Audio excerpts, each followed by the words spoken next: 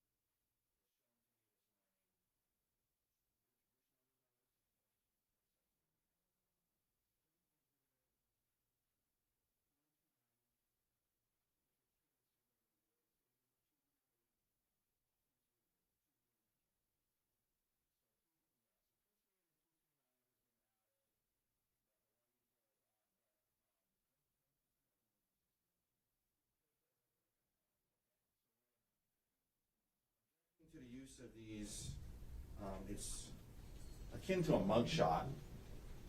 He's in some kind of prison garb or cell block garb.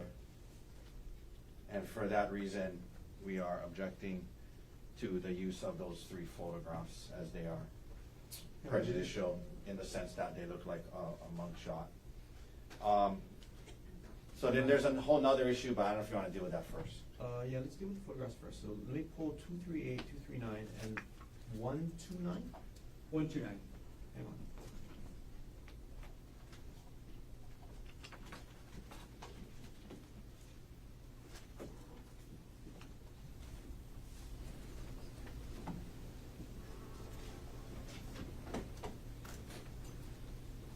Well, they're all part of the same sequence.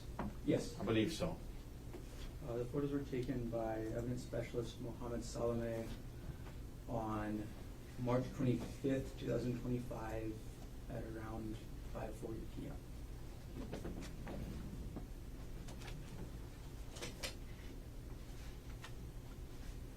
Okay. Mr. Garner, the state's position on defendant's motion to preclude. Yes, Your Honor. First of all, State's Exhibit 129 was the head-on direct photograph of the defendant. The original intention for this photo was just as a documentation of who Mr. Salame recovered the buccal swab from. That being said, so State's Exhibit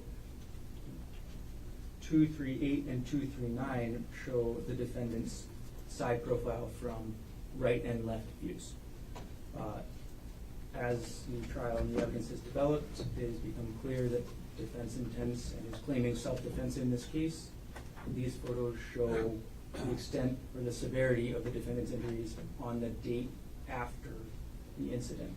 And essentially show very, very minimal, if any, injuries to the defendant. So they're highly relevant to rebut the claim of self-defense. The level of potential prejudice is not high, as, well, it's been clear to the jury after the testimony of yesterday that the defendant was in custody. The risk of unfair prejudice does not substantially outweigh the high probative value. So these photos should be admitted. That's what I'm taking as well, Mr. Otake. I mean, the prejudice of the mugshot is to not indicate to the jury that the defendant is in custody, but that is not a danger at this point in time. Anything else you want to add, Mr. Otake? On that issue, I mean, Over defendant's objection, subject to the laying of proper foundation, was marked for identification of states exhibits 129, 238, and 239 can be proffered against if they're admitted into evidence. Mr. Otake, you had another issue. Let's take up. yes, the other thing that was included on the state's new exhibit list is they have now have State 242, State 243, and State 244. And this is what I was talking about the other day, which clearly now they're doing, right? So I was trying to address this thing without now them strategically using things and making like they're the ones giving it to the jury instead of us. But, you know, whatever, you want to play those games, that's fine. But to take our exhibits, the clips that we made, and now relabel them as state's exhibits, I mean, that's ridiculous. So if they want to use it, it remains as defense exhibit 179, 180, and 182. If they want to use it, they can use it. But that's not how we do it. In the middle of a trial, you take the defense exhibits that we made and gave, and now try to make like it's your exhibits. And there's no need to do that except trying to mislead the jury. Never seen it before. So they should remain as defense exhibit 179, 180, and 182, and they're free to use it. Just like we've used state's exhibits. I mean, this is, and not to mention, like, if that's the case, then they've never produced those things to us. So, and there was deadlines for discovery, there's deadlines for exhibits. So you don't just take our exhibits that we made and relabel it to make it like you're not trying to hide something from the jury. Go ahead and use it, but leave it marked as the way it was. These are clips of how long? Of what length? Short clips. And the original body cam video for Officer Chun was how long? Very long. I don't know, 20 minutes. 20 minutes-ish. I'm sorry, 20 minutes? Yeah, I don't know. I think it's around 27, Yeah, but it's fairly long. 20 to 30 minutes. So we took the time to make these clips produce it, label it as defense exhibits for parts that we believe, were relevant. And, I'm not saying he can't use them, but let's not do this shibai thing where we're labeling it as a state's exhibit and making it like they're the ones who wanted to give this clip to the jury and turn it over and label it as a state's exhibit. I mean, that's just ridiculous. And it shouldn't be allowed for all, because the time for marking state's exhibits and turning it over to us has long passed. So they can use it, just leave it marked as a defense exhibit. Mr. Bonner. Well, I strongly object to the characterizations Mr. Otake is making about this. The reason the state added these exhibits to our exhibit list is we believe the defense's intention is to enter only a short clip of Officer Chun's body cam. And I want to note that by previous ruling of the court, the entire body cam of Officer Chun, which the state does intend to introduce, has been redacted entirely of audio. So what the jury gets from the state, the entire body cam, no audio at all. So we believe the defense intends to introduce some statements that were made for the purpose of trying to make it look like, or to try and minimize Gerhardt Konig's injuries by essentially saying she can talk okay. By essentially saying, oh, her voice is fine. These additional clips are a completeness issue. They show some of the difficulties that Ariel was having speaking that day. There's a non-hearsay purpose. I'm sorry, let me catch up with you, Mr. Bonner. Back up about 10 seconds. Sure. These clips show what? They show Ariel Konig speaking to Officer Chun at the Poly Lookout. So she is relating things related to the events. Just a moment, I'll get my sheet with my write-up.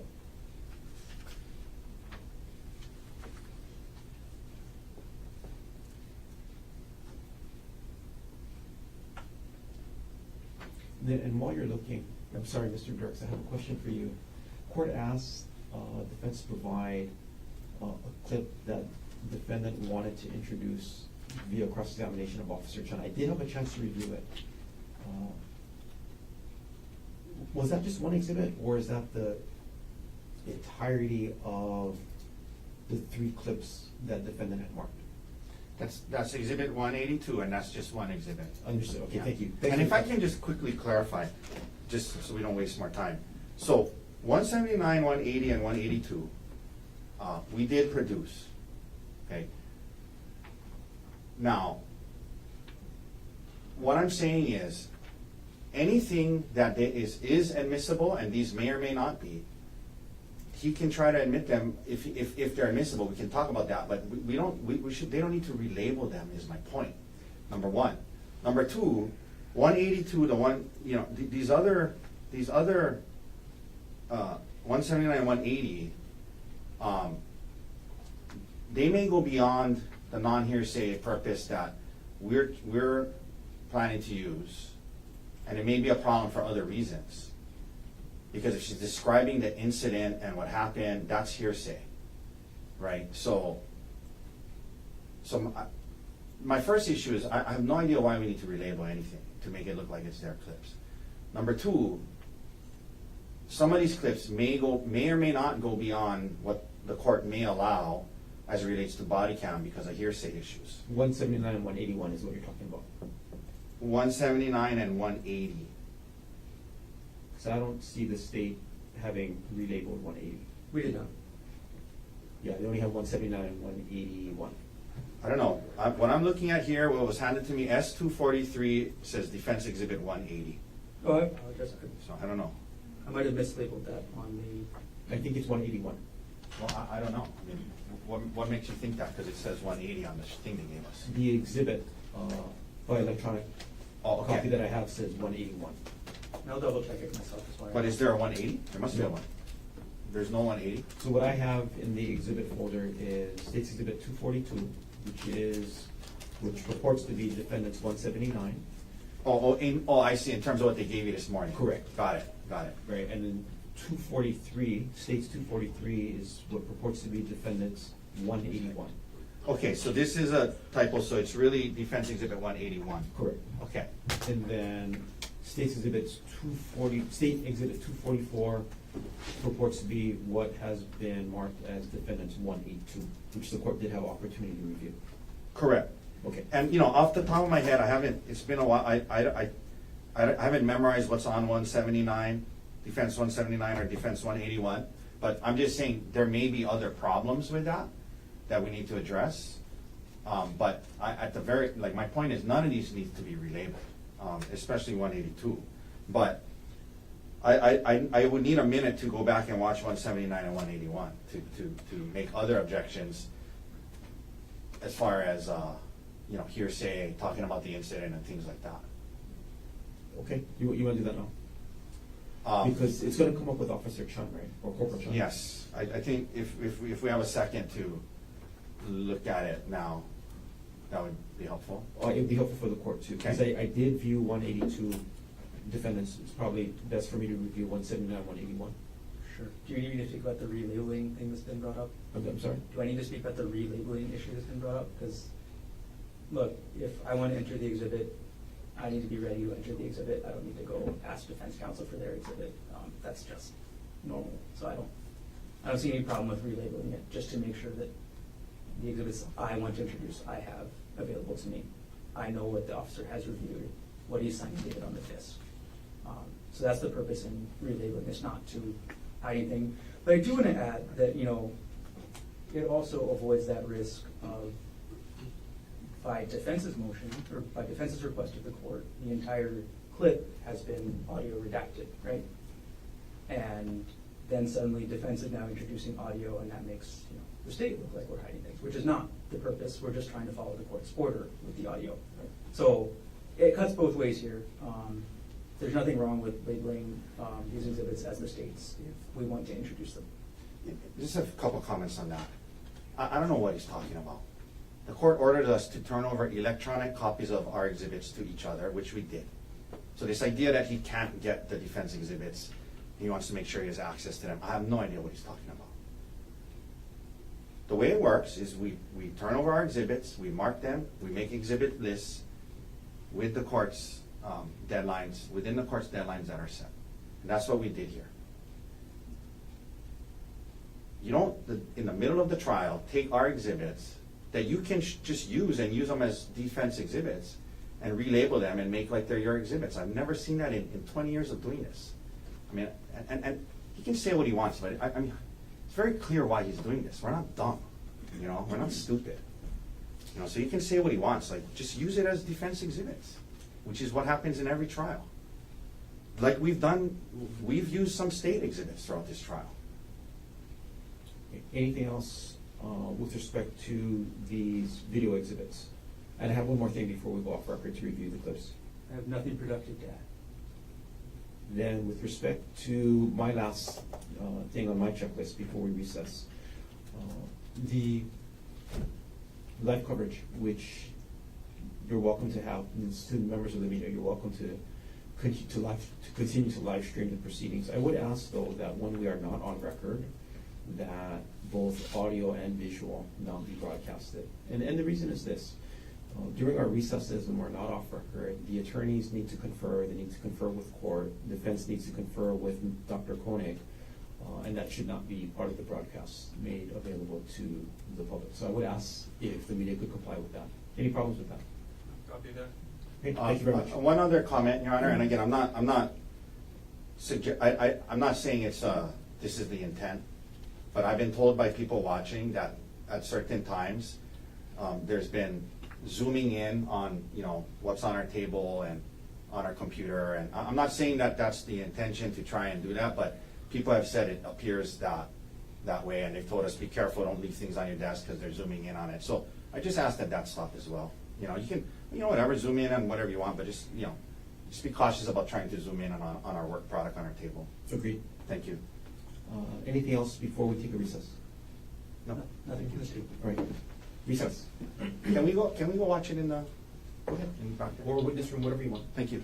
This cop is in the witness room, but if you need to go in, just. You want the other one? I mean, if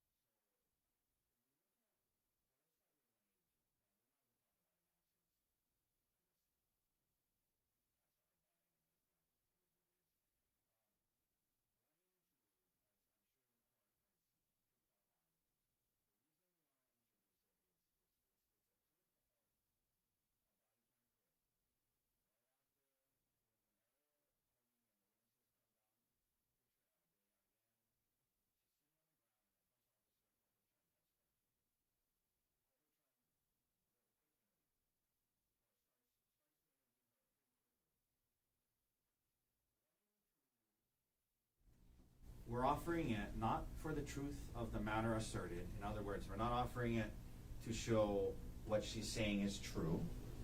We're offering it for a non-hearsay purpose of demonstrating what her cognitive ability and situation was, what her physical consciousness was following the incident. And obviously that is incredibly important in this case. Self-defense, defense, her injuries, the amount of force used, her condition immediately following the incident, all goes to the reasonableness of the force that was used. So it's incredibly, incredibly important, and that's, frankly, the best evidence of her condition right after the fact. We purposefully chose 182 because the questions she's answering during that clip is non-substantive as to what happened up on the mountain, okay?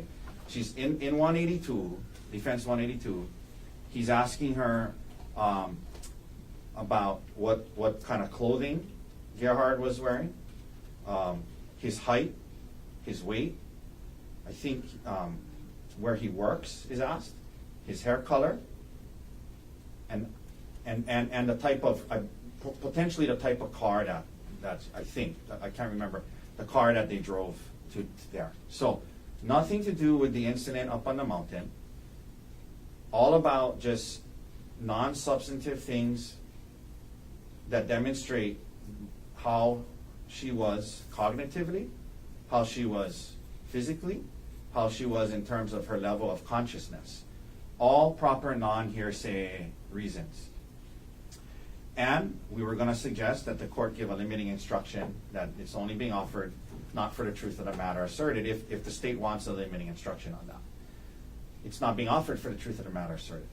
There's very little danger of the jury using that in improper ways because, again, it has nothing to do with anything she's already said or anything about what happened in the mountain. It is incredibly, incredibly important exhibit to our defense because it is the best evidence right down there, right after, of her consciousness, of her condition.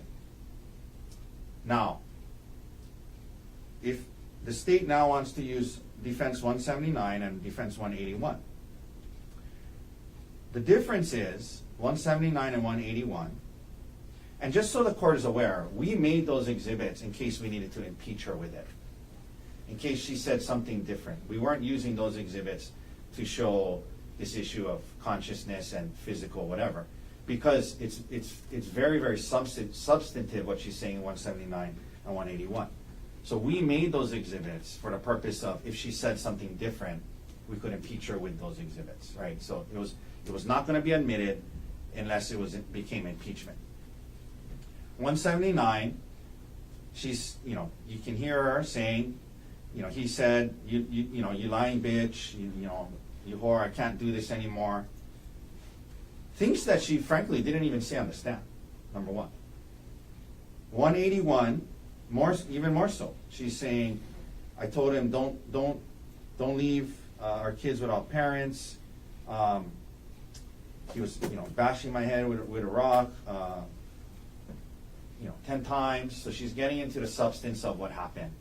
And now we're getting into if rules related to prior inconsistent statement and the foundation for that, or prior consistent statement and the foundation for that, which has not been laid.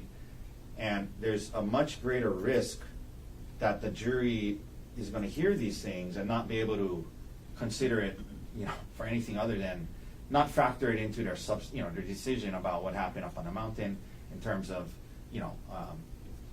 what is substantively being reported about it. So those are very, very different in that regard. So we are objecting to 179 and 181 coming in. And frankly, if you compare 179, 181 to our 182, she's got essentially the same demeanor. She doesn't seem any better or worse on those than she does in 182. And so this idea that we're going to put that in to show that she was worse or whatever, again, I think that's a farce. I think they want to get in these substantive statements, and there's rules related to that.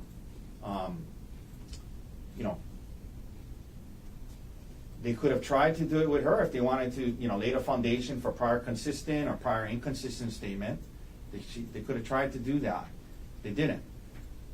So now they want to backdoor it in, saying it's non-hearsay, when it is, the substance of it goes to the heart of what this whole case is about, the substance of it. It's not, why did she do what she did next, or typical non-hearsay things, right? So we deliberately took 182, and these are all, it's all in the same conversation. It's not like, one is from here and then another's 30 minutes later, right? This is all in the same conversation. But we made one to show her condition at the time that had no substance in terms of what she's saying happened on the mountain. So you take away that risk of, allowing in these substantive statements about what happened. So for those reasons, 179 and 181 should be excluded for that reason as well. Thank you. Mr. Barney? First off, Your Honor, when you introduce a statement of a person for a non-hearsay purpose, the content of that statement does not matter. When it's not for a hearsay purpose, whatever the person is saying, the jury is instructed on a limited purpose that they're allowed to consider it for. These two exhibits states 242 in defense 179 and states 243 in defense 181 show a difference in condition. They show a difference in condition to what defense is putting in defense 182. They show Ms. Konig panting more, having more difficulty speaking. They give a clearer picture of what she was like closer to when she came down the hill. So when she came down that trail. When she got down the trail, she started receiving medical treatment from a bystander. Then states 242 and 243 came about. And then afterwards, defense 182. So this is a completeness issue in the fact that I understand the non-hearsay purpose defense is saying, but once you say it's for a non-hearsay purpose, and once we all agree to that, the content doesn't matter. So the same non-hearsay purpose for introducing the defense exhibit applies to the state's exhibit. It's just to show her condition, to give a clearer picture of the jury of Ms. Konig's condition, so that the jury doesn't get this tiny edited picture when in reality she was having a whole lot more struggles than the defense exhibit 182 shows. And a large portion of this trial has included defense's attempts to minimize Ms. Konig's injury. This is just another way they're doing it, and this is just a response to that attempt to minimize the injury. The same instruction should be given for each of them, if the court allows them, of the purpose that they are able to consider the exhibit for. The juror is going to be presumed to follow that instruction, and it should be gone that way. Lastly, prior consistent statement. The defense did impeach Ms. Konig with a motive that defense alleged occurred after Ms. Konig made this consistent statement. So as long as the officer can lay the proper foundation that this is true and accurate video, this would also fit the prior consistent statement hearsay rule as well. So there's even a hearsay exception for this statement. There's also excited utterance if you really want to continue going down the hearsay exception rule. This is made at or near after a startling event.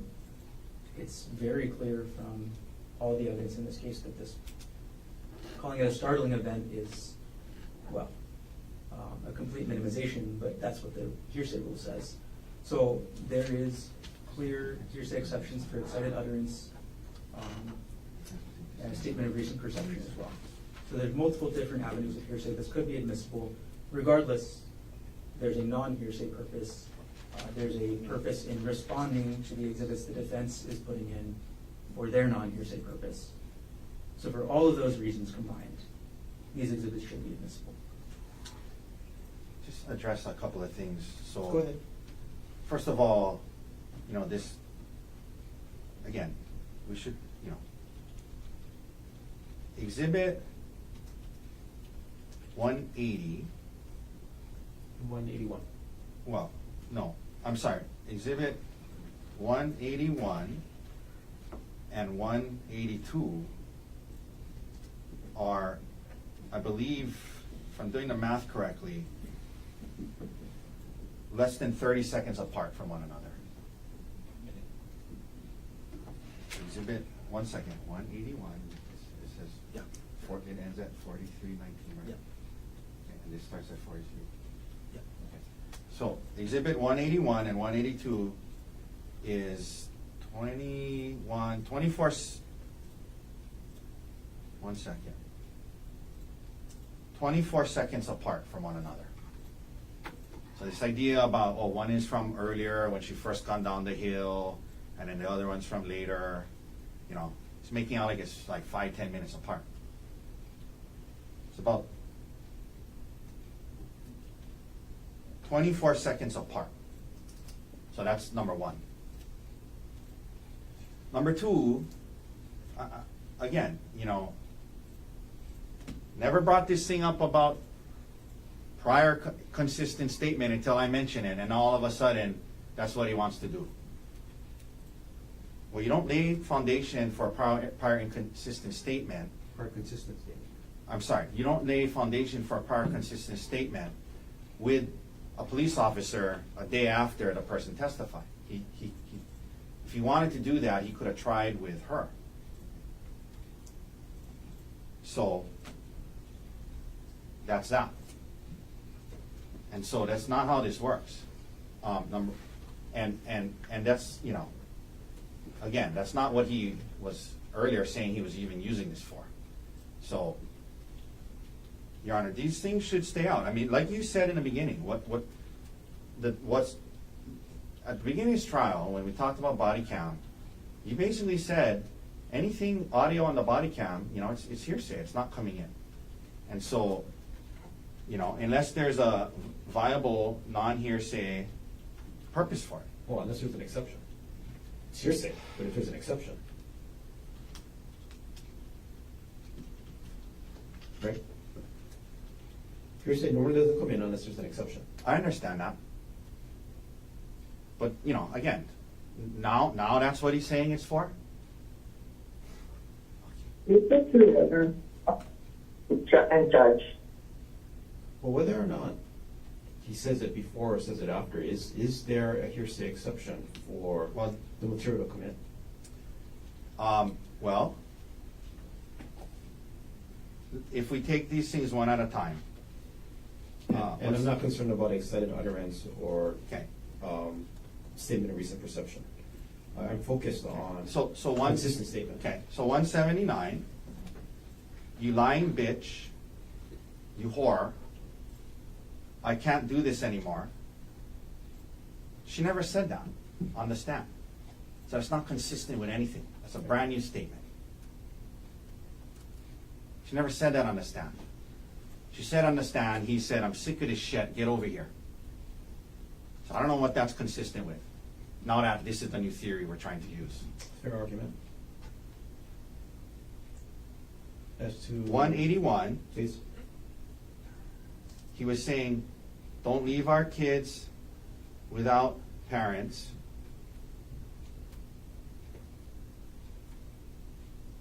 And he hit me with the rock 10 times. That's don't know. actually, excuse me? She says, he hit me with the rock 10 times. I don't know. Well, that's different from what she said on the stand. She said up as many as 10 times, so that's different. So that would be a prior inconsistent statement. Well, she did testify up to 10 times. She wasn't sure, right, during her extensive examination, both direct and cross. She said as many as 10 times. I don't know the exact amount. Right, and that's what she says in the statement. It's not what she said. Your Honor. She Officer said 10 Corporal times. Chun. She didn't say up to or as many as 10 times. No, she said he hit me 10 times, I don't know. But Right. she doesn't know the number. And I'm suggesting that's different than saying, he hit me as many as 10 times, and then later on, different, under different questioning, saying, I'm not sure of the exact amount. That's different. That's different. Maybe not, in your mind, it's not a huge difference, but it's different. So it's not entirely consistent. Anything else you want to add?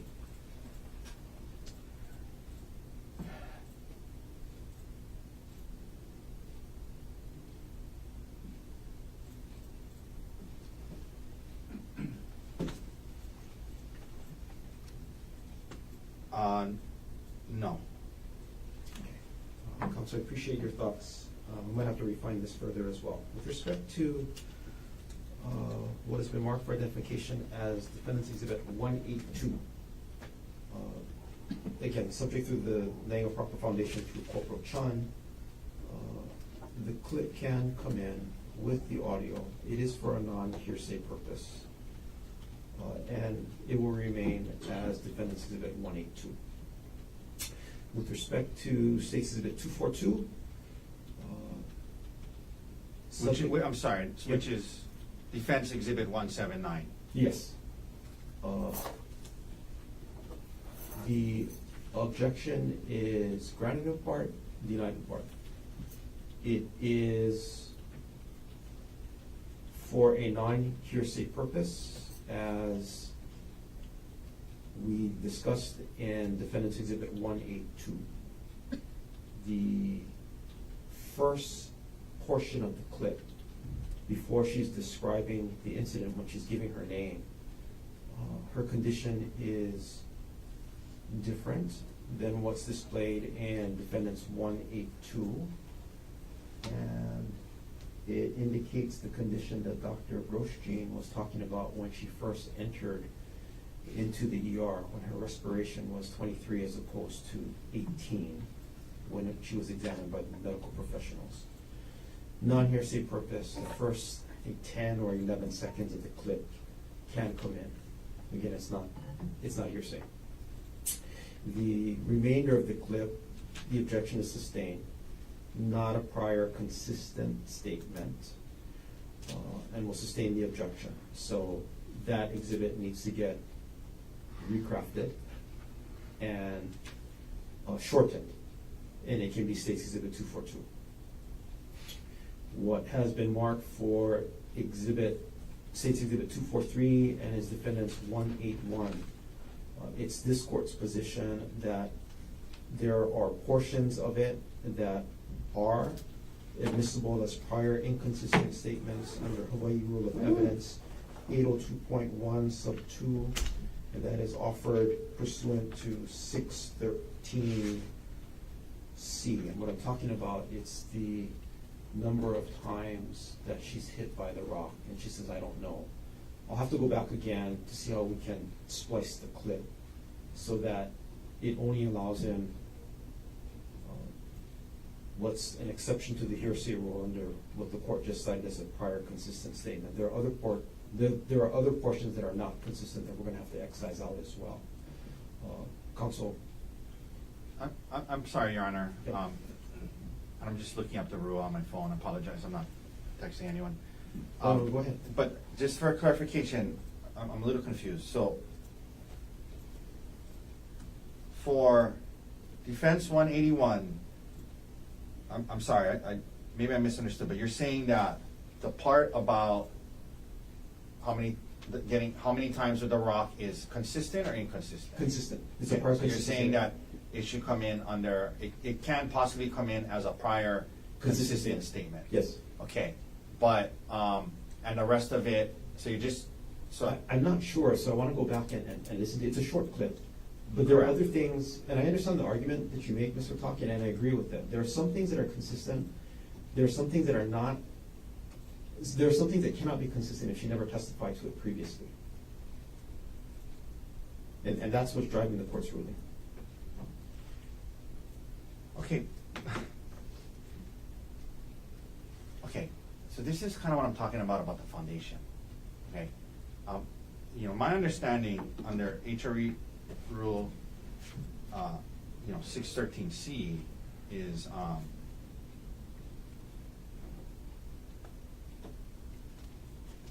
if we're gonna get into prior consistent statement, that's admissible to rehabilitate a witness's credibility after there has been evidence of inconsistent statement.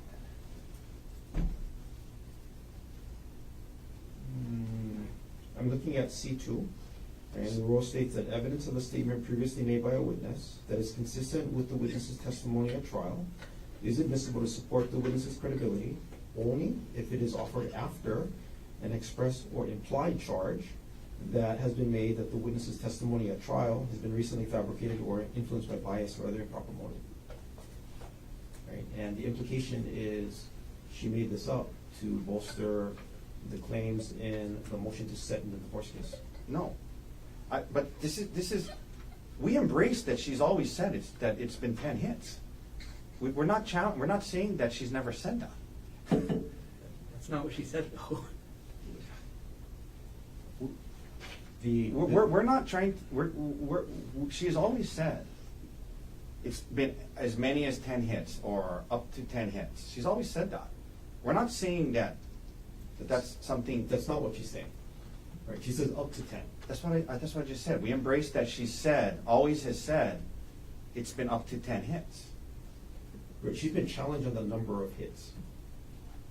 It is the trial examination both on direct and cross. Okay, but I'm just trying to. Okay, so your ruling is that portion can be played, or Yes. just the part about the hits? And whatever is, that's what I'm clear about is a prior consistent statement. I'm not sure about the rest of she describes the incident as well, right? Right. Right, and I'm not sure it's consistent, so I have to go back and listen to it again. It's a short clip. But the number of hits, to me, I'm clear and conclude that it is a prior consistent statement that's admissible. Under 613. And 802.1.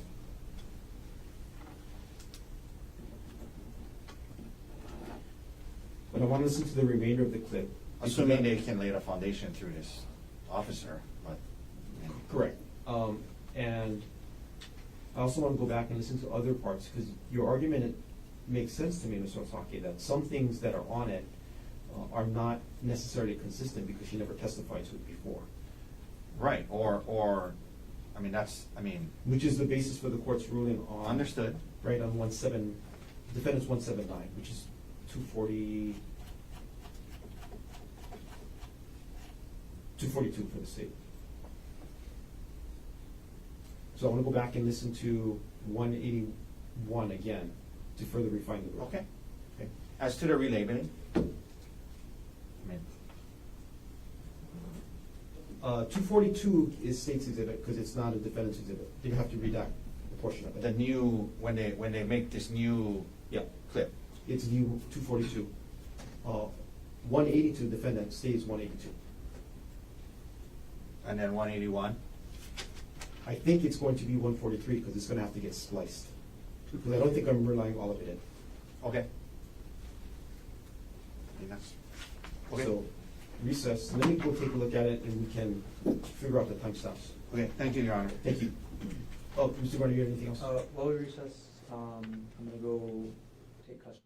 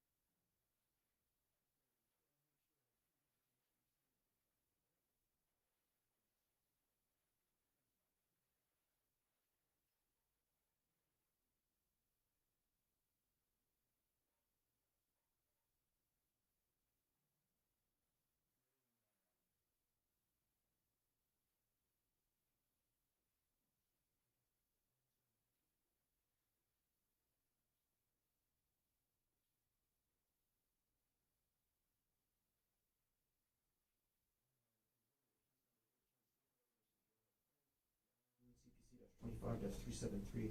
Dr. Konig is present in court with all four counsel of record. Jury is still absent from the courtroom. Go ahead, Mr. Otake. Thank you, Your Honor, and I apologize, I didn't have the rule up in front of me earlier, but this is what I was talking about the foundation. I know where you're going. 802.1 reference you to 613.2, right? Yes. And 613.2 says, an express or implied charge has been made that the witness's testimony at the trial is recently fabricated or is influenced by bias or other improper statements. And this is the part. And a consistent statement was made before the bias, motive, or fabrication or other improper motives is alleged to have arisen. If you listen, I'm sure you did, when you heard my opening statement, what we've said is, we talked about unfaithful, unwilling, untrue, and we said that after she started this incident on the mountain, realizing a divorce was coming, she said many untrue things to the police to get the upper hand in the divorce. So this statement that they want to introduce is not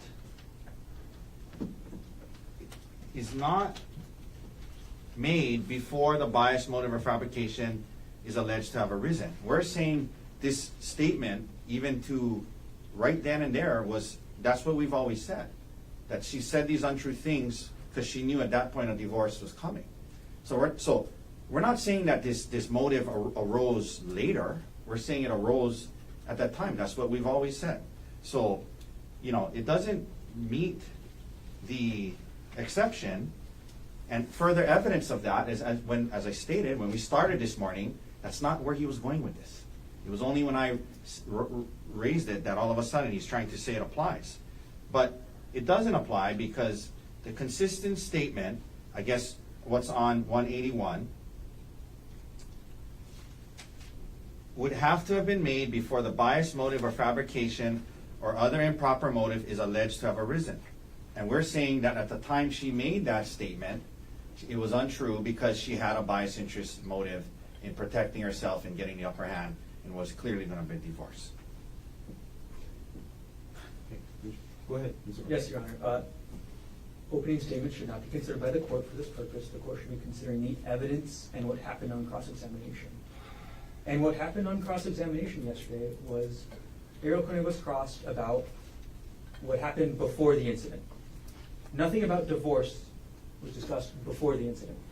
The only cross-examination or implied reason to fabricate anything about the divorce, Mr. Otake said, when you got back to Maui after the incident, that's when you filed for divorce, that's when you filed for the TRO, that's when you took the money out of the account. So the implication that Mr. Otake is making is that she had this motive to lie after the incident. There was no evidence brought up of any motive of Gerhardt Konig to fabricate this before she made this statement to the police. So temporally, this fits exactly into prior consistent statement. I agree. However, Mr. Garner, when we look at Rule 613, the prior consistent statement needs to come in through the witness herself. And that's the first line in Rule 613. So court adjusts or reconsiders its ruling with respect to State's Exhibit 243, which is defendant's 181. Objection is sustained. 242 can get amended, so that includes up to the first 11 seconds. That does show a difference in condition of Ms. Konig as opposed to what's depicted in 182. So only two can come in subject to lien or foundation. Likewise, the redacted states 242. That's anything else we should take up? No, thank you, Your Honor. In terms of publishing, states 242. I will publish the first several seconds today. Pause the video, and similarly to States Exhibit 4, a separate exhibit will be made and It's up to the 11-second mark. understood.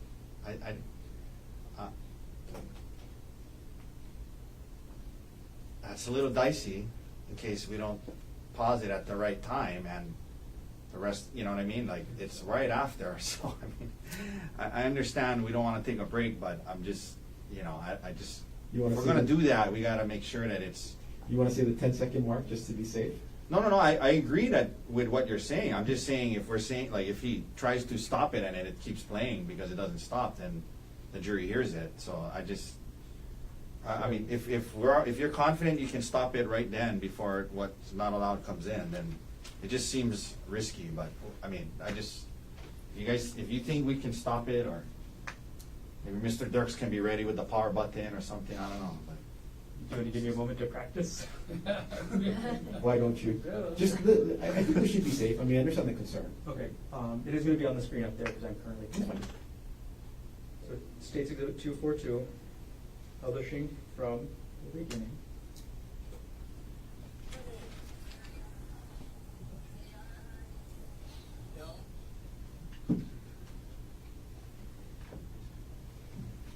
Your name? Gerhardt Konig, J-R-I-E-L-L-E. Birthday is March 24th, 1989. all right. All right, we can do it. Counsel, anything else we need to fight about before the jury comes back? No, thank you, Your Honor. We weren't fighting. We're just talking. Don't get me wrong. I call it a fight, but I appreciate the advocacy. Yeah, and I apologize. I know sometimes I get animated, Your Honor. I mean no disrespect. Thank you. None is taken, and I appreciate the advocacy. Thank you. These trials bring out the best in everybody, so I appreciate it. Thank you.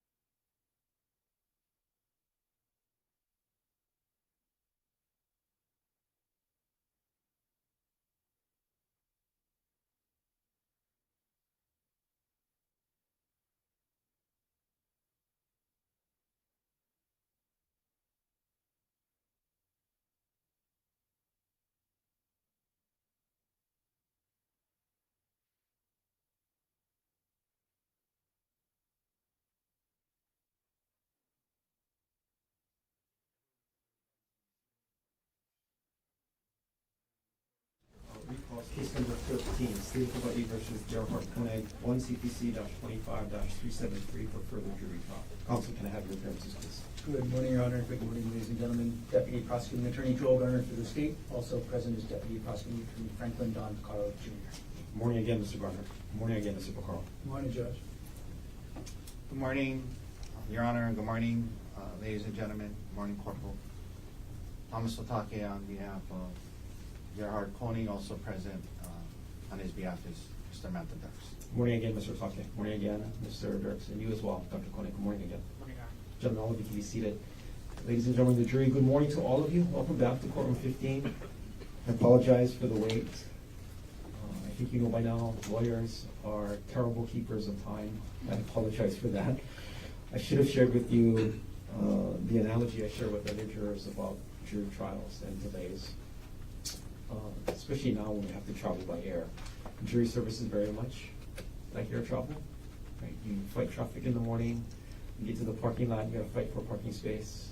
When you finally get your parking space, you stand in this long line for security. And then when you finally get through security, you rush to the gate and you wait.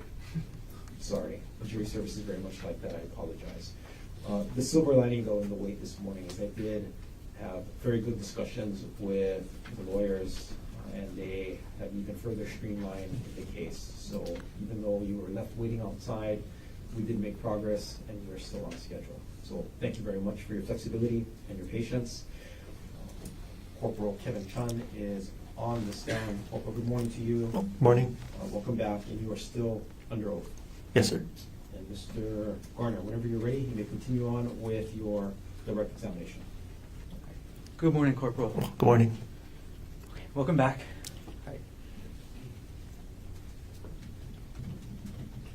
Okay, Corporal, we're going to jump in kind of where we jumped off yesterday as we ended. So, were you wearing a body-worn camera on March 24th, 2025? Yes.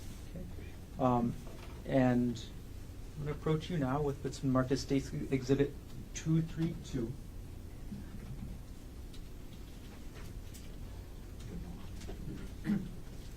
May I approach? Yes. Corporal, I'm going to approach you with what's been marked as State's Exhibit 232. Do you recognize what I've just handed you? Yes. What is that? This is a DVD with my name, signature, and the date. Okay. And what is contained on that DVD? Some of my body-worn camera footage. And before you testified today, did you review what was on that DVD? Yes. And is what's on that DVD a true and accurate representation of what your body-worn camera saw, or what you saw on March 24, 2025? Yes. Beyond any redactions for audio, is the body-worn camera on that disc the entire body-worn camera from that time you turned it on? Yes. At this point, the state would like to enter State's Exhibit 232 into evidence. Mr. Otake, No objection. was marked for identification as State's Exhibit 232 is received into evidence. Okay, Corporal Chun, I'm going to play the video on the screen next to you and ask you some questions about it as we go through. So now publishing State's Exhibit 232.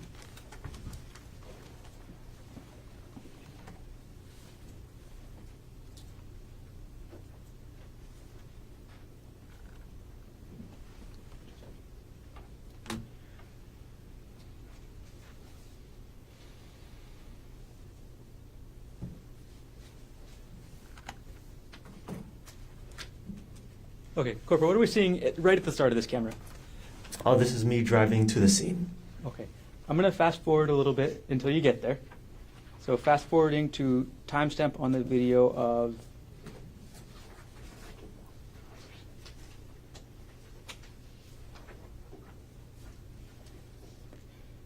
(10:38:04). So we're going to play at 10:38:04.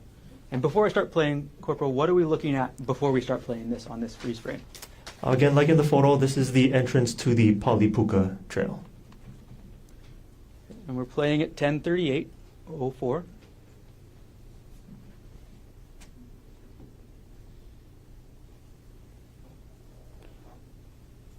We're pausing at 10:38:16. Corporal, what are you doing in this part of the clip? I'm putting on some protective latex gloves. Why are you doing that? Just because of the call that came in, an assault, I might have to go hands-on with somebody, and I prefer to keep my hands as clean as possible. What does going hands-on mean? Just because they're an assault, it could be a suspect. I don't know if they're violent or not, so if I have to place my hands on them to detain them, I'd rather have my hands protected. You mean physically place your hands on a person? Correct. Okay. We're going to play at 10:38:16.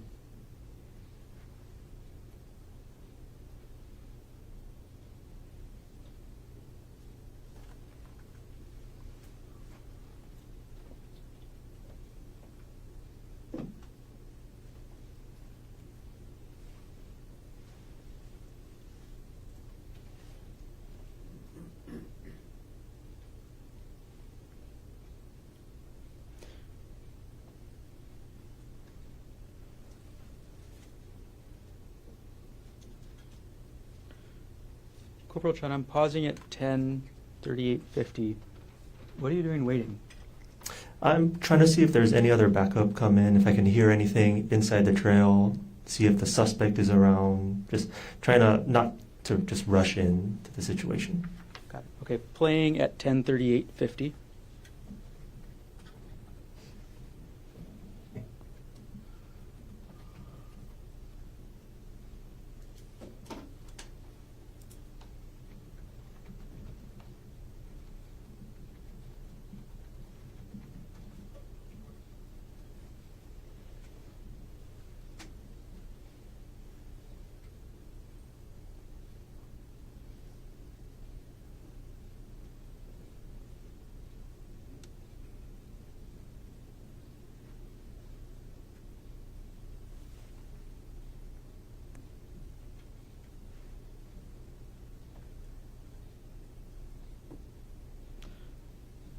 Corporal, what are we seeing at, I'm pausing at 10:39:33. What are we seeing in this portion of the clip? We're seeing the reporting person on the left, that's Sarah Bushbaum, the complainant, the Ariel Konig in the middle, and then the other witness, Amanda Morris, heading down the trail. I'm going to play at 10:39:33.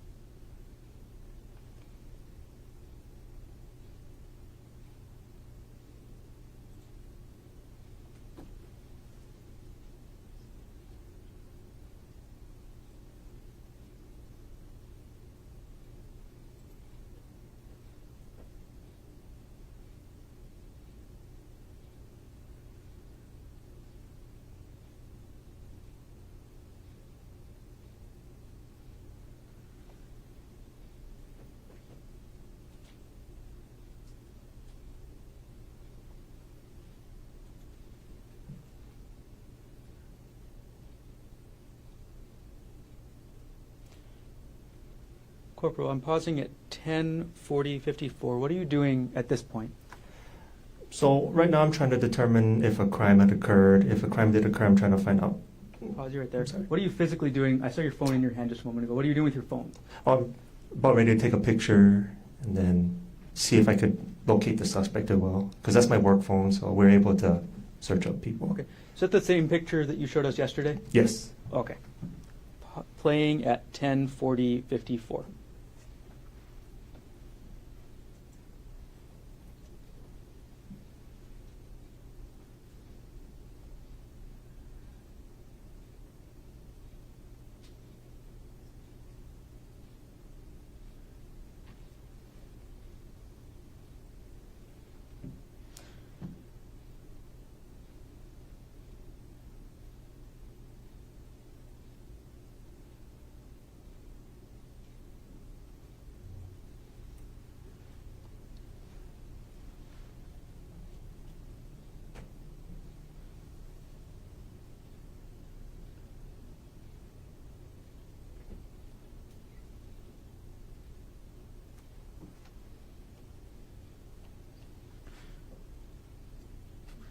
Okay, Corporal, I'm pausing at 10:41:45. Is it fair to say you kind of crouched down towards the ground at this point? Yes. Okay. What are you doing at this point? I'm trying to get any details on the suspect, what he was wearing, his description, so I can put it out over the radio.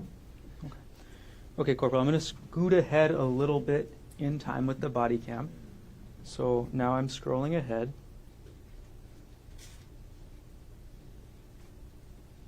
And I'm pausing at 10:43:07. Is this where you're still in the gathering information stage? Yes. Okay.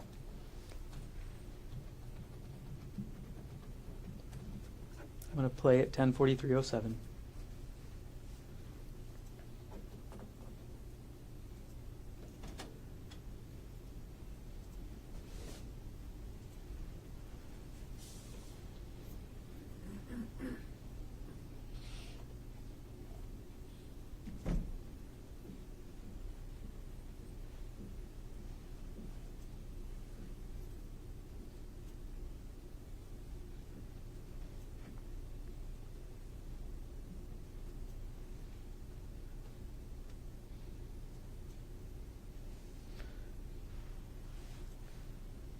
Corporal, pausing at 10:43:45. Were you able to speak to Miss Konig at this time? Yes. Okay. Without getting into what was said, and before I ask that question, had you ever met Ariel Konig before March 24th, 2025? No. Okay. So do you know what her voice was normally like? No.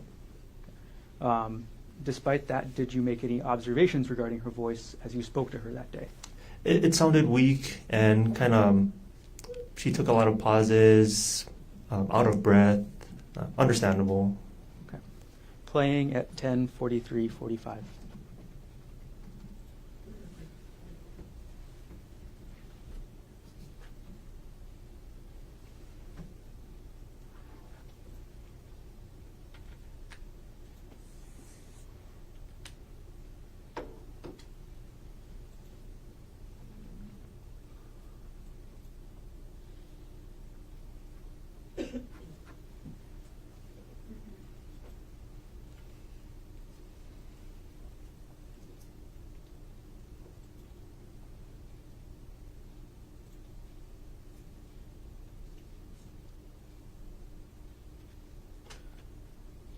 All right, now I'm pausing the video at 10:44:28. Corporal Chun, did you eventually go up the trail that day? Yes. Okay, I'm going to scoot forward ahead in your body-worn camera just a little bit to where you enter the trail. So I'm scrolling forward in States Exhibit 232.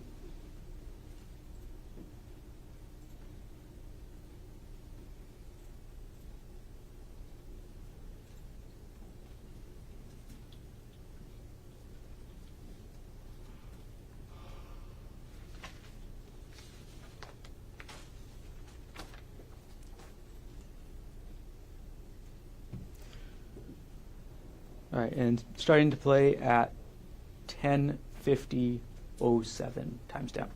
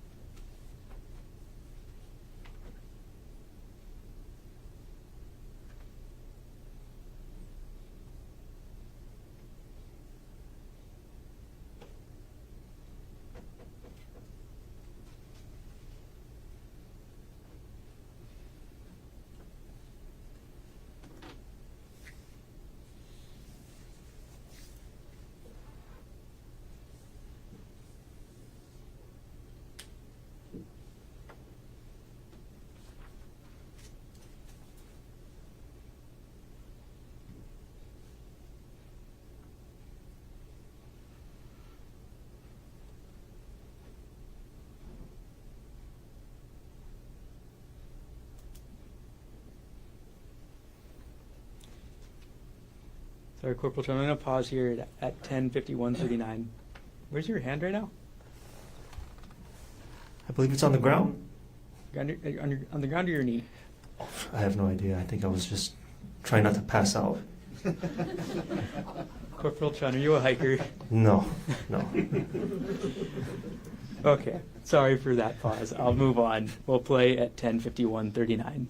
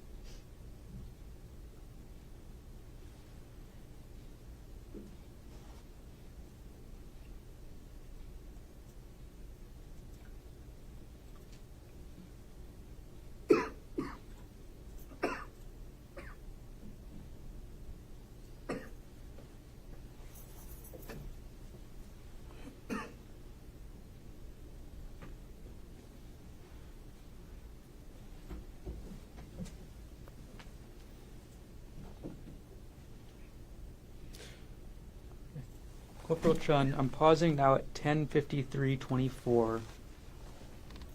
What are we looking at this part of the trail?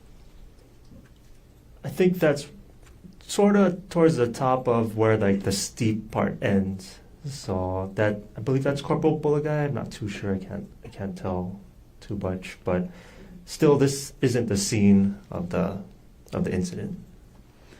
We're going to play at 10:53:24. I'm going to probably pause again real quick.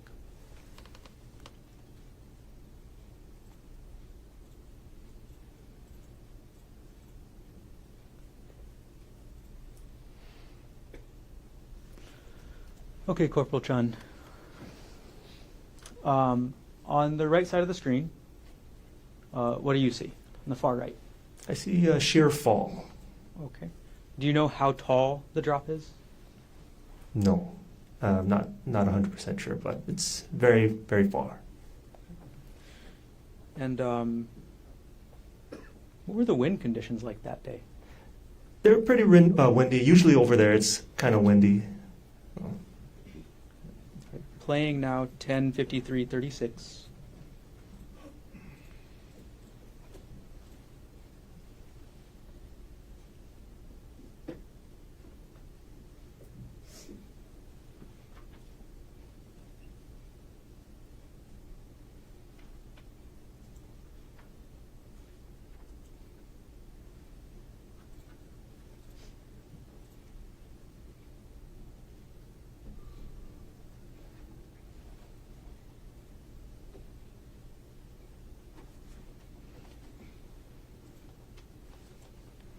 All right, and I'm going to go back just a couple frames here, Corporal. So I'm going to rewind 10 seconds and I'm going to play again. So we're starting again at 10:53:57.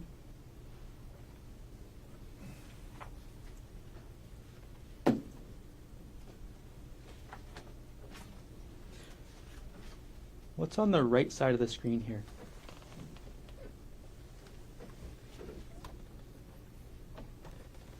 Just more, just another cliff. Yeah, we're still on the edge of the cliff this way. Okay. Playing at 10:54:06.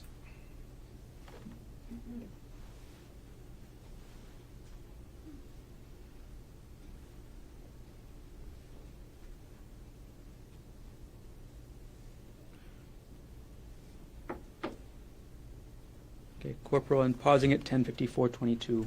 What do you see on the screen here? It looks like an article of clothing that Corporal Wu found on the trail. Okay. All right, I'm going to take the video off of the screen for now.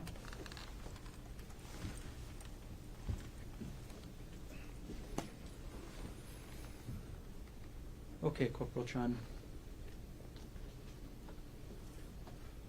What's there? I'm going to now approach you with what's been marked as State's Exhibit 242, previously shown to Defense Counsel.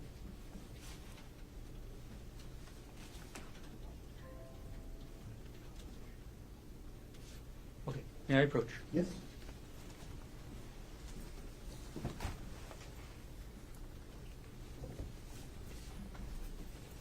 Okay, Corporal Chun, do you recognize what I've handed you there?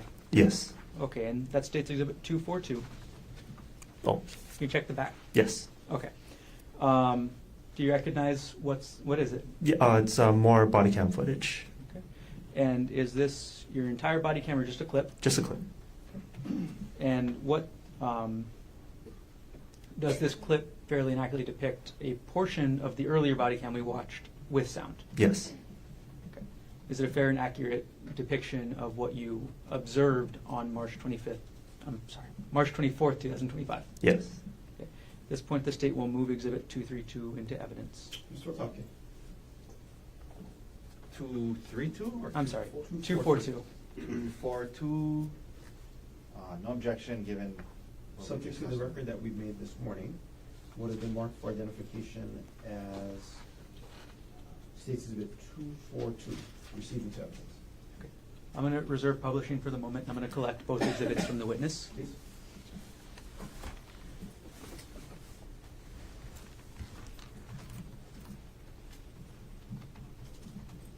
handing book to the clerk.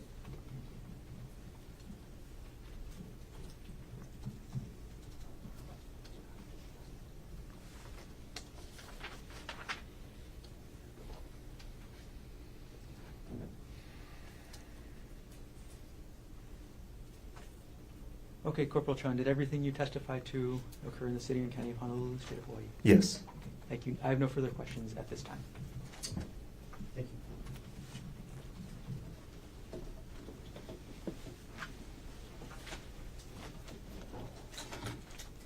Cross-examination, Mr. Otake. Thank you. Good morning, Corporal Chun. Well, Morning. did you meet with the prosecutor to, I guess, practice or prepare your testimony?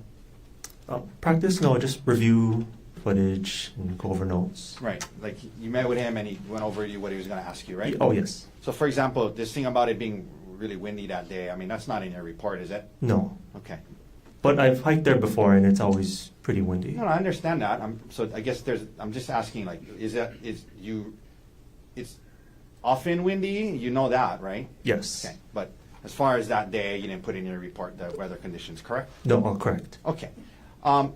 So Corporal, you respond to the scene. We saw the start of your body cam, and looks like you got there relatively quickly. Were you nearby? Yes. Was there an accident nearby that you were attending to before? Yes. And was that at the tunnels? Correct. Okay. So you were kind of like right nearby the lookout because you were responding to an accident at the tunnels when you got the call, correct? Yes. So from there, you quickly got to the scene, and it looks like, I mean, at least to the parking lot, and it looks like you got there a little after 10:30 a.m. on March 25th, correct? Correct. Now, as we just watched the body cam, after kind of getting getting ready and observing things, you kind of went up the entrance, and you saw 3 females walking down out of the trail, correct? Correct. And the complainant was standing on her feet and walking down with the assistance of the 2 witnesses on her each side, correct? Correct. Now, you mentioned your body cam being on. I wanted to ask you a little bit about body cams. Okay. On that day, were you assigned to? Are you on what's called patrol? Yes. And at HPD, patrol officers wear body cams, correct? Correct. And the idea behind the body cam, when we say cam, it's camera, I guess, right? Is that the body camera allows you to record what you do, what other people do that you're interacting with, what is said, what you say, that can be all recorded on a body camera, right? Correct. And HPD has patrol officers wear body cameras, correct? Yes. Okay. Now, I'm also going to show you what's been marked as Defense Exhibit 177. May I approach? You may. Okay. Officer, when you were here the other day, I had you watch a few clips, and then I had you initial the clip. Is that your initial? Yes. Okay, so this was a clip of your body cam showing the 3 individuals walking down the trail, correct? Yes. Okay. Your Honor, I move D177 into evidence. Mr. Barner, No objection. what has been marked for identification as Exhibit D177 is received into evidence? Could we please publish it, Mr. Dirks? Okay, let's watch this. And again, we just saw this, but it's a clip out of the smaller one. So that's the 3 individuals walking, right? Correct. And to be clear, Miss Konig, although she has people on the side of her, she is walking, correct? Correct. And that area, it's kind of, there's some rocky areas that, I mean, on the ground as you get further down, and it's not like a paved concrete path or anything, correct? Correct. Okay. And you see them doing that, and you didn't tell them stop, put her down, or wait. You thought it was okay the way she was walking down, yes? Well, to get her safely to the parking lot area. Right. You were okay letting them continue to do that, yes? Yes. Okay. And right here, 1 witness let go of her, right? Yes. Okay. Okay. Now, we can take that down.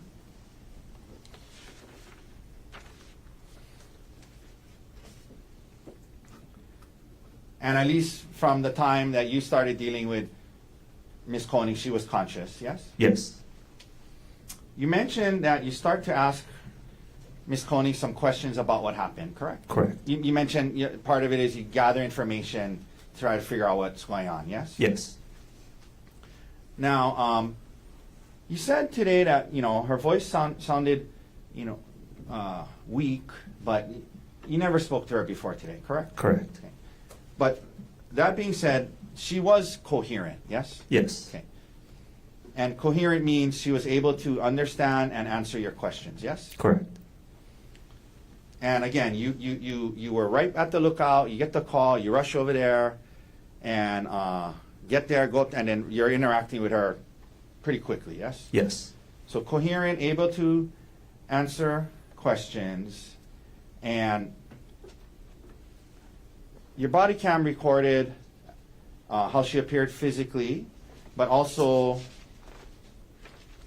how coherent she was and how she was able to respond to your questions, correct? Correct. And you tried to collect some background information, ask her some things about, where her husband worked, what he was wearing, how they got there, things like that, yes? Correct. Now,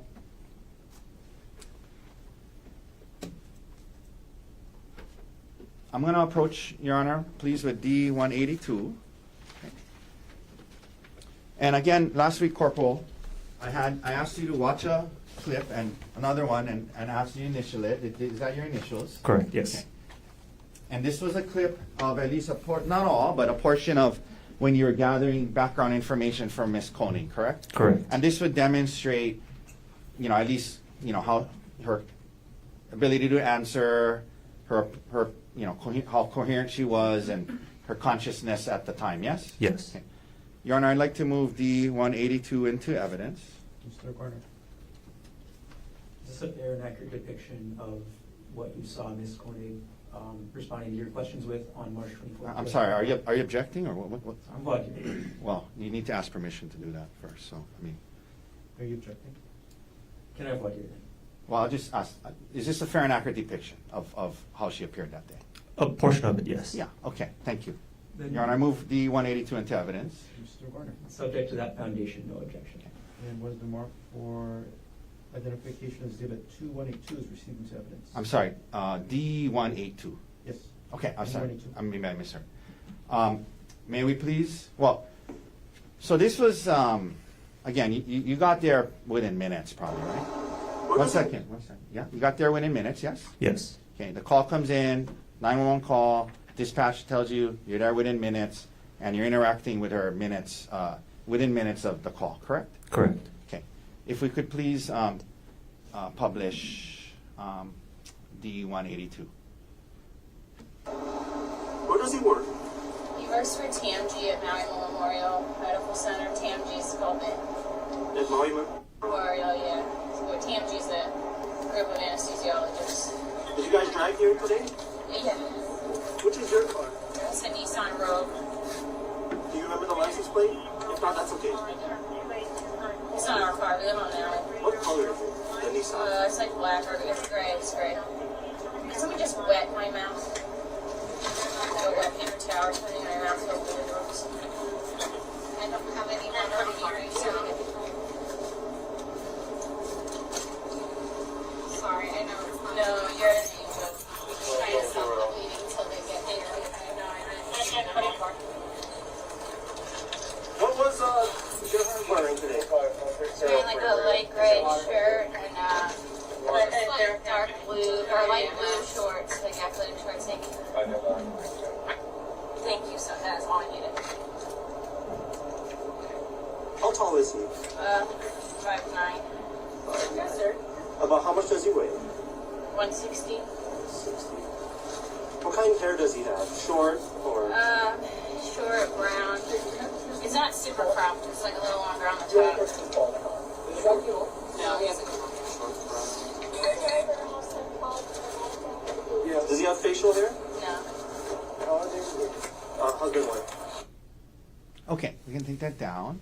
Officer, that's a fair and accurate depiction of Ms. Konig's level of consciousness when you're interacting with her a few minutes after you got the call, yes? Yes. Fair and accurate depiction of how coherent she was a few minutes after you got the call, yes? Yes. She was able to articulate to you where her husband worked at TMG, correct? Correct. She was able to tell you the type and color of rental car that they had driven there in that morning, yes? Correct. She was able to tell you his height and weight, right? Correct. Which, by the way, she said 5'9", not 5'10", when she was talking to you, correct? Correct. Okay. And she knew what he was wearing and could describe what he was wearing, right? Yes. All several minutes after you got the 911 call, yes? Correct.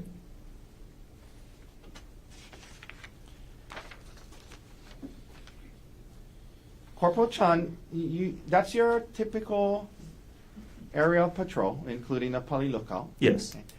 And so you've been in that parking lot many times, yes? Yes.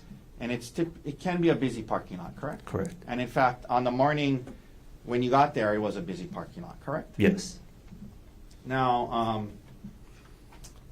I'm going to show you what's marked as Exhibit D67.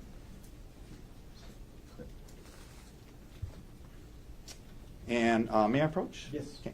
Officer, last week I also asked you if you could watch D67 for me, and I acknowledge that it's from the body cam of another officer, but I asked you if in watching it, if you could, whether or not it was a fair and accurate depiction of how busy and crowded the parking lot was when you got there that day. You remember me asking you that? Yes. And you indicated that it was a fair and accurate depiction of how the parking lot looked when you got there that day, correct? Correct. Okay, and then I asked you to initial it. Can you initial it? I mean, did you initial that? Yes. Okay.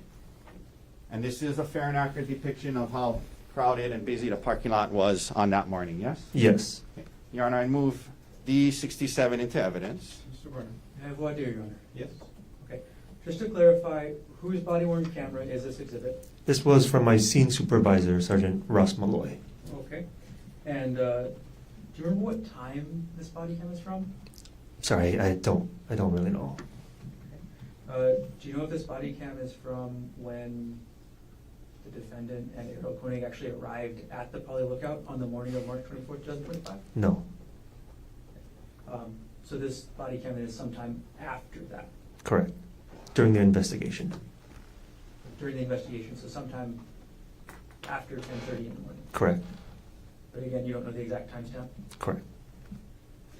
And what's shown in the video, is that something you actually observed yourself? No. Okay.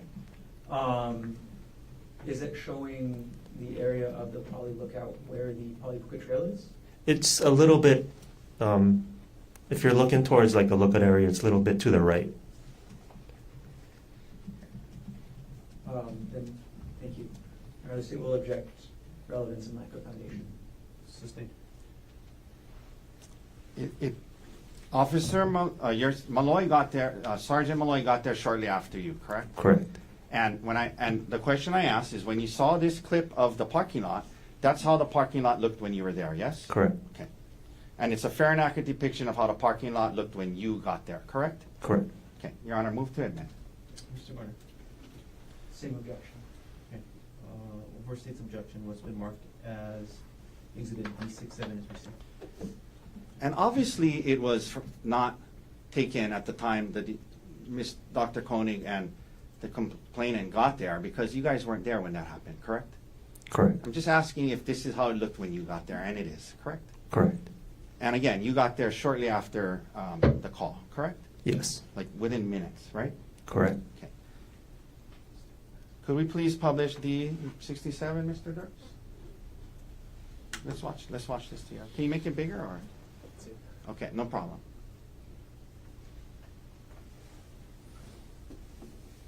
Can we push pause, please? So, Corporal, this is the parking lot that people use to access both the Poly Lookout and the Poly Puka Trail, correct? Correct. Okay, please go ahead and continue to play.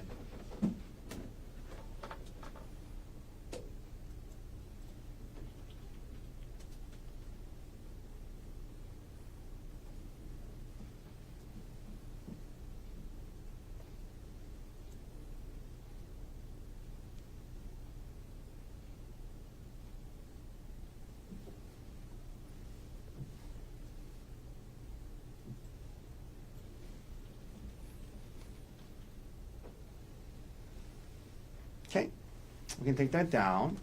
So Corporal, that's how it looked. There was cars and people and tourists in the parking lot when you got there, right? Yes. And you hiked in to where you believe the scene was, and it didn't take you too long to get there from the parking lot, correct?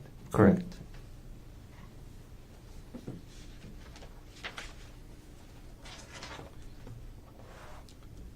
At least in the parking lot that morning, tourists, people, cars, busy place, yes? Yes. All right.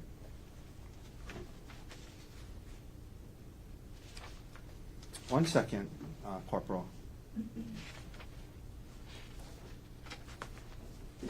Okay, thank you, Corporal Chun. That's all the questions I have for you this morning. Any redirect? One moment, Your Of course.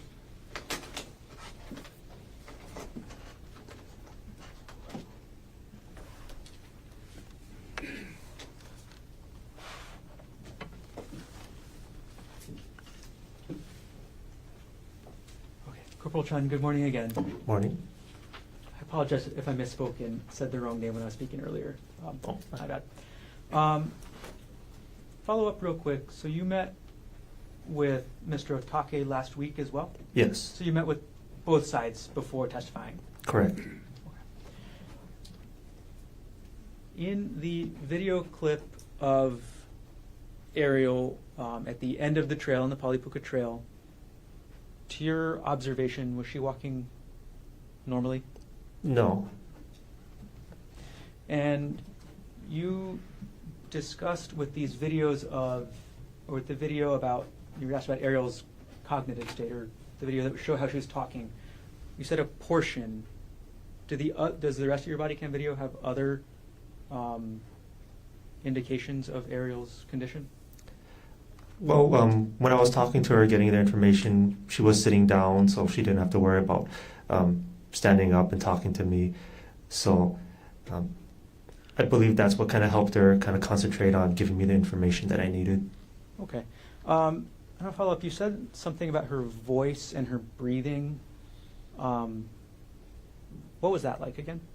She was breathing heavy, and her voice was a little bit weak to me.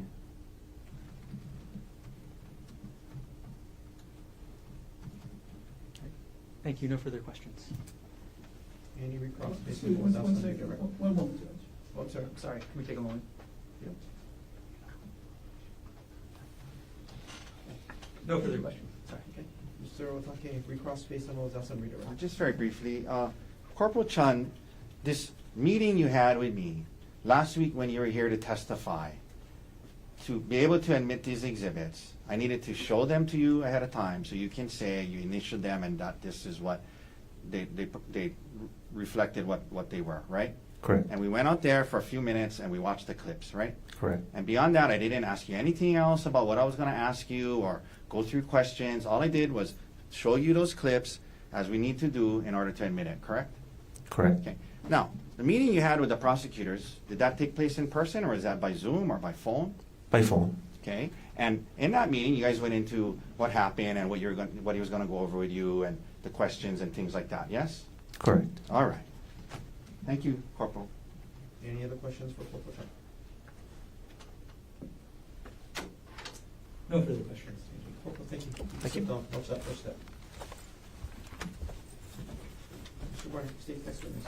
State the next witness will be Brittany Kopp.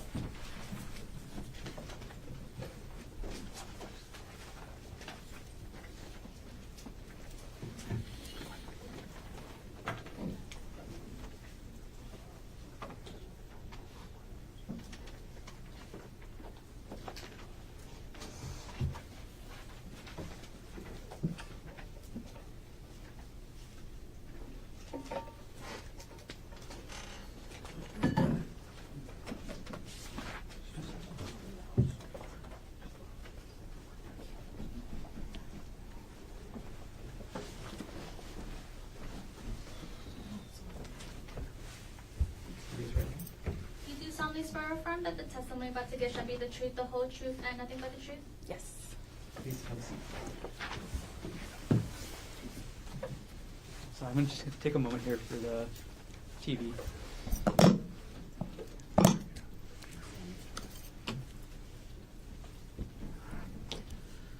Okay, good morning. Morning. As you testify this morning, can you please keep the microphone as close to your face as possible and speak into the microphone as much as possible? Yes. Can you please state your name? My name is Brittany Kopp. Ms. Kopp, what do you do? I am an evidence specialist with the Honolulu Police Department. How long have you been employed by HPD? 8 years. What was your assignment on March 24, 2025 at around 1:43 p.m.? I was asked to report to the Pali Lookout to take photographs and possibly recover evidence. Taking a step back, in general, what are the duties of an evidence specialist? As an evidence specialist, we work alongside the detectives, and they direct us into what kind of photographs we take, diagramming, and then recovery of physical and biological evidence. And one more time, on March 24, 2025, where were you dispatched to? The Pali Lookout. When you arrived at the Pali Lookout, where did you go? Once I got out of the car, I assumed that we would be going to the scenic route where what I know to be the scenic route, which is a flat ground, but we ended up taking a hike. So did you expect to be going on a hike on March 24th? No, I did not expect to be going on any type of hike that day. Okay. What was the hike that you actually ended up going on? People call it the Palipuka hike. And were you actually able to go on the hike yourself? I was with assistance. I had a camera bag, and at some of the points I had to have the officer carry it for me because I had to use 2 hands to climb up. What kind of shoes were you wearing? I was wearing Vans tennis shoes. The flat bottom kind? Yes. Did you actually eventually get up to the trail? Yes, I got to a part where some of the detectives were waiting. Okay. And when you got to that point, what were you directed to do? I was directed to take some photographs of that area, and the detectives also pointed out some red blood-like substances that were also on and near the trail. Let's start with the photographs. All right. Approach with what's been marked as States Exhibit 31 through 67, previously provided.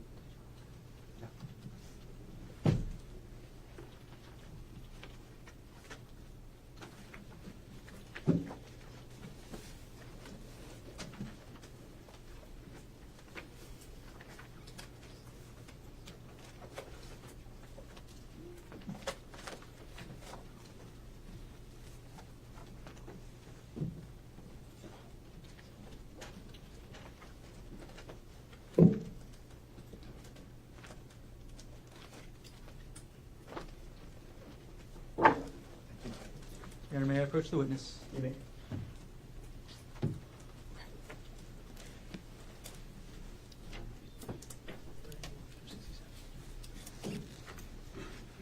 Ms. Kopp, I've handed you what's been marked as States Exhibit 31 through States Exhibit 67. I know that's a big stack, so could you just take a moment, look through, and when you're finished looking through all the exhibits, look up and let me know you're done.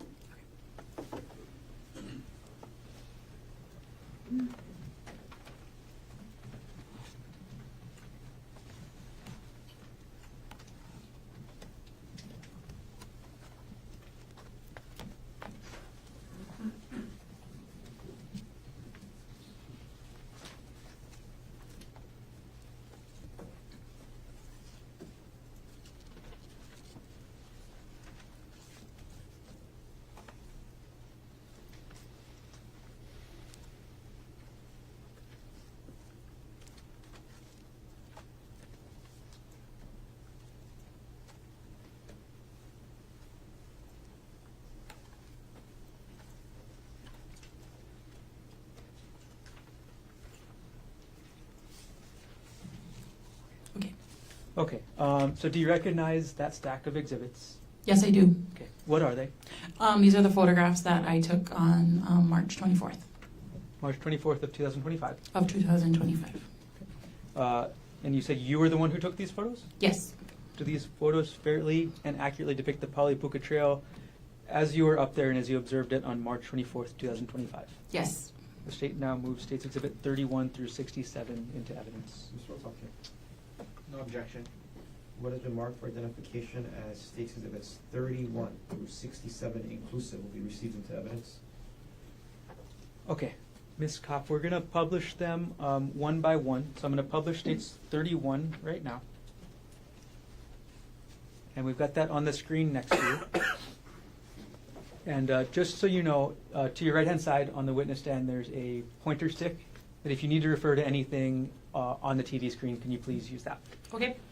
Okay, with States Exhibit 31 on the screen now, first of all, can you tell us what is this photo showing?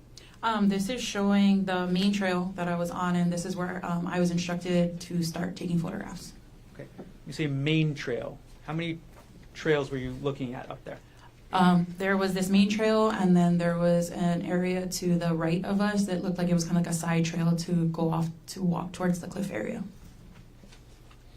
All right, and from this photograph, or Exhibit 31, you said you're looking at the main trail? That's correct. Are you looking up or down the main trail? Looking up the trail. And this side trail you mentioned, where would that be in orientation to States Exhibit 31? It would be to the right. Is it actually pictured in this photo? No. All right, we're going to now publish States Exhibit 32. Okay, Ms. Kopp, we have States Exhibit 32 on the screen. What is this photo showing us? So this is a view of the right of where I was standing.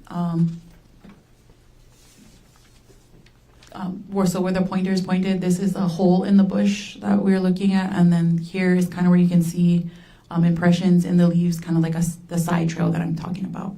Okay, so the impressions that you were pointing out in the bottom of the screen was the side trail. That's correct. And what's on the far right of this photo? The far right, that's going to be the cliff area.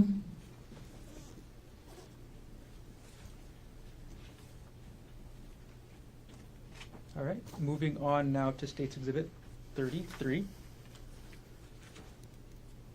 Okay, Ms. Kopp, what are we looking at in States Exhibit 33?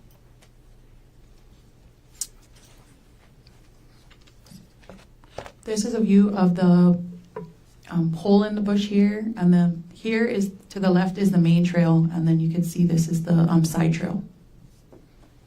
Got it. Okay. So the main trail is on The left of the picture. left side of this photo. And when you say the hole in the bush, is that a term you're going to use throughout the rest of your testimony? Yes. Okay. All right, publishing now States Exhibit 34.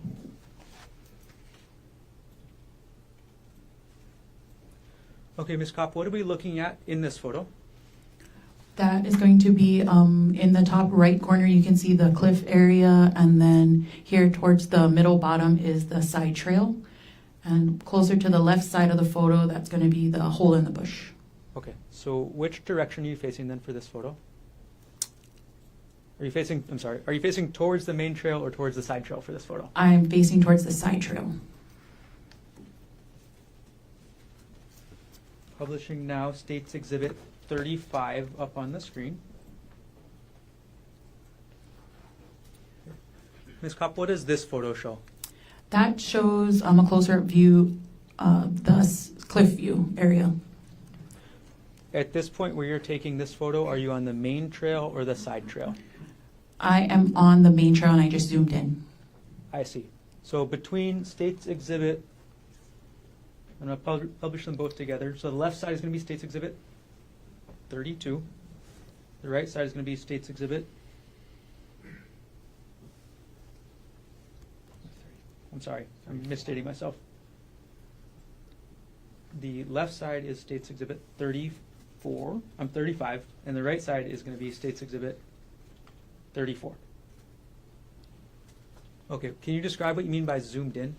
So using my camera, I just used the zoom on my camera so that I'm standing in the same area, but I'm just getting a more zoomed in view of the cliff area. Okay, so So these two photos on the screen, exhibits 34 on the right and 35 on the left, taken from the same place? Yes. Okay, thank you. Okay, Ms. Kopp, we're going to move on now to State's Exhibit 36. What do we see in this photo, State's Exhibit 36? In the middle, you can see there's kind of like the depression or like where the side trail goes through. And up further here is the hole in the bush. So you directed the middle of the screen, the dirt patch, is that the side trail you're mentioning? Yes. Okay, and the hole in the bush is? A little more, is kind of to the left of the side trail. Publishing State's Exhibit now 37. Okay, what happened with this photo?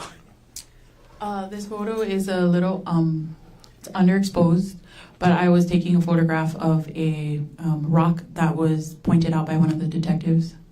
Okay. So did you find this rock that's in this photo yourself? No. Okay. I'm And sorry, what number, what exhibit is this? State's 37. Okay, thank you.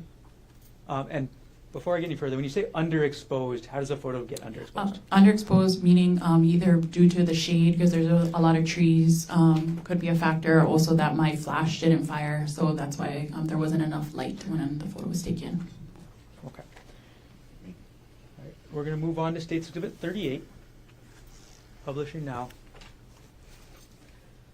Okay, Ms. Kopp, was your flash working for this photo? Yes. Okay. What are we looking at in this photo? So right in the center of the photo, you can see the rock here. Okay. And again, this is, to reiterate, not something that you found yourself, but something you were directed to. Yes. Okay. All right. I'm going to take a pause and take State's Exhibit 38 down, and I'm going to ask you a little bit about the rock. Okay. After you were directed your attention towards the rock, what did you do about that rock? After photographing it, we put it into a clean paper bag. Okay. And what did you do with the paper bag when you were done up at the poly that day? Once I was done at the scene, I took it back to the main office where I packaged it properly with tamper evidence tape, and I later that day turned it into the evidence room. Okay. And did you turn it into Eric Nagayama at the evidence room? Yes, I did. From the time that you collected the rock and sealed it up and turned it into Eric Nagayama, from the time that you collected it to the time you turned it in, was it in your sole custody and control? Yes, it was. During that time, did you tamper with, alter, substitute, or destroy any part of the rock? No. And at this point, I'm going to approach with what's been marked as State's Exhibit, what will be marked as State's Exhibit 2. And need a sticker real quick.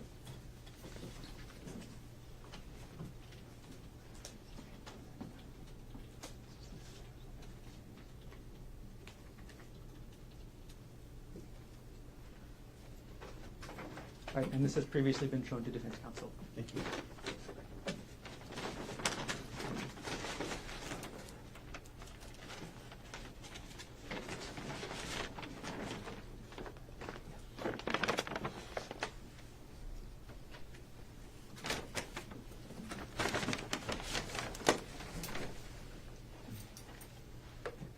Ms. Kopp, I've handed you what's been marked as State's Exhibit 2. Could you, without showing the jury, look into that bag that I just handed you?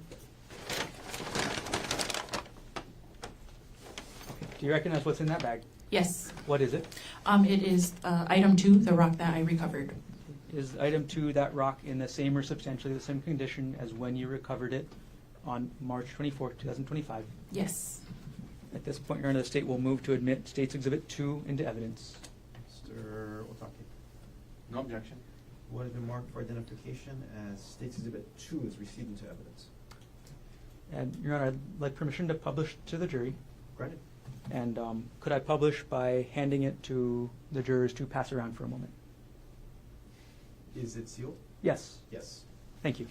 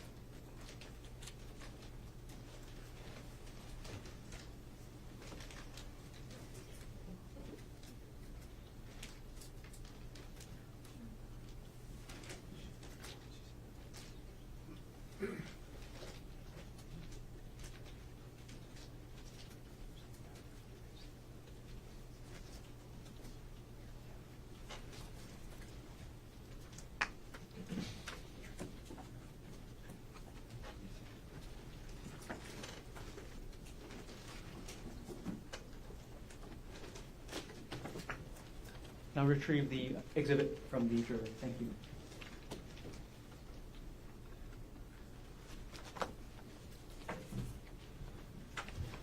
I'm going to hand Exhibit 2 to the court clerk. Thank you.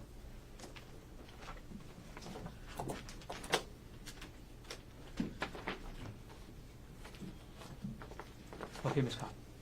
I'm going to get back into the photos you took that day. So I'm now going to publish on the screen State's Exhibit 225.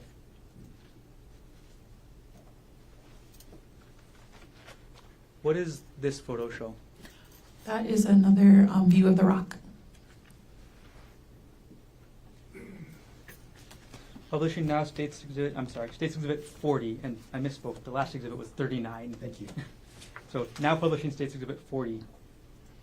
Ms. Kopp, what are we looking at in State's Exhibit 40? I am standing in the side trail and I am looking up to the main trail. And I think due to the lighting of the way it's projecting on the TV, the branches here have blood-like stains on them. Okay. And you directed the attention to the branches in the middle of the side trail. Yes. I'm going to zoom in to State's Exhibit 40. Okay. Can you describe what we're seeing in this zoomed in portion? So it's just a close-up of the branches from the photo we were just looking at. And again, I think due to the exposure from the TV, but you can kind of see some red color here. Taking State's Exhibit 40 down and publishing State's Exhibit 41. Ms. Kopp, what does this photo show? This is a view of the main trail, and I am looking kind of at where the there's red blood-like stains here, and the branches are in the right cornered area. That's the zoomed-in area we were looking at earlier. Okay. I'm sorry. Main trail or side trail? This is the main trail. Okay. Have you moved from where the last photo was taken? I believe I'm now standing in the main trail so that I can take a photo of the blood-like stains here. Okay. And you're directing to the bottom, middle, left portion of the screen? Yes. Zoom in. Okay. And what are you seeing in this zoomed in portion from the bottom, middle, left part of the screen? There's some blood-like stains on the leaves and the ground area. Taking Exhibit 41 down and publishing Exhibit 42. Ms. Kopp, what do we see in this photo? This is another view of the ground area, and I am trying to get a close-up view of the leaf here, which has red blood-like stains on it. Okay. And is that in the center of the photo? Yes. I'm going to zoom in State's Exhibit 42 to the middle of the photo as you just indicated.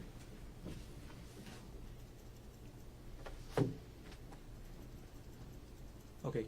Can you describe for us what we see in this zoomed in portion of the middle? There are some red blood-like stains on the leaves there.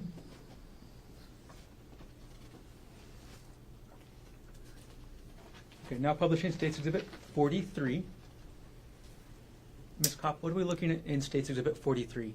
This is another view. I am standing on the main trail, and to the left of the trail, kind of off to the middle here on this leaf, there is red blood-like stains on them. That's a leaf in the left center of the photograph? Yes. Do you take other zoomed in photographs of this leaf? Yes. Okay, I'm going to move on to them. State's Exhibit 44 being published right now. What does this photo show? It's a zoomed-in photo of that same leaf with the blood-like stain. Okay. And again, publishing now State's Exhibit 45. Another view of the same leaf with the blood-like stains on it. Okay. State's Exhibit 46 now. This is another photo of that same leaf with the red blood-like stains on it. Got it. All right. State's Exhibit 47 now. Being published, could you tell us what this photo is of? This is a view of the main trail, so I believe I went back and I stood in the side trail area and I angled my camera towards the main trail to get this photograph. Are you looking up or down the main trail at this point? Looking up.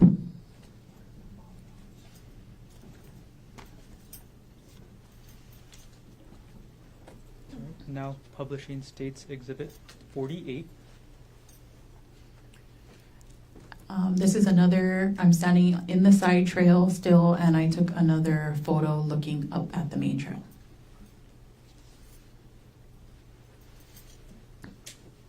Now publishing States Exhibit 49. Ms. Kopp, what do we see in this photo? I moved back into the main trail, and my camera is pointed up the trail. In the top right corner, you can see a white piece of clothing. Do you take zoomed in photos of this as well? I believe once I get closer to the item, I take close-ups of it. Okay. I'm just asking so I don't have to zoom in on Oh, this okay, specific yes, sorry. photo. Okay, States Exhibit 50 now. Publishing. What do we see in this one? I'm getting closer to that white piece of clothing, still on the main trail, walking up. Now publishing States Exhibit 51. This is a close-up view of that item of clothing. Okay. Publishing States Exhibit 52. Could you tell us what's in this one? I'm sorry. Okay, so in this photograph, I walked past the item, so I'm now kind of at the top of the trail, we're gonna call it, and the piece of clothing is now on the left side. Okay, when you say top of the trail, is this like close to the top as far as you went? Yes, Okay. And which direction are you looking at the trail at this point, up or down? I'm looking down.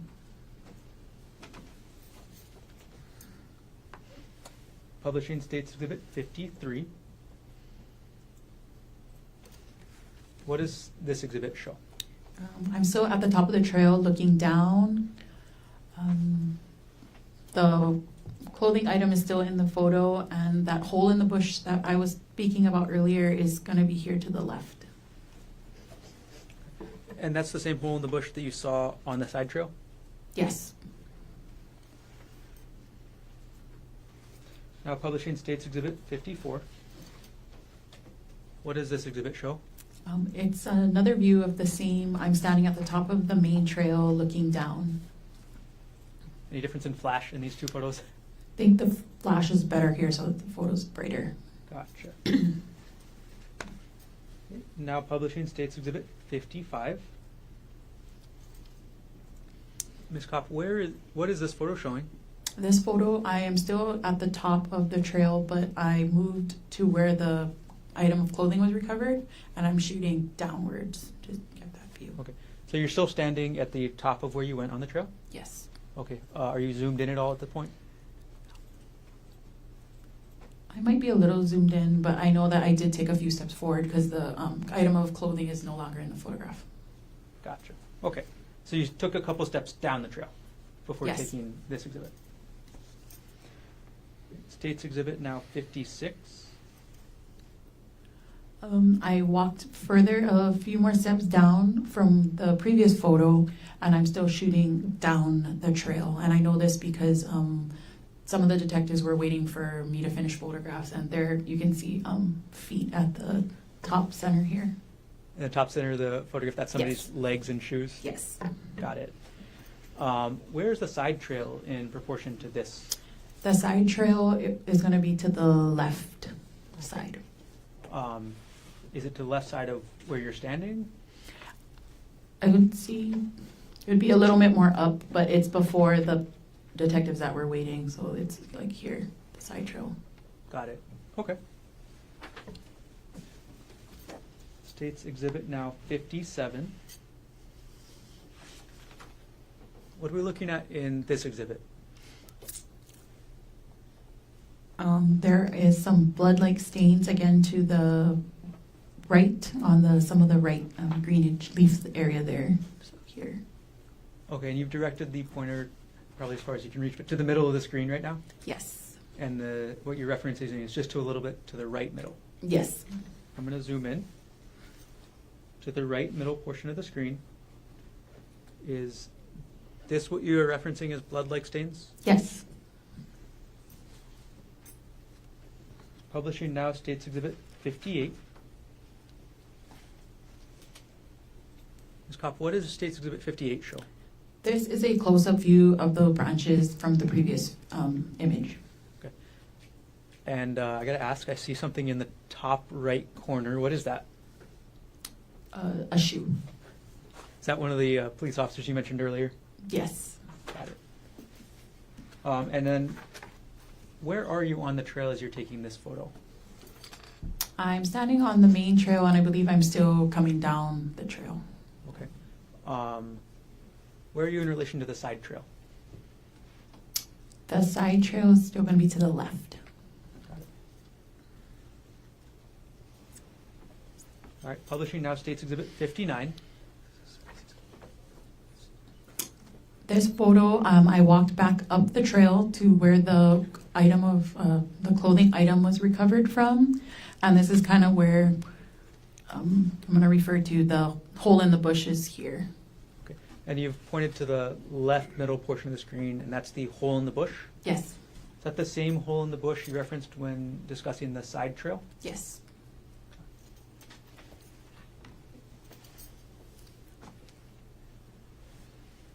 Does that hole in the bush go all the way from the side trail through to the main trail? I believe it did. I did not walk through myself, but I know that the hole that we were talking about earlier and this hole is coming from that same bush. Got it. Publishing now, States Exhibit 60. What does this photo show? This is, I'm still standing at the top of the trail looking in through that hole in the bush, and I'm kneeling now so that I can get a photo of the blood-like stains here that are on the ground. Okay. And did you take any close-up photos of those blood-like stains? I think I have one more photograph. Publishing now, States Exhibit 61. What does this photograph show? So this is another photo, kind of a zoomed-in photo of the blood-like stains seen in the previous photograph. Okay, and can you direct us to where those blood-like stains are on this exhibit? Going to be in the center of the photo. And is there, how many stains are there that you can see? I see two. So there's one in the center and then one more towards the bottom center. Okay. Now moving on to Publishing States Exhibit 62. Ms. Kopp, what does States Exhibit 62 show? This is the cliff area. So the detective wanted me to, using the side trail, to go and take a photograph of that cliff area. Okay. So this is a different, are you taking this photo in the same place as the last photo or a different place? A different place. Okay. So at this point, have you walked to the end of the side trail? Yes.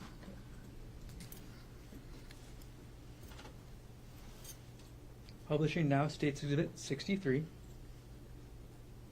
Ms. Kopp, what are we seeing in States Exhibit 63? So from where I was previously standing looking out towards the cliff, if I turn around, this is what I saw. This is the hole in the bush. Okay. In the center there. Did you take any additional photos of this hole in the bush from the side trail or cliff side? I think I have a zoomed in photo. Okay. We'll publish now States Exhibit 64. What does States Exhibit 64 show?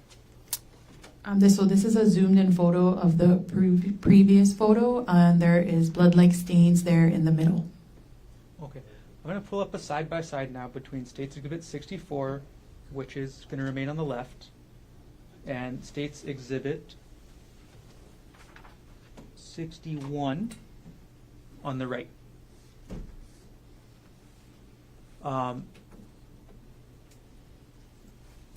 So States Exhibit 64, where was those stains located? Those are from the front view. That makes sense. Sorry, are these different stains or the same? I believe they're different stains. Are they, so you said they're both from the hole in the bush? Yes, so they're like I said, off of the main trail where I previously was taking that first pull under the bush, that it was a little further up. Got it. Okay. And then like this is from the front of that bush. Okay. Same hole in the bush or different hole? The same hole. Okay. All right. Now publishing State's Exhibit 65.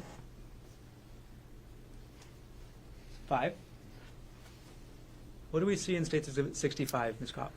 65, I am now back at the top of the trail, and here to the like left middle, that is going to be the hole in the bush. Okay, and publishing now State's Exhibit 66. What do we see in this exhibit? It's another view. Right there in the center is kind of like the hole in the bush. Got it. And last photo for now, State's Exhibit 67. And that is just a zoomed in photograph of the previous image. Got it. All right. Take the photos down for a moment, Ms. Kopp. Mr. Harder, can I call a quick recess here? Yes. We've been going for a while. So, ladies and gentlemen, we'll take a short recess, 10-minute recess. Ms. Alba-Fisher will get you at 11:55. Then a short session up until 12:30 before we break for our lunch. Keep your notebooks on the chair. All right.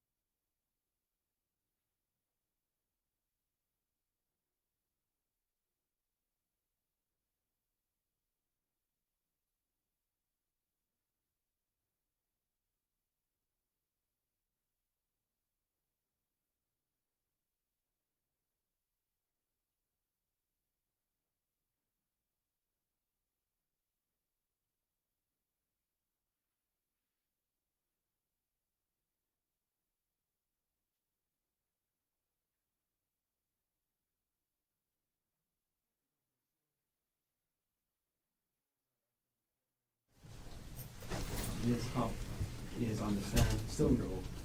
And Mr. Gardner, you may continue on with your direct examination. Again, short session until we get to 12:30.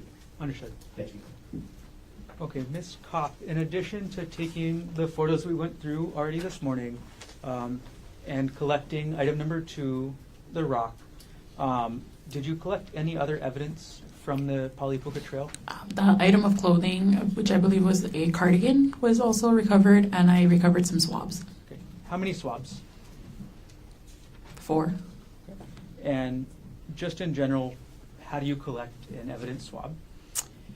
If the swab is a dry substance or whatever we're swabbing is dry, the sterile swabs are removed from its pouch. We use distilled water to wet the tips just with just 1 drop of water. The swabs are then rubbed over whatever we're trying to swab. If the substance or area that we're swabbing is wet, the water is not added to the swabs, but the same sterile swabs are wiped over the wet substance.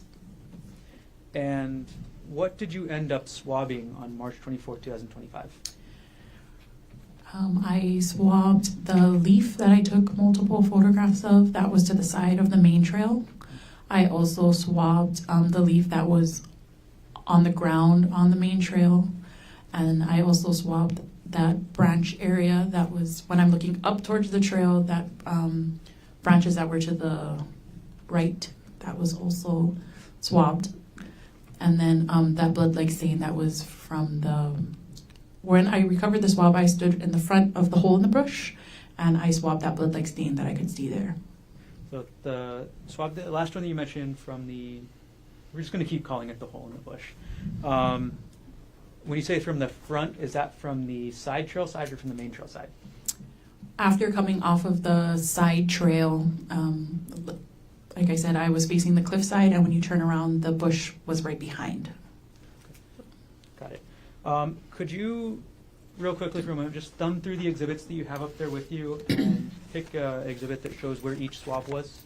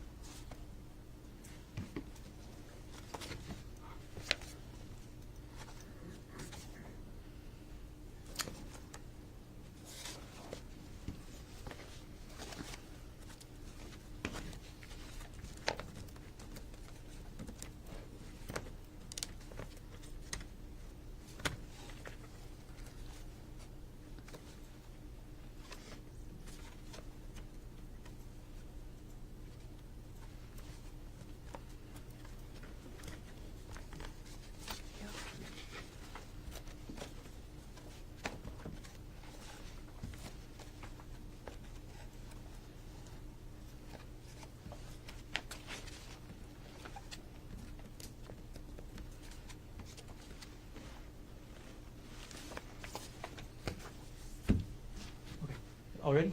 Yes. Okay. And the first swab you mentioned, was that the swab of a blood-like stain recovered from a plant off the trail?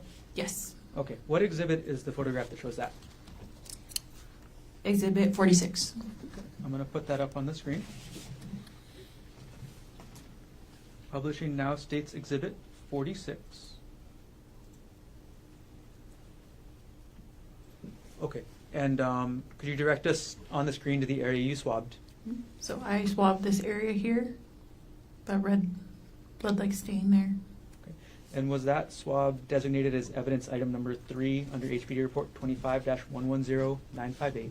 Yes. Now taking down states Exhibit 46. For the second swab you took, is that the one you mentioned was the of a blood-like stain recovered from a plant from the leaf on the trail? Yes. Okay. Could you tell us what exhibit shows that? Exhibit 42. Okay. Publishing now states Exhibit 42.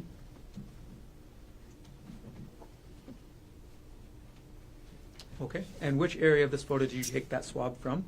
In the middle here, the leaf that's on the ground there. Okay. I'm going to zoom into this exhibit. Okay. Could you point us now to the leaf that you swabbed? Sorry, it's kind of blown out here, but right here you can kind of see the red color. And was this submitted as evidence item number 4 under HPD report 25-110958? Yes.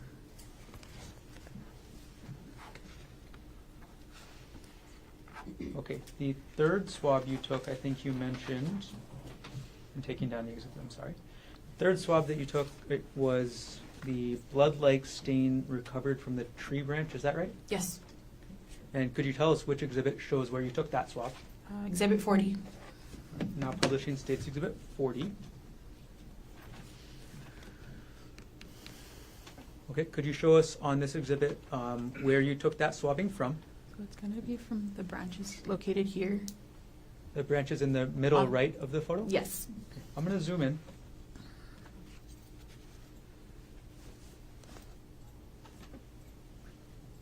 Okay, could you point us out to where the blood-like substance that you swabbed was? That would be here, this area here.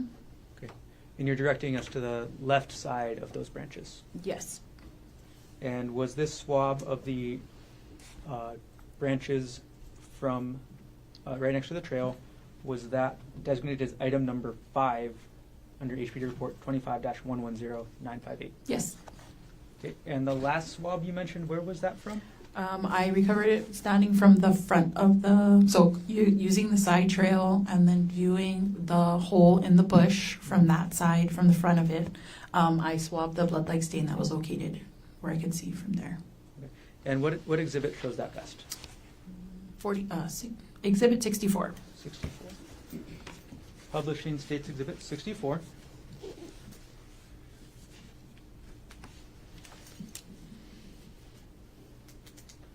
Okay, and then could you show us where you swabbed on this exhibit? This area here. And you're directing your pointer to the center of the photograph. And was this swab of the blood-like stain on the ground under the bush, the hole in the bush as we've been calling it, designated as item number 6 under HPD report 25-110958? Yes. Okay, I'm going to take the exhibit down. Now, you've told us what a swab is, where you took it. After you take the swab, what do you do with the actual piece that you take? The swabs have like a capture over it, so it keeps it not sterile, but it protects it from getting contaminated. The swabs are then placed in a self-sealing pouch, and we later seal it with tamper evidence tape. And did you follow that procedure in this case? Yes. And then after you sealed up the swab in the pouch, with the cap, with the tamper-proof tape, where did you take it? Once getting back to the main station, I created evidence sheets and I turned it into the evidence room. And was that to Eric Nagayama? Yes. And from the time that you collected the swabs labeled as items 3, 4, 5, and 6, to the time you gave the swabs to Eric Nagayama at the HPD evidence room, were they in your sole custody and control? Yes. During that time, did you tamper with, alter, substitute, or destroy the contents of any of those 4 items? No. During that time, did anybody else open the self-sealing package at all? No.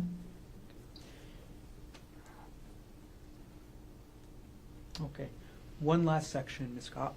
In addition to your work at the scene on the Pali-Puka Trail, did you also participate in the execution of a search warrant on a black Nike bag listed as item number 47 under HPD report 25-110958? Yes.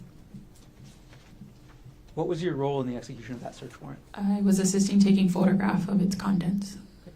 I'm going to approach now with what's been marked as States Exhibit 87 to States Exhibit 103, previously shown to defense.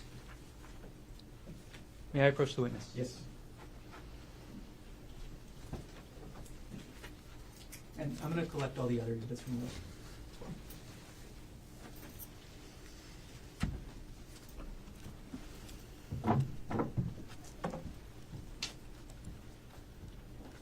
Okay, Ms. Kopp, could you take a look through what I've just handed you, and when you're done, look up?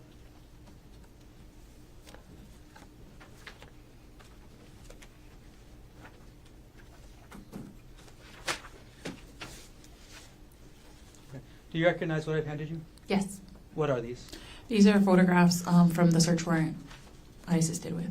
And do these photographs fairly and accurately depict that bag that you helped execute the search warrant on and took photographs of, as well as the contents of that bag? Yes. At this point, the state will move State's Exhibit 87 to 103 into evidence. Mr. Owataki. Subject to our previous record. Yes. What has been marked for identification as State's Exhibits 87 through 103 inclusive will be received into evidence. And for the record, the state will reserve publishing on these exhibits for now. Thank you. I'm going to collect the exhibits from you, Ms. Kopp.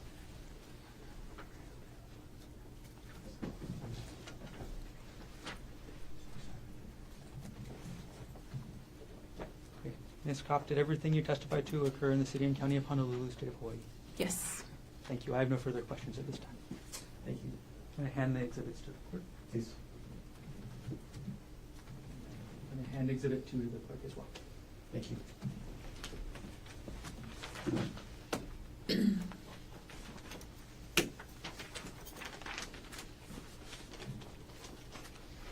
Mr. Osaki, cross-examination.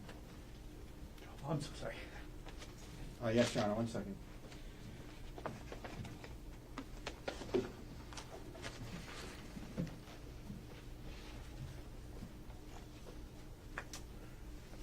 Good afternoon, ma'am. Hello. Hi. Just a few questions for you. I know it's getting close to time to eat. Keep it quick. Now, how long have you been an evidence specialist? 8 years. 8 years. And part of that, you received training and from HPD about how to go about your job, yes? Yes.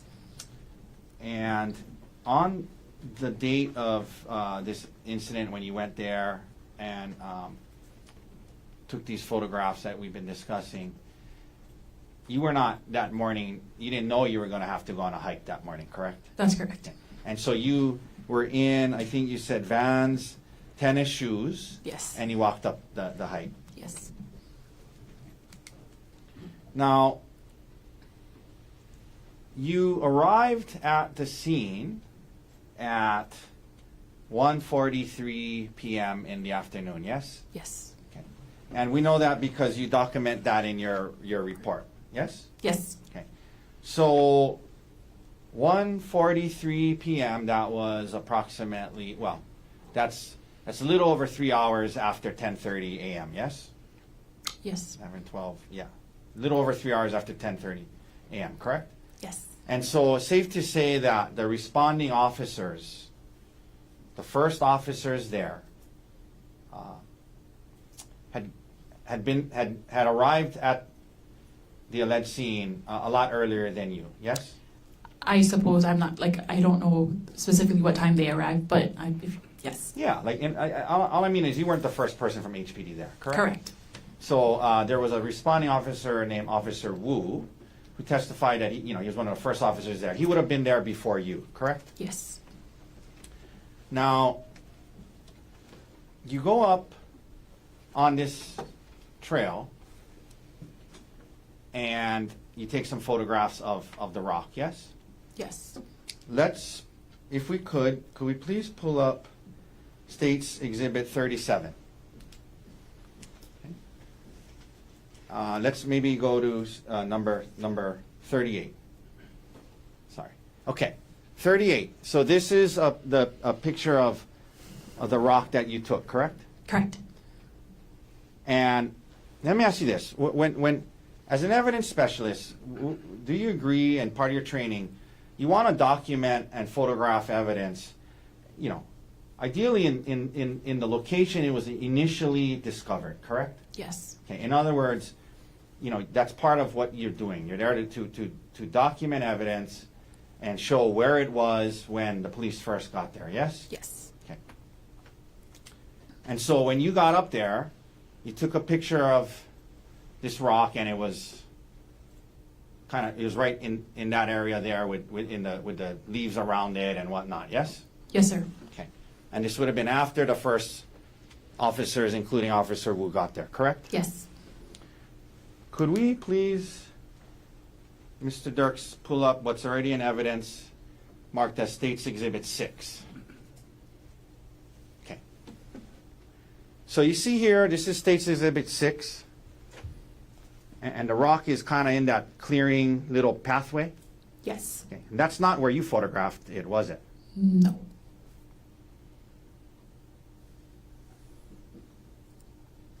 can we put Exhibit 6, this was introduced for Officer Wu. Can we put Exhibit 6 next to Exhibit 34 if that's possible, Mr. Dirks? If possible. If not, it's okay. Exhibit 6 and, Exhibit 6 and 38. Okay. So, when you got there, you took a photo of it on the right, this one on the right, correct? Yes. And that's the rock there, yes? Correct. Exhibit 6 shows it in the middle of the walkway, yes? Yes. Okay, we can take that down.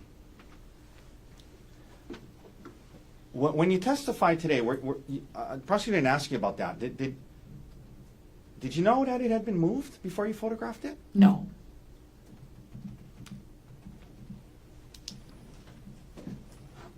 You thought you were photographing it where it was initially discovered, correct? Yes. And that's kind of an important piece of information, isn't it, ma'am? In terms of, as an evidence specialist, if you're going to photograph something and kind of represent that's where it was found, it's kind of important. And I'm not blaming you, right? Obviously, nobody told you, but it's important. It's important. You know, if you're photographing something where it had been moved and not where it was initially found, that's kind of an important thing to maybe note in your report or know as an evidence specialist, correct? Correct. Okay. And in fact, had you been told that by the officers that it had been moved, you probably would have documented that, yes? Yes. Thank you, ma'am. No further questions. Thank you. Any redirect? No, thank you. Ms. Cobb, thank you very much. Thank you.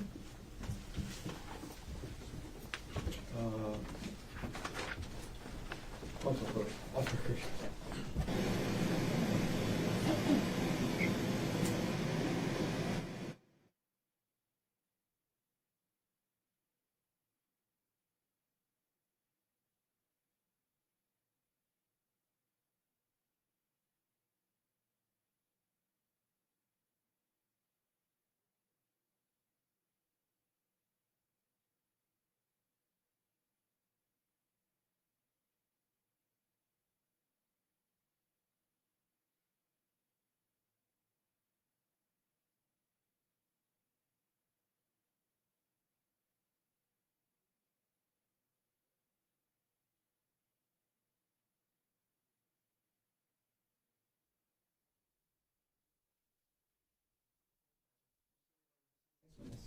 Next witness will be Mohammed Salame.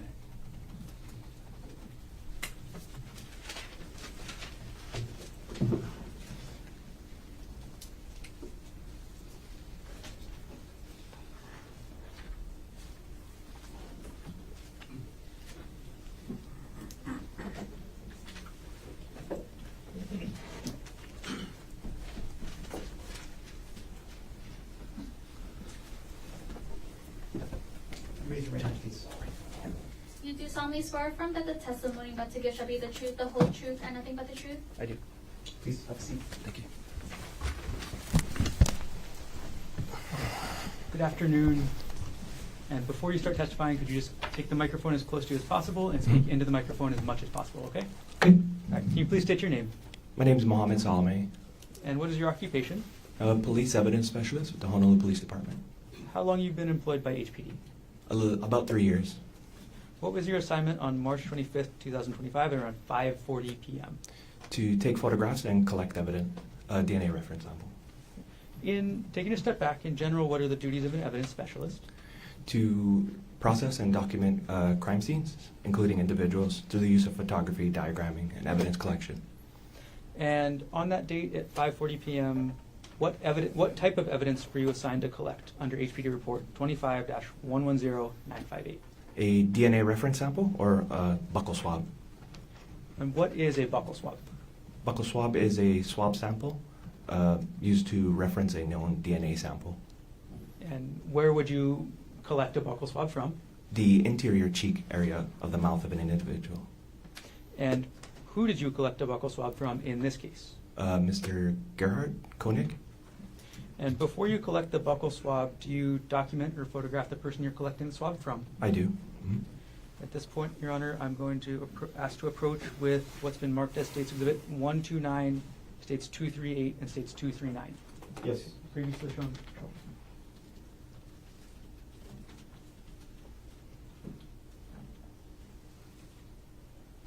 May I approach the witness? Yes.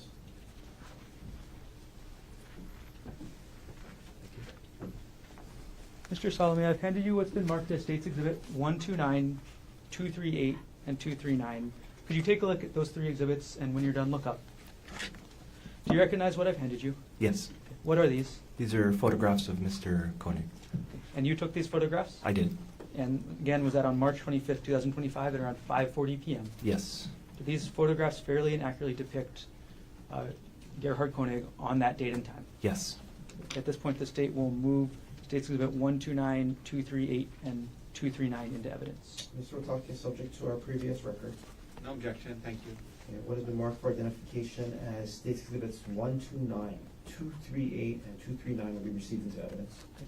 Thank you. I'm going to retrieve the exhibits from you, Mr. Salome. Okay. And again, we will reserve publishing for the moment.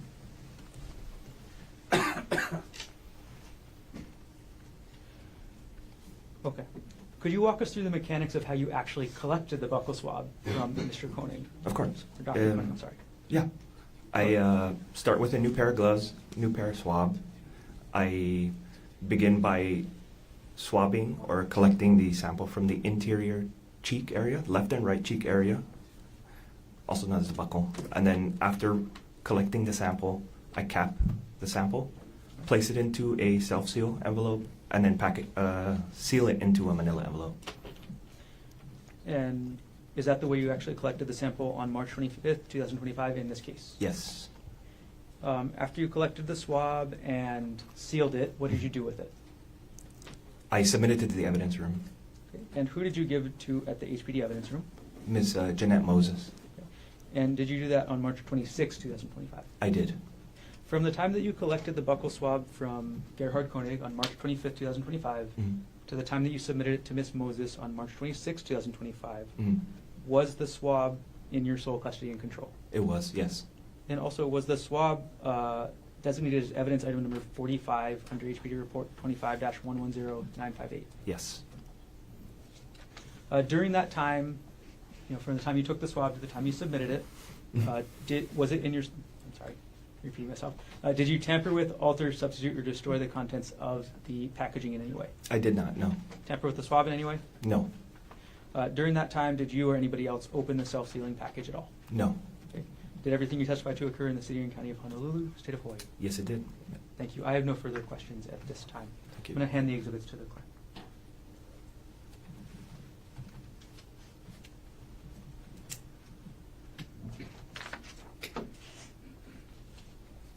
Thank you. Cross-examination.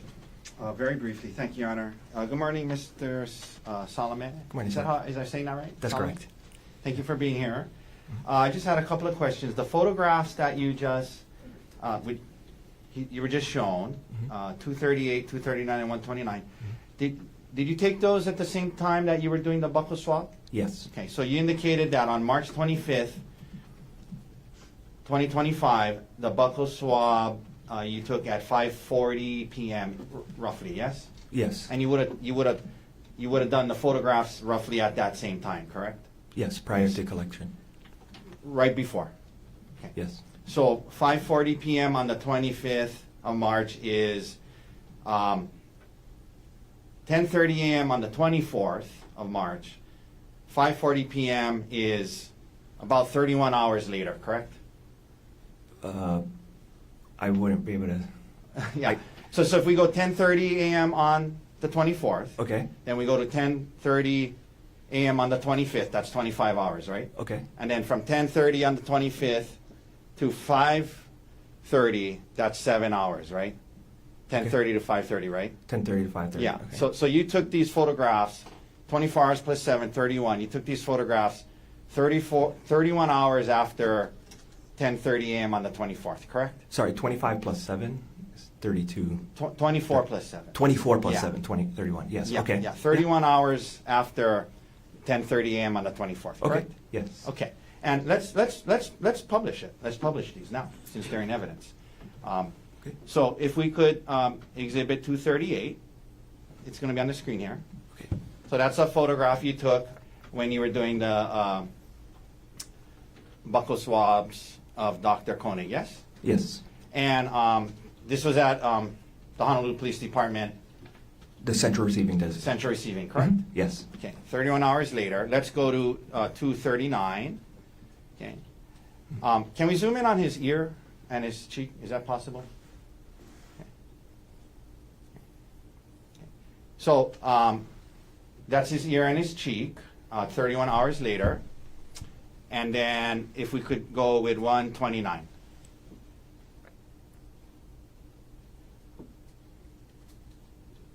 Okay, and that's the front of him 24 hours later. I mean 31 hours later, correct? Yes. All right. Thank you, sir. Okay. Thank you very much. Thank you, sir. No further questions. Mr. Garner, any redirect? No need, thank you. All right, ladies and gentlemen, let's take our lunch break now. Leave your notebooks on your chair. Have you come back at 1:30 this afternoon and talk to me about this case. Keep an open mind. Do not try to learn about this case outside. Oh, you have a good lunch. All right.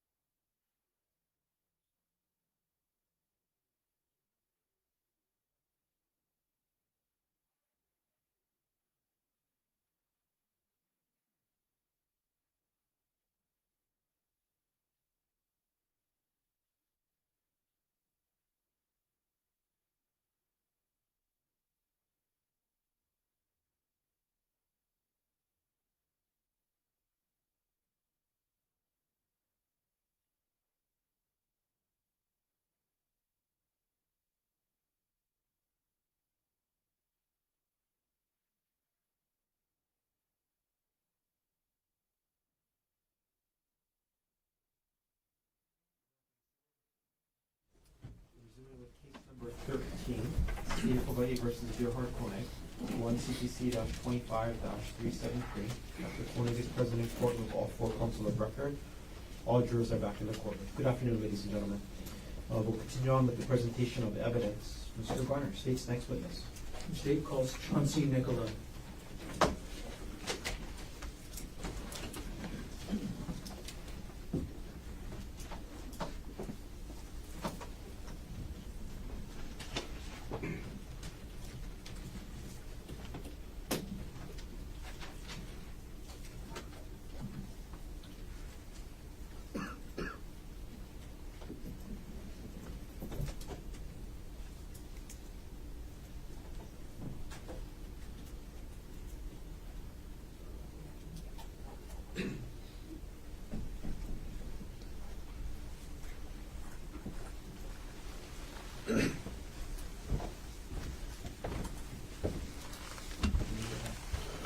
Solemnly swear affirm that the testimony about to give shall be the truth, the whole truth, and nothing but the truth? Yes. Please have a seat. Good afternoon. That's it. Sorry. Sorry. As you testify today, could you also speak as much into the microphone as possible? Yes. Okay. Could you please state your name? Chauncey Nicola. And Mr. Nicola, what do you do for work? I'm a Honolulu police officer. How long have you been employed by HPD? Just about 9 years. Were you employed and on duty on March 24th, 2025? Yes. On that date, what was your assigned unit? I was assigned to the Criminal Investigations Division's Strategic Enforcement Detail. And what does the Strategic Enforcement Detail generally do? We either handle cases or we assist other detectives or other details within the Criminal Investigations Divisions. And on about 12:45 p.m. on March 24, 2025, where were you dispatched to? The Palipuka. When you got to the Palipuka, what were you assigned to do? We were assigned to look for the suspect and go up into the mountain, into the trail area. And did you actually do that? Yes, I did. Okay. And when you say go up into the mountain, where exactly did you go? So we had to go up to the initial scene and canvass the area and look for different routes in different areas that he might have went, or just that whole mountainside area. Okay. What was the terrain like on that mountainside area? It was steep, it was rocky, there was dirt. What was the ground brush cover, if there was any, like? I mean, it was dirt and grassy area. How long did you stay at the Pali Lookout on March 24, 2025? About 6 hours maybe. What time did you end up leaving? Right around just about 6 p.m. Who was with you when you were leaving? Officer Koki and Officer Borges. And where were you instructed to go at around 6 o'clock p.m.? Back to the main police station on Baratanga. So you're going back towards town, or you're going towards Windward Side? We're going town-bound. So we left Palipuka and we went Pali, but we went town-bound towards the main station. And can you describe the vehicle that you and the other 2 officers were in? So we're in an unmarked HPD police vehicle. It's a Nissan Quest, gray in color. So Nissan Quest. What kind of vehicle is that? It's a van, a regular van. And where were you positioned in that Nissan Quest? I was driving the van. I know you talked a little bit about it, but can you clarify the route you were taking to get back from the Pali Lookout to the main station? Okay, so we left. We were at the top part where that rock wall was. We parked, then we left, and we went down towards Pali, so the Nuuanu Drive. Nuuanu Pali Drive? Pali Drive, yeah, to Pali Highway. As you were driving down the Nuuanu Pali Drive, what did you observe? As we pass everybody, we go down. I see a male emerging from the brush area behind this tree, like the forest area, come across the roadway. Can you describe the male that you observed? Yeah, he was average height, maybe 5'7", 5'8". He was wearing a white shirt, blue pants, which he had like blood on his shirt. Or what looked like blood? What looked like blood appeared to be blood. How close did you get to the male in the vehicle? So after we continued to drive down, we pulled just alongside. So if this is my vehicle, he was approximately right there. And for the record, you just demonstrated about an arm's length. A little bit past the arm length away. Okay. And he got a little bit past an arm length away from your vehicle? Yes. Did you recognize that male to be anybody relevant to your investigation? Yes, the suspect. And that's based on the description you were given? Yes. If you were able to see that person again, would you be able to recognize them? Yes, I would. If that person is in the courtroom, can you point to that person and let us know an article of clothing that they're wearing? Sitting in the middle with the blue collared shirt. And may the record reflect the witness has identified the defendant. Record will reflect identification as we made. Okay. And you ID'd, who did you ID the male as, name-wise? Well, Gerhardt Konig. Konig? Konig, sorry. So once you observed the male and ID him as Gerhardt Konig, what actions did you take? So we pulled alongside. I told my other fellow officers in the car that was him, and then we pulled up, and then I put up alongside of him. I said, "Hey, police, stop, let me see your hand." Okay. Now, when you said, "Police, stop, let me see your hands," can you tell us what kind of voice you used when you do that? I mean, I used kind of a loud, commanding voice so that he could hear. Officer Nicola, I'm sorry, I'm going to ask you this. Do you mind demonstrating? Yeah, so I pulled up and I said, "Hey, police, stop, let me see your hands." And after you said that, did you give the defendant a chance to comply? Yeah, so he looked at me. He looked back. Because now we're face. I'm looking at him and he's looking at me when I said that. Okay. So he's looking at you when you say, "Police, stop"? Because he's up the van approaching because he runs in front of us because we come down. And how long did you give him to comply with that demand? I mean, I at that point, I'm just looking at him. Could have been, I don't know, 15, 20 seconds. He's just looking at me. Okay. And after you see the defendant, you pull up, you tell him to stop, you guys look at each other, then what does the defendant do next? Then he turns and he runs away from my vehicle to this brushy, like the grassy area because we're still in the roadway. Okay, you say he runs to a brushy or grassy area. Can you describe Like the area? it's just like it's the road and it's like grass and dirt area and then there was like bushes beyond that. Okay, as the defendant ran toward the road and the grassy area and the bushes, what did you do? And then put my vehicle in park. I exited my vehicle and I gave chase after him. Did anybody else pursue as well? Yeah, my other two partners are with me, but they were on the other side of the vehicle, so I didn't see when they came out or anything. I was just focused on running ahead of me. So of the three officers, who got to the defendant first? I did. What happened when you got to the defendant? So as I got closer, I reached out and I grabbed his right arm to try. I'm still yelling, "Police, stop, police, stop," and I was able to grab onto his right arm. After you grabbed the defendant's right arm, actually, pause that. Yes.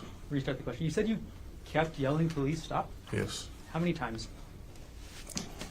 I just kept yelling as I was running. I could multiple times. I just was yelling, "Police."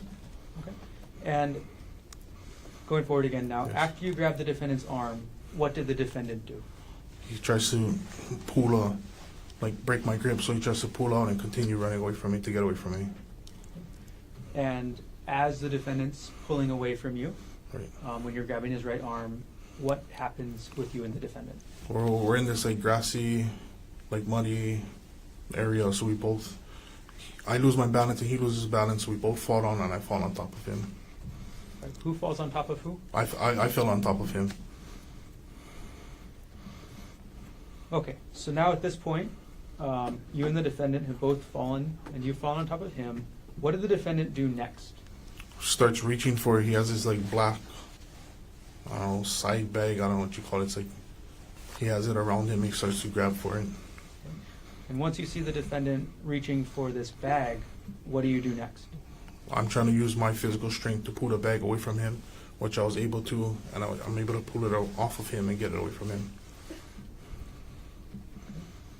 And so were you actually able to get the bag away from him? Yes, I did. So what did you do with the bag once you got it away from the So defendant? once I got it away, I threw it on the side of me to get it away from me and him, away from arm length reach from anybody, so he couldn't grab the bag again. Right. So at this point, now that you've gotten the bag away from the defendant, what happens next? Well, he's still trying to push and fight, and he's trying to like grab all over. So I don't know what he's going for. He's reaching for his waist. He's going for his pants. So I don't know if he has a weapon or not. So I continue to try to gain control of him. And as defendant's doing this, as he's reaching for his waist and all this, how do you attempt to gain control of the defendant? So I give him some distractionary strikes to his large muscle group area. Okay. And when you say distractionary strikes, could you explain for us what that means? Well, I give him close fist strikes. And when you say large muscle groups, what do you mean by that? I'm trying to hit his arm areas and his legs. And how many distractionary strikes did you do? About 6 of them. Ultimately, was the defendant apprehended Yes, he was. and arrested? Yes. After the defendant was arrested, what happened with his backpack? So then, after he was arrested, I went back and grabbed the bag. I put it in a brown paper bag and I secured it until the detective came. Okay. And once the detective came, what did you do with the backpack? I then transferred custody and gave him the bag. Did you take any photographs of the defendant and his physical condition on March 24th, 2025? Yes, I did. Your Honor, may I approach with what's been marked as State's Exhibit 132, 235, and 237? Yes. I'm sorry, 236. Thank you. 132, 235, and 236, or what was the wrong one? 237 or I apologize. There's 4 photographs, and I missed one. So we have 132, okay? 235, 236, and 237. Thank you. Thank you. All right, may I approach?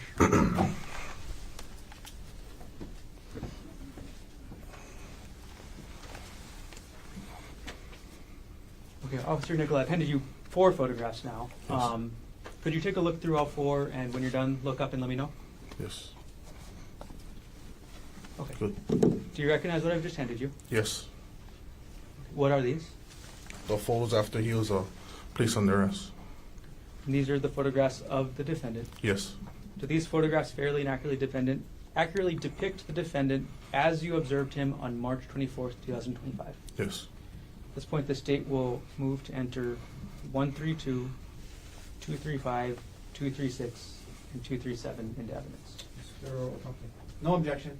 And what has been marked for identification as State's Exhibits 132, 235, 236, and 237 we received into evidence. Okay, and permission to publish. Granted. Okay, Officer Nicola, I'm going to put those photos up on the screen. Starting with Exhibit 132.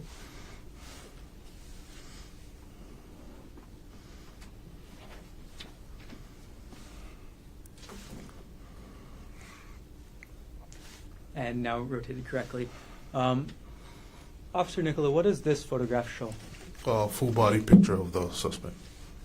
And what's that in the background of this photo? That's the kind of grassy area that he ran into, or we ran to.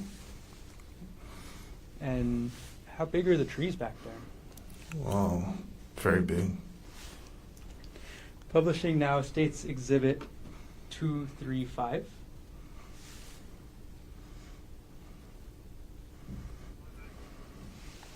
And we'll rotate it correctly. Okay, Officer Nicola, what does this photo show us? Closer view of his kind of upper chest area. And now publishing State's Exhibit 236.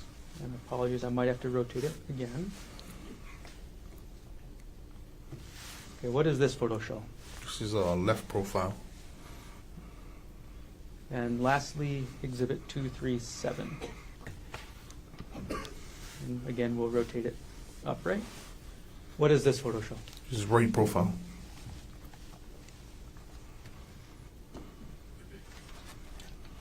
I'm going to take the exhibits down.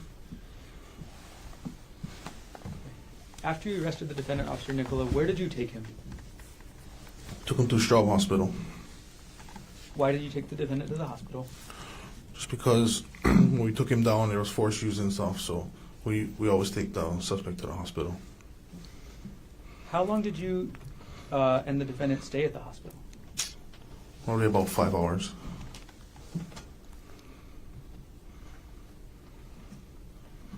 A couple more questions. What were you wearing that day, Officer Nicola? I was in a plainclothes attire, so I had a t-shirt, pants, and I had my badge from my neckline, and then I had my gun belt underneath my shirt and stuff. Sorry, where was your badge actually displayed on your body? It was on my chest area. And last couple of questions. Officer Nicola, how tall are you? About 6 feet, And approximately how much did you weigh on March 24th, 2025? 300 pounds. Did everything you testified to occur in the city and county of Honolulu, state of Hawaii? Yes. Thank you. No further questions at this time.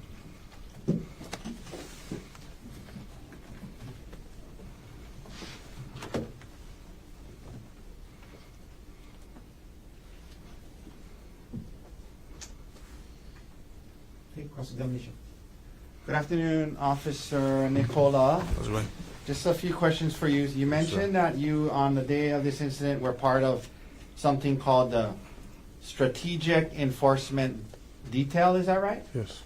And it's true that the Strategic Enforcement Detail is a plain clothes detail. In other words, you're not wearing what you're wearing today, your uniform you're wearing today, correct? Yes. Patrol officers who are on patrol, they wear the uniform you're wearing today, correct? Yes. Patrol officers on patrol also wear body cameras, yes? Yes, sir. But in the strategic enforcement detail, HPD has it where you guys don't wear body cameras, correct? Yes.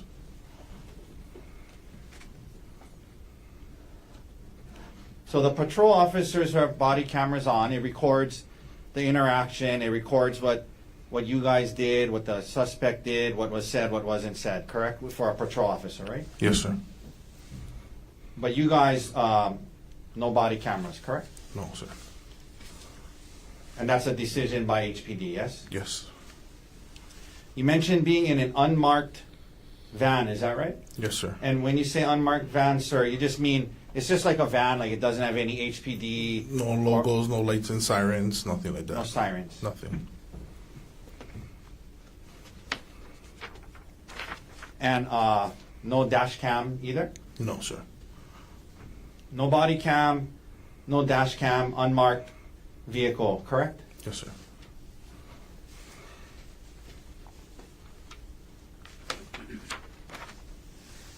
When you were coming down and you left the area, you're driving down, I guess you said New Honolulu Drive, is that Yes. right? Yes. So is that, just so we're all clear, so when you leave the lookout, you kind of, to come back to Pali Highway, you got to come down kind of like a, It's like a, I don't know how to explain it. like a driveway, I mean not driveway, but like a long- off-ramp, kind of, on-ramp. Yeah, something. Okay.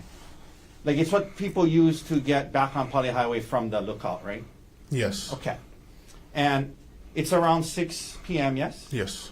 And so this was about a year ago, so it's a similar time of year. So, you know, it's 6 p.m. this time of year. It's not dark yet, right? Not at all. It's still lit, yes? Yes, sir. Okay. So it's 6 p.m. It's still lit, and you see who you believe to be the suspect walking down the street in the light, correct? Yes. And when you first saw him, he was walking, not running, correct? When he ran across from the trees for the brushy area, he ran across to us. But when you first saw him, he was walking down Poly Drive, right? Well, he first ran across out of the bushes, he runs across, and then we come up alongside of him, and then that's when he's walking. Okay.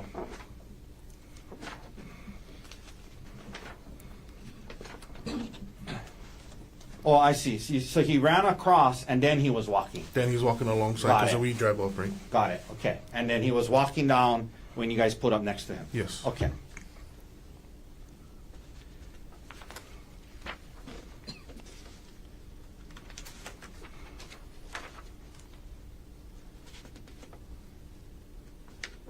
You mentioned some of the force that you used in apprehending Gerhardt, yes? Yes, sir. You mentioned that you, at the time, weighed about 300 pounds, is that right? Yes, sir. And you were with Officer Koki Koki. and Officer Borges? Yes, sir. And they're also pretty big guys, yes? Yes, sir. And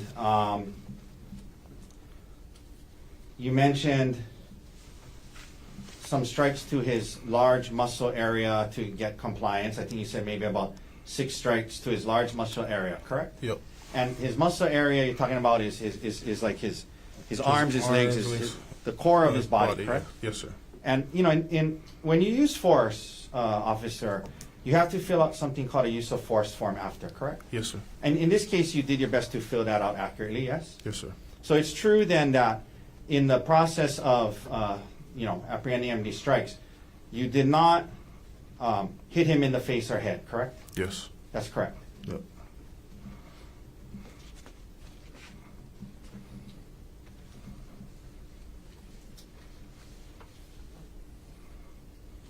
You mentioned taking him to the hospital. He had visible injuries when you were dealing with him after, yes? Yes, sir. But you believe that those injuries came from the hike, yes?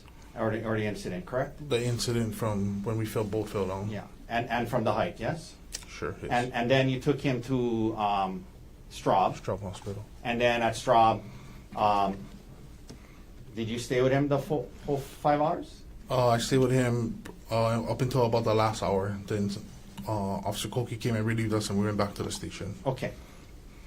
1 second. But to be clear, you never hit him or struck him in his face or head, correct? Yes. All right. Thank you, officer. No Sure. further questions. Any redirect.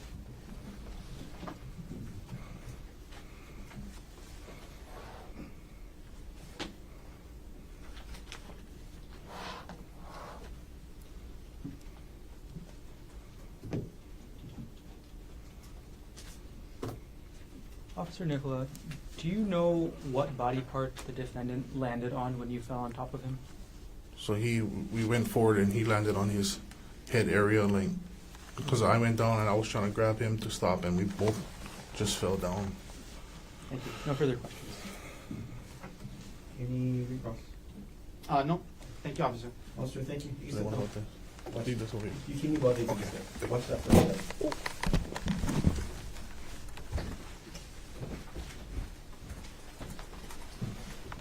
Mr. Martin, state's next witness. Called Riley Borges.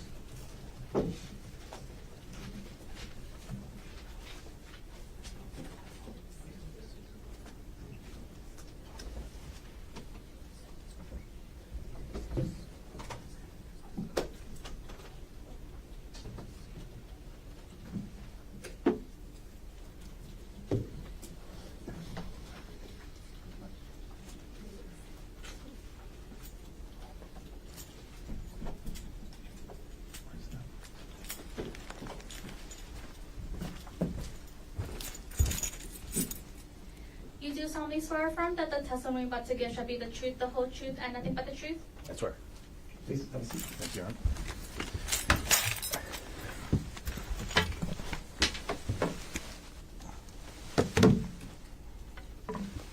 Good afternoon. Good afternoon. Could you please state your name? Riley Borges, Okay. Mr. Borges, what is your occupation? Honolulu police officer. How long have you been employed by HPD? Almost 6 years. Were you employed and on duty on March 24th, 2025? Yes. On that date, what was your assigned unit? I was part of the Criminal Investigation Division, Strategic Enforcement Detail. And at around 12:45 p.m. on March 24th, 2025, where were you dispatched to? I was dispatched to a hiking area known as the Palipuka. And what area is the Palipuka located in? It's located off of Pali Highway on Nu'uanu Pali Drive. And before you get to the puka, do you got to go to the lookout? Yes. When you got to the area that day, what were you asked to do? I was asked to canvass the area, the forestry area, to look for the suspect or evidence or anything that stuck out to us. When you say you were looking to canvass for the suspect or evidence, what was the primary objective? Primary objective for myself and like our small unit was to look for the suspect. Did you actually go up the Palipuka Trail? Yes. How far up the trail did you go? I went all the way to the Puka, which is approximately about a 20 to 30 minute hike if you're going pretty fast. And can you describe the trail and the condition of the trail up to the Puka? Yes, it's all dirt, some grass, loose footing, areas that have a steep incline. There's some areas that previously people tied up ropes because it's very steep to get up there. And then some areas where it's very narrow, that the cliff is right to your right. Which side, when you say it's to your right, is it the windward side or the town side? It'd be windward side. And do you know how big the cliff was? I would say approximately close to 1,000 feet. And when you were up there that day, what was the wind level like? It was very windy. What was the terrain, you mentioned that you hiked up to the Puka. Did you canvass any other areas as well? Yes. Okay, what areas were those? The kind of landing area where the incident had occurred. And can you describe the terrain, the ground cover of that area? That area was like a small opening, relatively flat, and grass and some brush around there. And then can you describe the ground cover generally of the area you canvassed? Generally, the trail itself is kind of a beaten path. You know, it's got some grass, but overall dirt and some rock.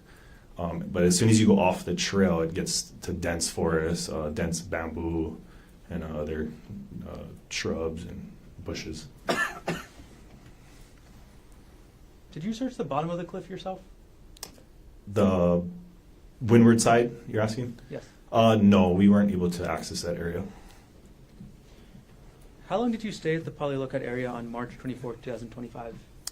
Around 5 to 6 hours. And what time did you leave?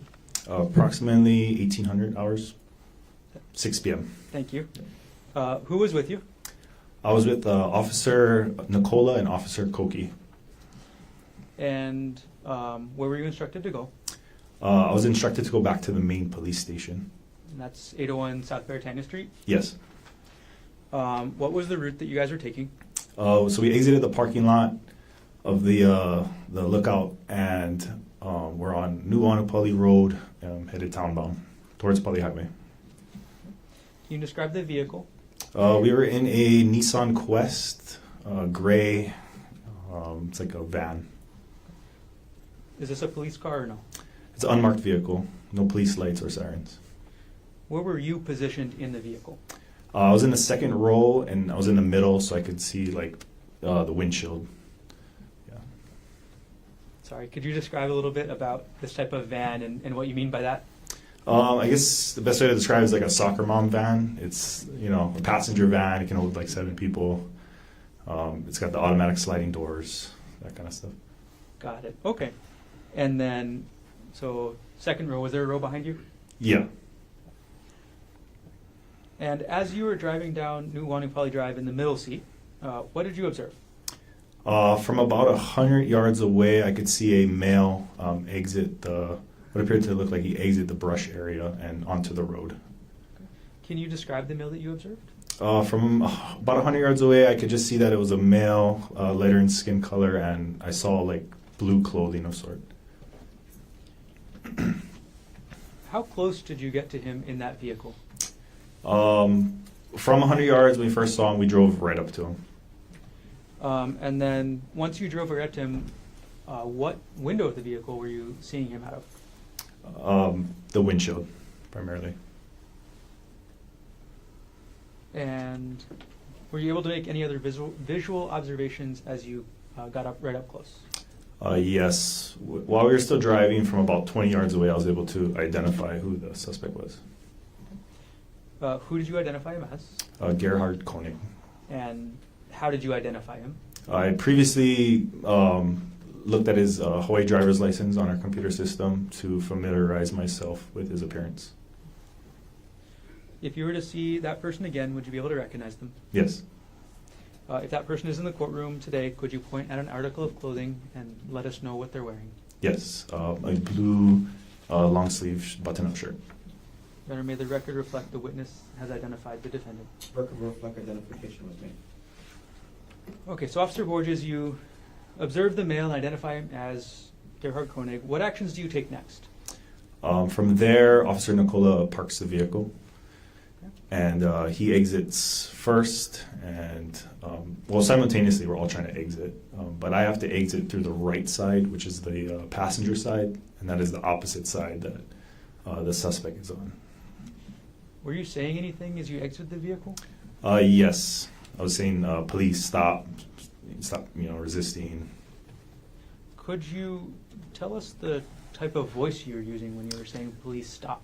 Loud, commanding voice to announce my presence and to stop. Officer Borges, if you could, maybe you lean back from the microphone before you do this, but could you demonstrate? Yes. Police, stop! Thank you. Did you give the defendant a chance to comply? Yes. About how long? A few seconds. And how many times did you say police stop? I don't know exact number, but we're trained to just continuously say that until we get compliance. What did the defendant do after you said police stop? As I was saying police stop, I noticed that he was trying to go further into the brush area, which is immediately off the road is the forest. All right. And after you see the defendant going towards the forest, what do you do? That's when, at that time, I'm still on the passenger side trying to wrap around, and I briefly break visual contact, and by the time I come around, that's when I see Officer Nicola close to the suspect. Okay. When you say you break visual contact, what does that mean? Just in the actions of me getting out of the van and having to run around I momentarily lost the visual of the suspect. Got it. So like as you were exiting at the passenger side, you couldn't see him? Yes. Okay. So you mentioned Officer Nicola. Was anybody else pursuing the defendant at that time? Yes, Officer Koki. Who got to the defendant first? Officer Nicola.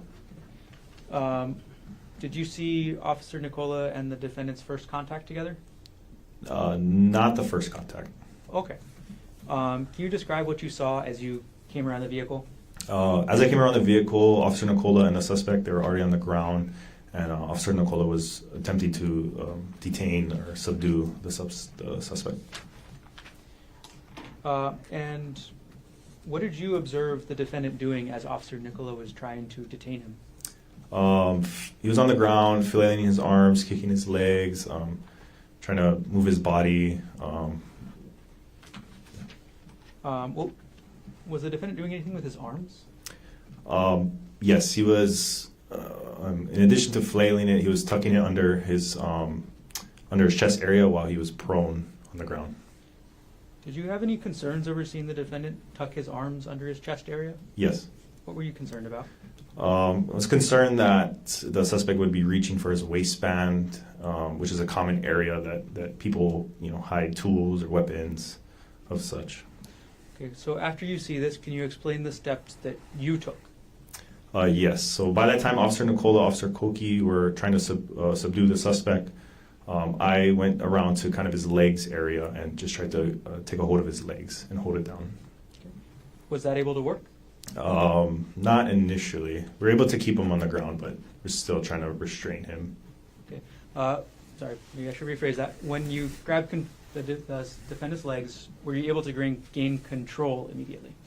No. Okay. What was the defendant doing at that point? That point, you could still feel his body resisting our movements to get him into a handcuffing position. Can you explain then, after that point, the steps that you used to help detain the defendant? So I attempted to grab his arms, but because they were tucked, I wasn't able to grab it. So I delivered a few strikes to his right thigh. And did you refer to those strikes as muscle dysfunctional strikes? Yes. Okay. Can you explain what those words mean? Yes. A muscle dysfunctional strike is a strike used On a part of the body, on the muscle, so that it kind of gives the muscle a stun and you're not able to use it for a few seconds. And where did you deliver those muscle dysfunctional strikes? To his outer thigh area. As you were delivering these dysfunctional strikes, were you saying anything? Please stop. Were you telling him anything else? Stop resisting. Did you tell the defendant what to do with his hands? Place them behind his back. So as you were telling the defendant to stop resisting and to place his hands behind his back, did that work? No.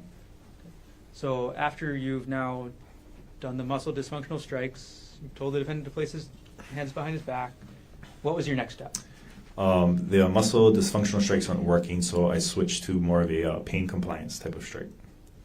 And what's the difference between the muscle dysfunctional strike and the pain compliance strike? The pain compliance strikes are going to target areas such as your ribs. That is so. When you deliver those strikes, you can feel the person kind of lose the will to fight, is what it's called, and they'll. You can feel their level of resistance decreasing. And where did you deliver the pain compliance strikes in this case? To his ribs, right side rib cage. And how many of those strikes did you deliver? Approximately 2 to 3. Were those effective? Yes. So after those pain compliance strikes were effective, did the defendant continue resisting? Very slightly, but we were able to get his arms behind his back. Ultimately, was the defendant apprehended? Yes. Who actually conducted the arrest? The arrest was made by Officer Nicola. Sir Borges, what were you wearing that day? I was in plain clothes attire, which is sort of like a tactical long pants, a plain T-shirt, and a badge on a lanyard around my neck. When you say tactical, is that like military style? It's plain in color, but it's like a 5'11" type of pants, if you're familiar with that. Sir Borges, how tall are you? About 6'3". And on that date, March 24th, 2025, approximately how much did you weigh? 235 pounds. And did everything you testified to occur in the city and county of Honolulu, state of Hawaii? Yes. Thank you. I have no further questions at this time. Cross-examination. Thank you. Good afternoon. Good afternoon. Officer Borges, just a few questions. So you mentioned unmarked vehicle, correct? Yes. No sirens, no HPD soccer mom type of van, yes? Correct. And also not in your uniform, plain clothes, yes? Yes. And as part of that, you were part of the strategic enforcement detail that day, yes? Yes. And so the strategic enforcement detail, HPD, you guys don't wear body cams, correct? Correct. So you're in an unmarked car, you're in plain clothes, no dash cam, correct? Correct. No dash cam, no body cams, and now you come up upon this suspect, yes? Yes. And you understood that by this point that in terms of just some of what was in your head and the actions you took, you understood that there was an allegation that about syringes, yes? Yes. Okay.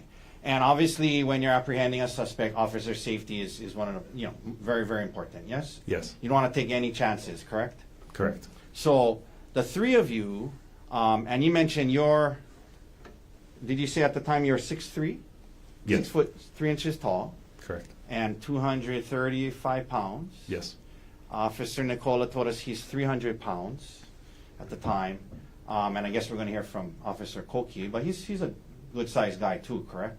Yes. So the three of you get out of the unmarked car in plain clothes, roughly at the same time, and the three of you move towards Gerhardt, correct? Yes. Okay. And you said when you guys do that, getting out and go towards him, you described him, kind of backing away towards the bush area and described what happened, and you described the sequence of events from there.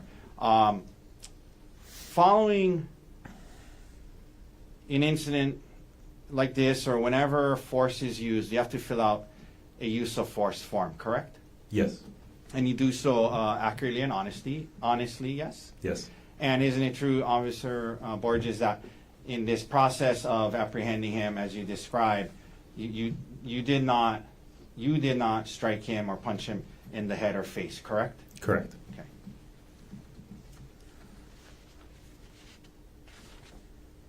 One second.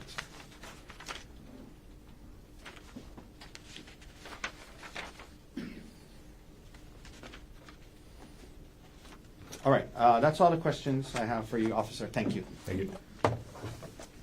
Any redirect?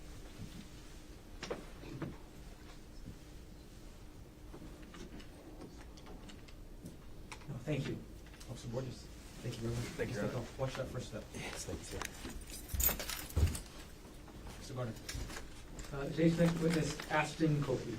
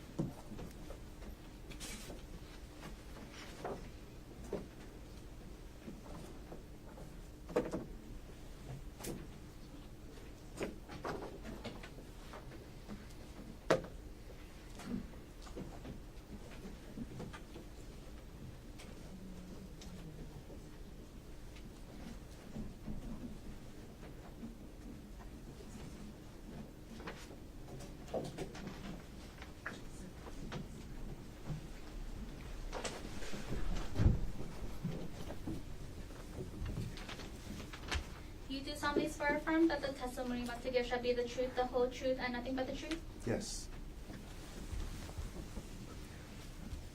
Okay, good afternoon. Afternoon. I guess I see you made it through the traffic. Yes. Okay, could you please state your name for us? Aston Koki. And what's your occupation, Mr. Koki? I'm a police officer with the Honolulu Police Department. Okay, Officer Koki, how long have you been employed by HPD? A little over 7 years now. Were you so employed and on duty on March 24th, 2025? Yes. And on that date, what was your assignment? I was assigned to the Criminal Investigation Division, Strategic Enforcement Detail. Is that also known as SED? Yes, sir. What does SED do? SED is an investigative unit within the Criminal Investigation Division.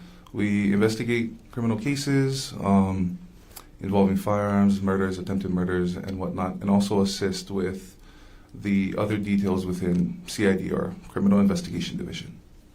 Got it. On around 12:45 p.m. on March 24th, 2025, where were you dispatched to? To the Palipuka Trail. And did you actually go up the trail that day? Yes, I did. Okay. Overall, that whole day, how long did you spend up at the Palipuka Trail area? Roughly about 5 hours. What were you doing up there? We were assisting with canvassing the area for any evidence, and also locating the suspect, attempting to locate the suspect at the time. Were you able to find the suspect during those several hours? No, not during that time we were searching.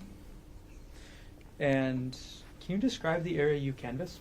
Rocky, a lot of trees, dirt. It was on the hillside near the cliff area of the Pali. Which side was the cliff on, the town side or the windward side? The cliff was on the windward side, so the hillside would have been on our town side. And overall, how big was the cliff on the windward side? It was a big drop.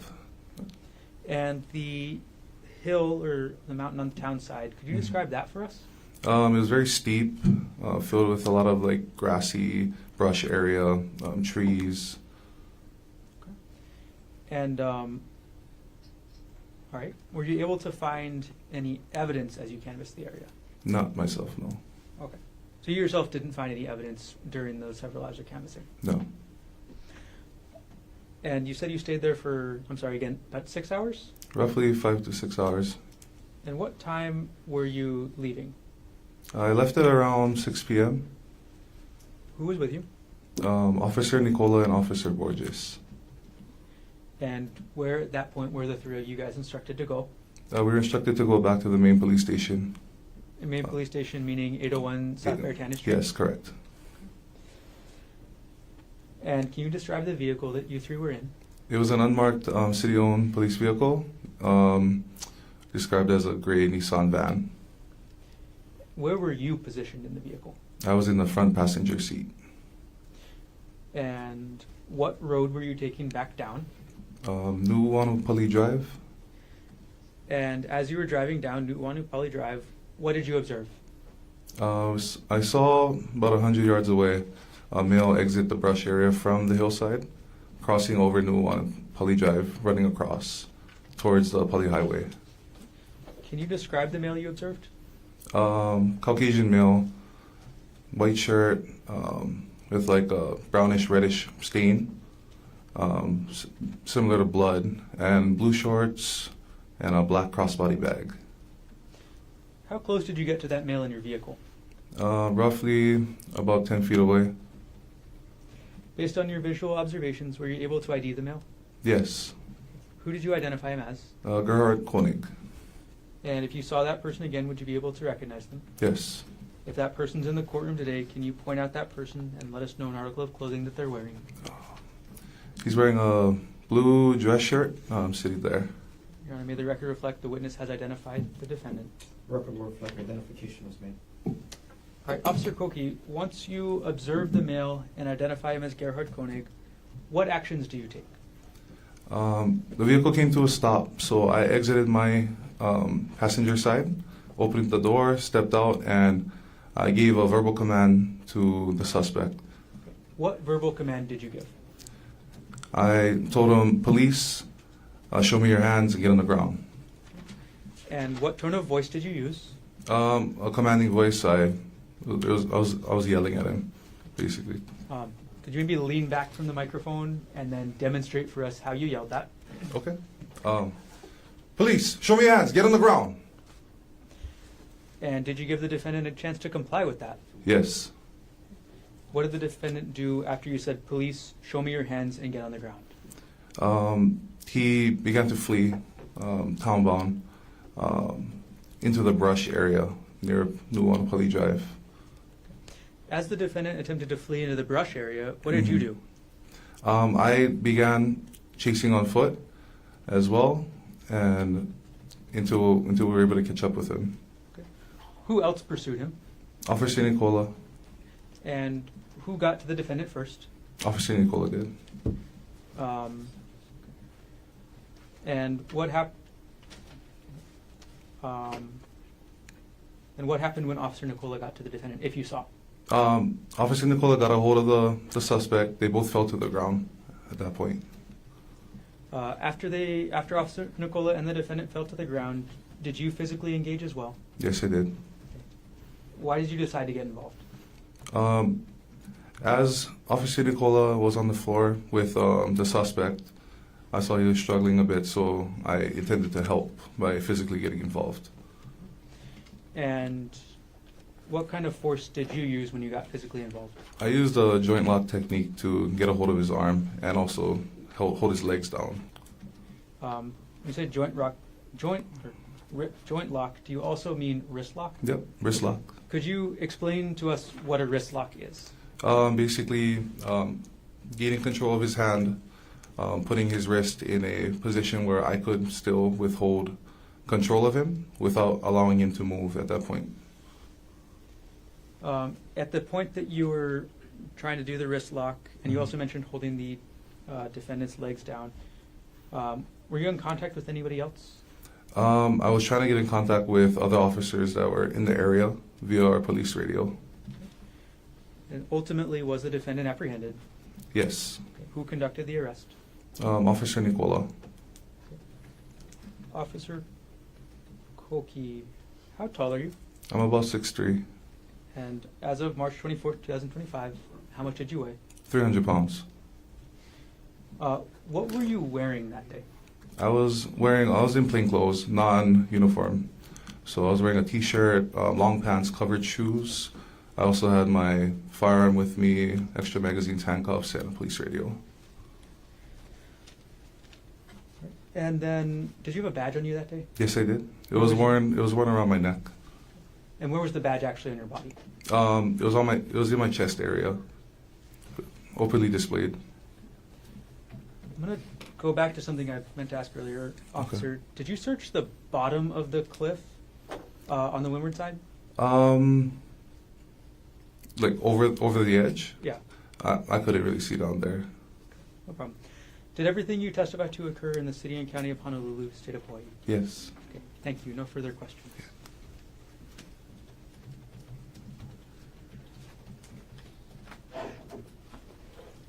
Cross-examination. Good afternoon, Officer Koki. Thanks Sir. for being here. Just a few questions.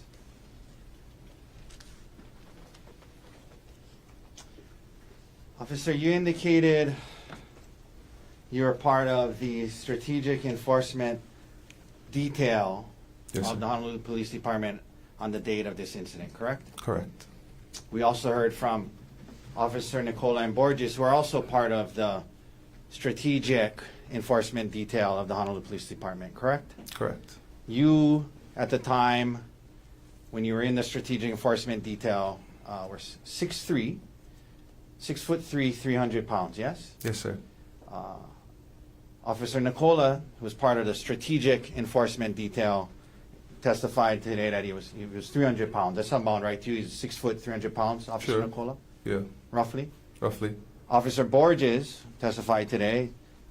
That's your partners, right? You work with them, right? Yes, correct. 6'3", 245 pounds. Sound about right? Yes. Okay, so three of you, 6 foot, 6'3", 6'3", 300 pounds, 245 pounds, 300 pounds, correct?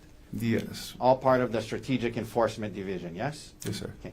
Your Honor, I'd like to ask if he could stand next to Dr. Konig. Okay. Ready? Officer, please come stand down here on this flat ground, please. Okay? So this right here is fine. Good, thank you. Dr. Konig, please stand. Okay? So, okay. You're roughly the same height as Officer Koki? I'm Koki. I'm sorry, as It's okay, it's Officer Borges? Yes. Okay. And 300 pounds, roughly the same weight as Officer Nicola? Yes. Okay. Go ahead, you can have a seat. Thank you. Now, your testimony is that the three of you had some struggles apprehending him, correct? Yes.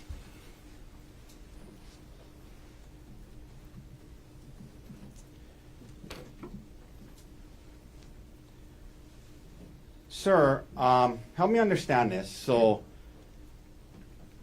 you're coming down in the car on Nuuanu Pali Drive, yes? Yes. And at some point,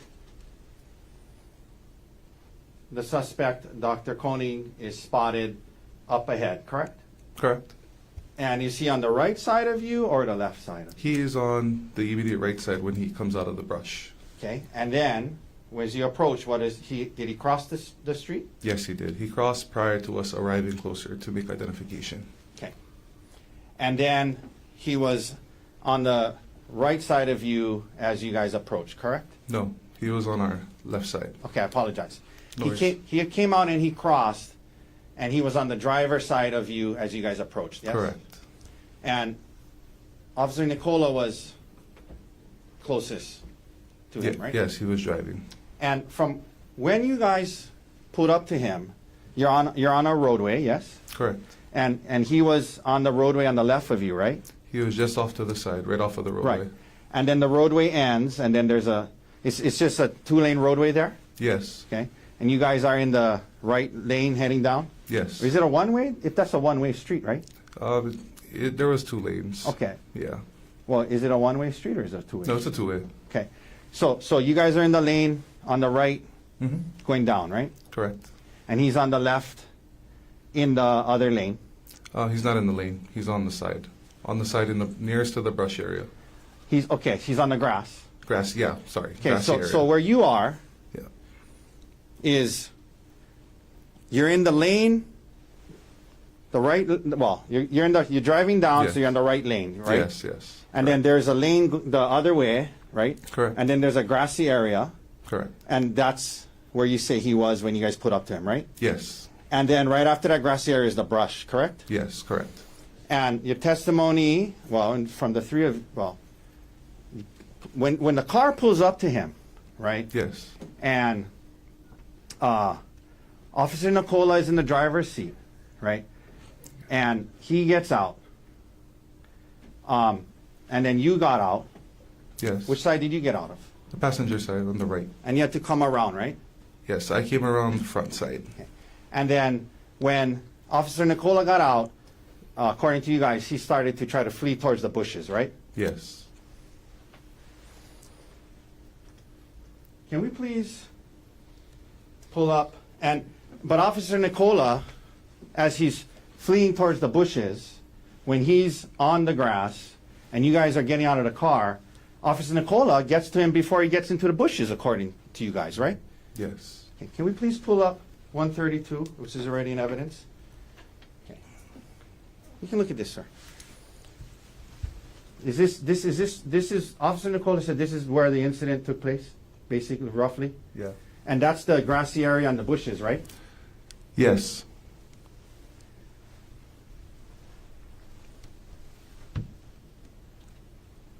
And that's the grassy area he was in, you just said, as you guys approached, right? Yes.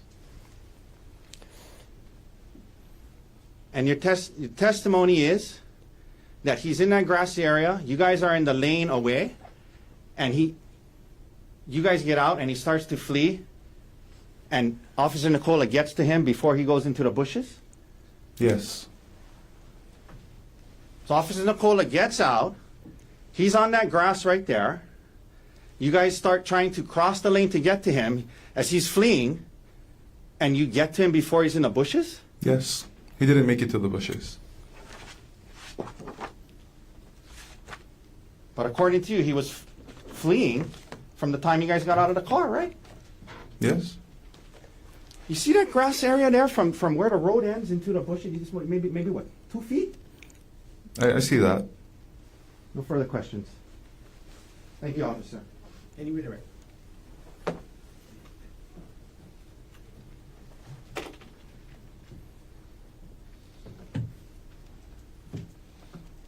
Mr. Koki, how fast are you? I would consider myself pretty fast. Do you play any sports? I played sports. What sport? I played multiple sports, but my main sport was football at the time. What level of football did you get up to? Division One. Who did you play for? I played for UNLV. And what positions you play? I played defensive line. How important is D-line, or how important for a D-lineman is to be quick? Very important. Thank you. No further questions. Yes. Yes. So first of all, it wasn't you who got to him first. It was Officer Nicola, right? Correct. And he's 300 pounds, right? Correct. And no matter how fast you are, if you know from where you are to where I am, do you think I can get to this table before you got to me? Even though you played D1 football, you think I could probably get there before you got to me? Probably, right? Probably. All right. Thank you, sir. Any other questions? No more questions. Thank you. Ladies and gentlemen, let's take our afternoon recess. We'll start back up at 2:45. Leave your notebooks on the chair. All right.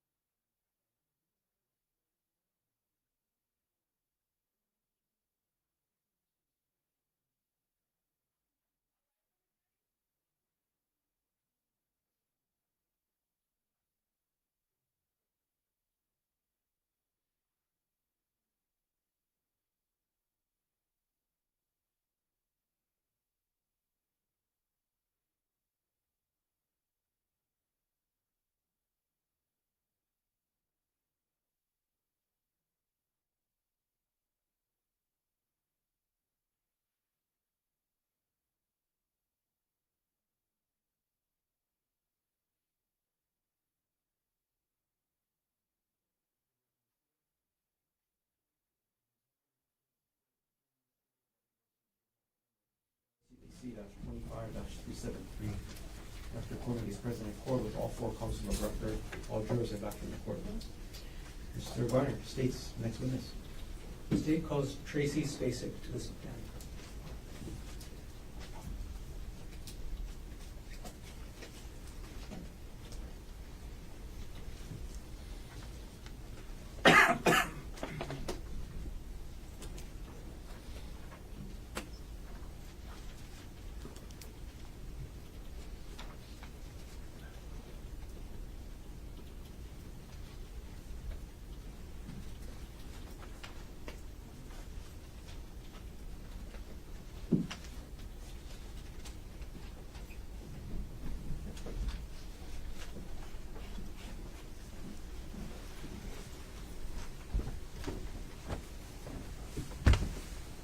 You do solemnly swear or affirm that the testimony about to give shall be the truth, the whole truth, and nothing but the truth? Yes.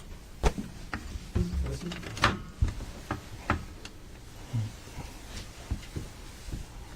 All right, good afternoon.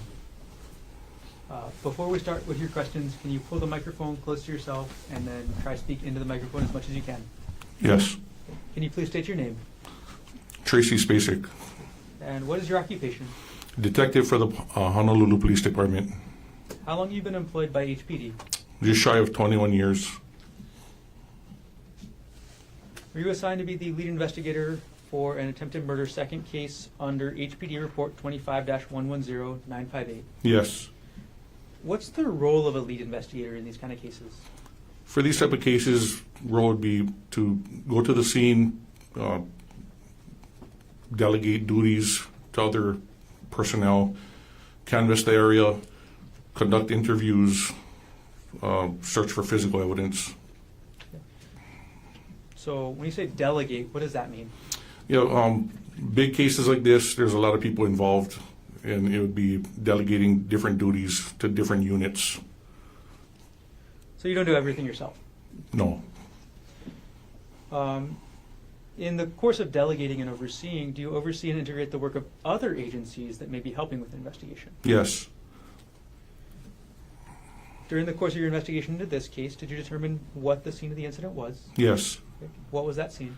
The scene was on the Palipuka Trail, which is located at 5101 Pali Highway, which is the mouth of the trail is just adjacent to the parking lot of the Pali Lookout. Over the course of the investigation, was there any physical evidence recovered from the Palipuka hike? Yes. What was that? Evidence recovered on the actual trail was a cardigan sweater, a rock, and some blood. What appeared to be blood at the time? Yes, what appeared to be blood at the time. Thank you. Correct. Did you actually examine the rock in this case? Yes. Was the rock smooth or jagged? It was jagged. When you examined the rock, where did you retrieve it from? I retrieved it from HPD's evidence room. Okay. And as a detective, are you allowed to enter the HPD evidence room alone to retrieve evidence? No. Who is allowed to enter the HPD evidence room to retrieve evidence? Just the evidence specialists that are assigned there. And the custodians? And the custodians. Right. And was this rock listed as in the evidence room as item number 2 under HPD report 25-110958? Yes. What date and time did you retrieve the rock from the evidence room? I retrieved the rock from the evidence room on March 27, 2025 at about 14:57 hours. And what was your purpose in going to retrieve the rock? My purpose in retrieving the rock was to take photos of it, weigh it, and measure it. Right. And is that what you did? Yes. Detective, I'm going to show you what has been previously marked as State's Exhibit 68 through 71 inclusive. Previously shown to defense counsel, but showing one more time. May I approach the witness? Yes.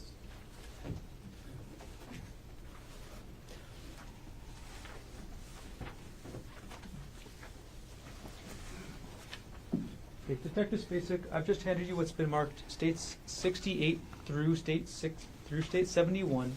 Could you take a look at those exhibits, and when you're done, look up? Are you done? Yes. Okay. Do you recognize what I've handed you? Yes. What are these? These are photos of the rock. And who took these photos? I did. And do these photos fairly and accurately depict the rock as you observed it and were weighing and measuring it on March 27th, 2025? Yes. At this point, the state will move states 68 through 71 into evidence. No objection. What is marked for identification as States Exhibit 68 through 71 received into evidence? Okay. We're going to publish them in a row, Detective. So we're going to start putting state 68 on the screen. Okay. And you can see it up there, but you can also follow the exhibit that you have with you. Okay. What does this photo show, Detective? Shows a photo of the rock, And which part of the rock? the jagged side with blood, well, or what appears to be blood on it. Okay. And why did you take this photo? I just wanted to take this photo just to, so you can see the side of the rock that possibly had made contact with human skin. Okay. We're going to now publish States Exhibit 69. Detective Spacek, what does this photo show?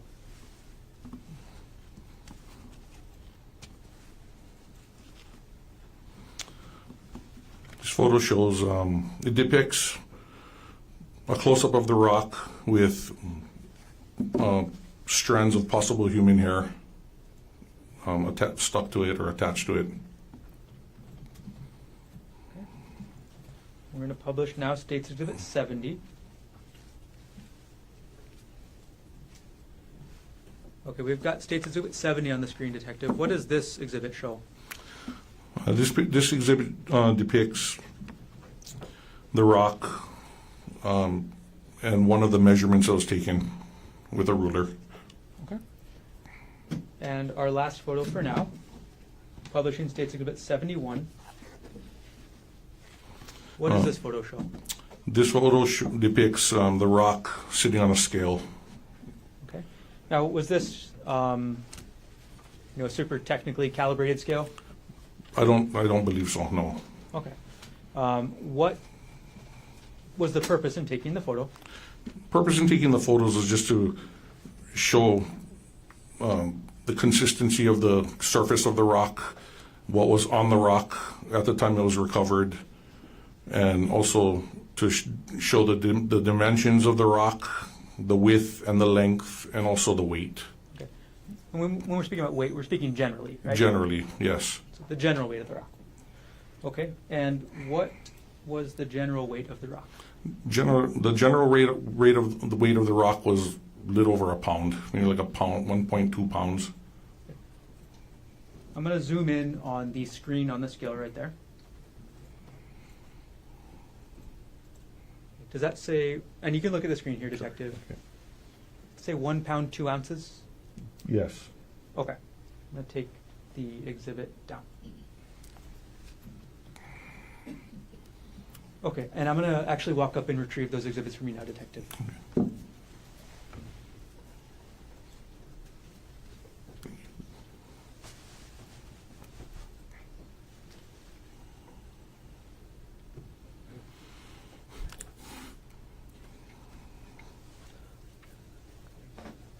Okay, so after you took these photos of the rock on March 27th, 2025, what did you do with it?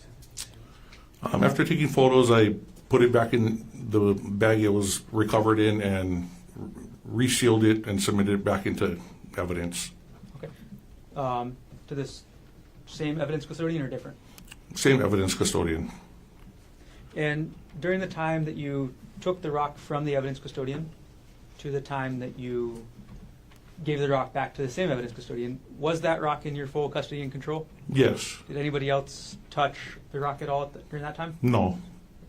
And during that time, did you tamper with, alter, substitute anything on the rock? No. Were you wearing gloves? Yes. And how did you package the rock before you gave it back to the evidence specialist? I placed it back into the bag that it came in and I resealed it. With new evidence tape? Yes. All right. In this case, in addition to the evidence that you talked over that was recovered so far, Did you recover any evidence yourself? Yes. What did you recover? I recovered a black Patagonia backpack, or like a side bag type of, yeah, it's like a sling bag type of bag. Got it. And can you describe for us the circumstances of how you recovered that? Yes. After the suspect was arrested at the scene, or just a little bit lower than the scene, I recovered the backpack or that bag from Officer Chun Nicola. Okay. After you recovered that bag from Officer Nicola, what did you do with it? When he handed it to me, it was already in a brown bag. I recovered the bag and took it back to when I went back to the station, I sealed up the bag, labeled it, and secured it in my drawer, my office drawer, that can be locked with a key. Got it. All right, Detective Spacek, I'm going to now approach with what's been marked as State's Exhibit 72, showing to Defense Counsel. May I approach, Your Honor? Yes.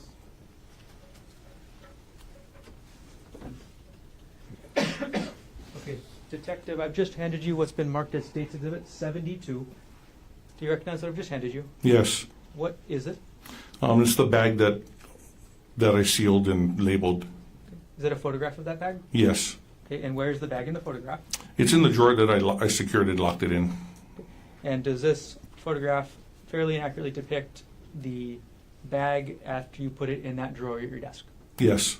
At this point, the state moves Exhibit 72, State 72, into evidence. Mr. Otake. No objection. What has been marked for identification as State's Exhibit 72 is received into evidence. Okay, and Detective, I'm going to put it up on the screen next to you and ask a couple questions.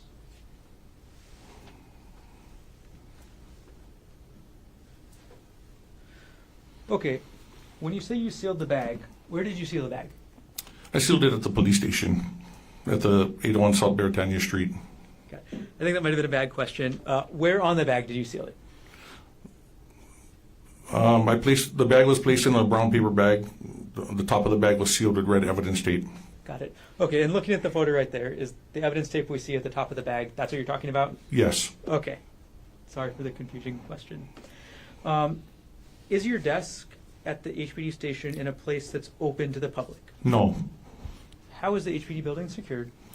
The HPD police station in Honolulu is secured with numerous electronic doors that have to be accessed with a key access card. Do members of the public have those kind of key access cards? No. And from the time did you say you locked this drawer as well? Yes. From the time you locked the bag in that drawer to the time that you eventually retrieved it from that drawer, when you retrieved it, was the seal still intact? Yes. Okay. During your investigation in the case, did you end up executing a search warrant on the black bag contained in the photo we see now? Yes. Okay. I'm going to approach now with State Exhibits 73 through 86. Show them to Defense Counsel. Okay, previously shown to Defense Counsel. May I approach? Yes. Excuse me.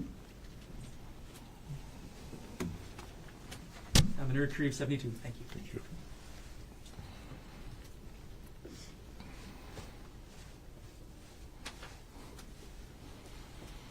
Okay, Detective Spacek, I've handed you what's been marked as State's Exhibit 73 through 86. Could you take a minute and flip through and make sure you see every exhibit?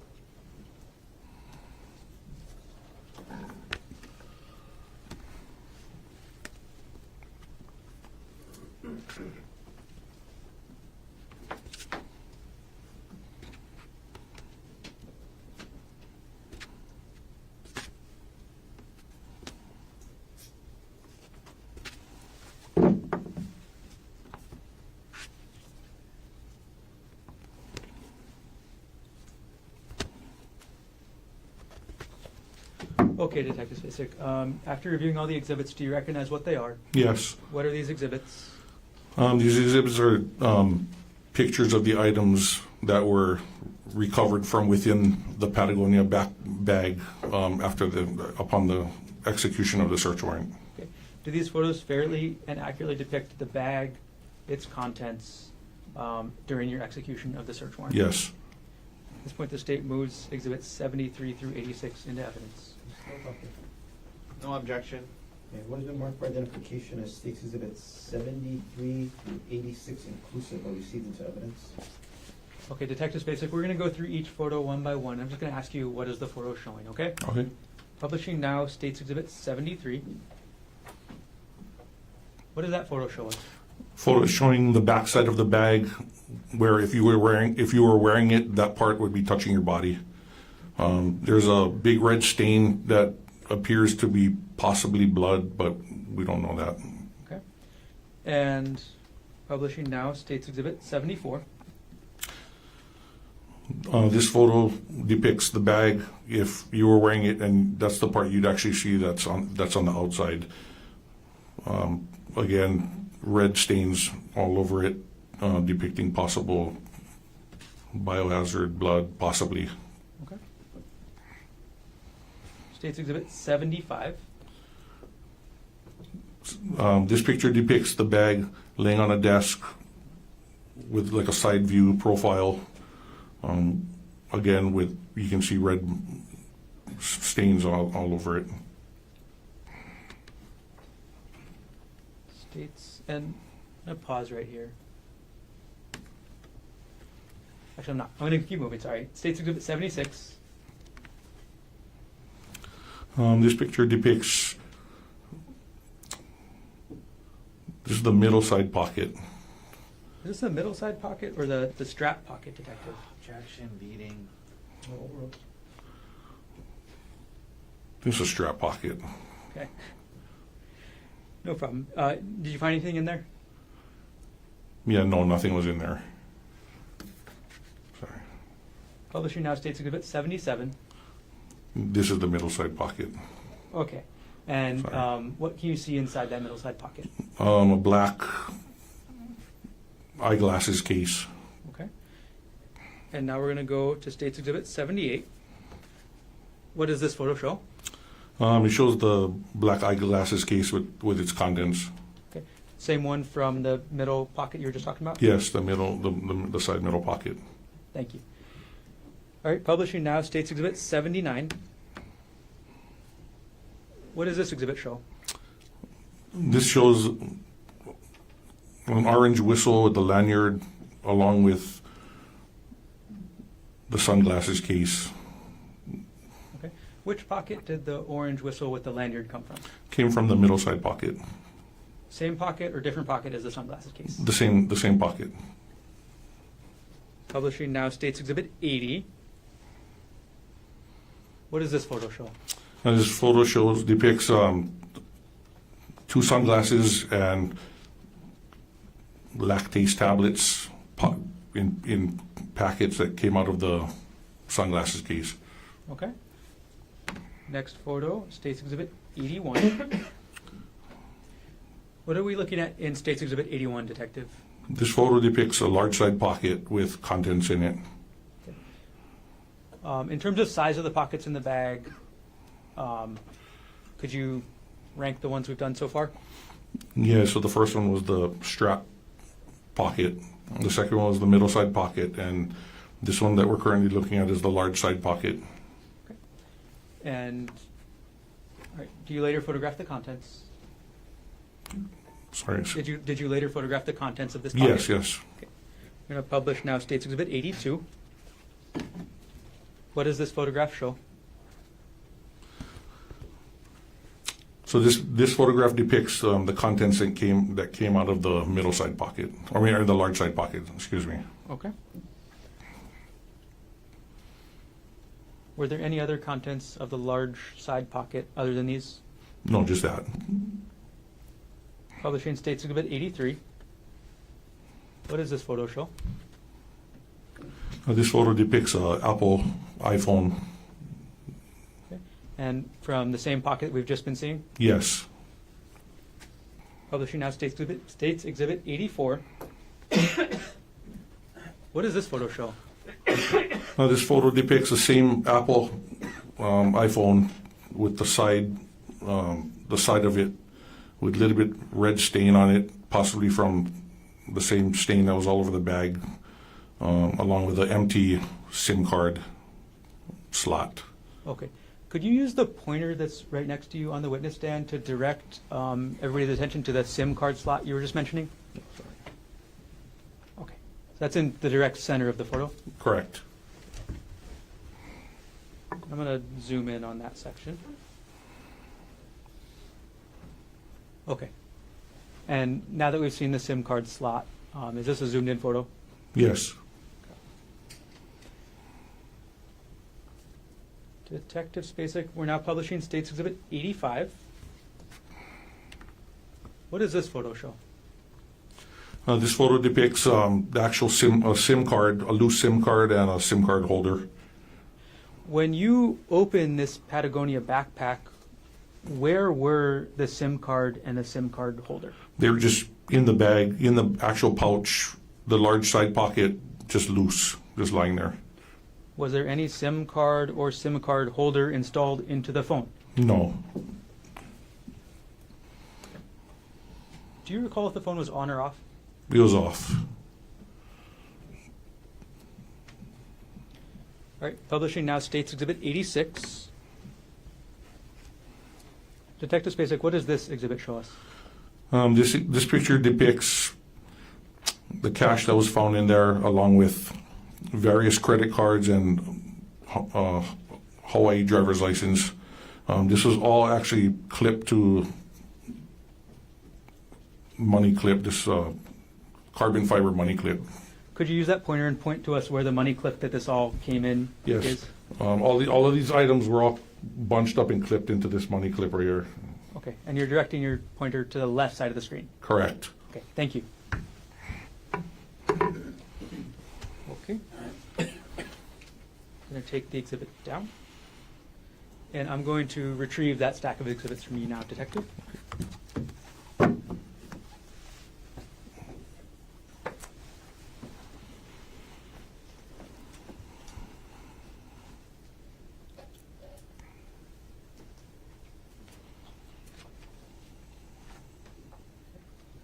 Detective Spacek, did you recover any syringe from that black Patagonia backpack?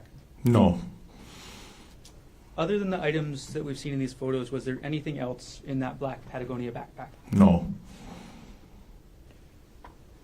Detective Spacek, with regards to the iPhone and the SIM card that you found in the backpack, did you take any other action regarding these items during your investigation? Yes. Okay, what did you do about the SIM card and the iPhone?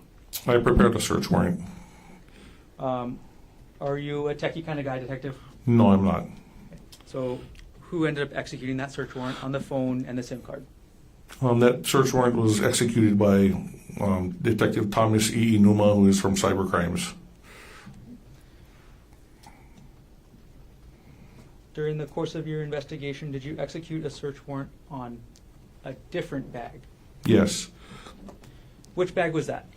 This other bag was a black Nike fanny bag. And how did the Honolulu Police Department end up coming into possession of that black Nike fanny bag? We were notified that Ariel Konig discovered the bag at her residence in Maui, and she, after discovering after she discovered what was in it or whatever, she ended up notifying Maui Police Department, who then recovered it as evidence, and that's how it ended up getting shipped to us. Okay. Did HPD give the Maui Police any directions? Yes. Okay, what did you direct the Maui Police to do? If they could, if their evidence custodians or specialists could box it up and ship it to us. Okay. And did you actually inspect the shipment that was gotten back? Yes. Okay.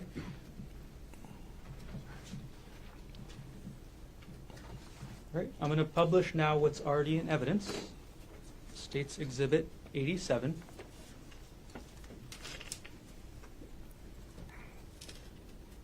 Detective Spacek, I'm so sorry. It's now on the screen. Do you recognize what this is? Yes. Okay, what is this? That is the box that the stuff was shipped over from the Maui PD. Okay, And I'm sorry, Detective, I'm going to actually approach and hand you hard copies of the exhibits as well, so you can look through them along with us on the screen. Okay. Thank you. Detective Spacek, what are those blue things on the box? That's evidence tape. When you received the box, was any of the evidence tape broken? No, it wasn't. All right, we'll now publish State's Exhibit 88. What does this exhibit show? This photo depicts the actual Nike bag itself. I'm going to publish State's Exhibit 89. What does this photo depict? This depicts a close-up of the Nike bag's the most outside pocket with stuff in it. Okay. The contents of the pocket. The contents of the pocket. Publishing now State's Exhibit 90. What does this photo show? This photo depicts the stuff that came, the contents that came out of that most outside pocket. We're going to move on, Detective, to State's Exhibit 91. What does this exhibit show? It shows a packaged medical type. I don't know if it's a needle or some kind of something, but it's some kind of medical, like for medical use. Okay. And before we go further in anything medical, are you a doctor? No, I'm not. Do you know the technical terms for medical things? No. Okay. I'll just ask you to do your best, Detective, okay? Okay. All right. Publishing now State's Exhibit 92. What is this? This is the front side of the item that was from the previous photo, and it's just the packaging and the label of what it is. Okay.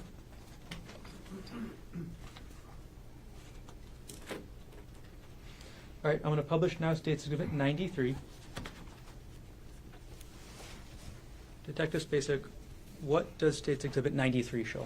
This one depicts in the big pocket, just a bunch bags and a bunch of medical supplies.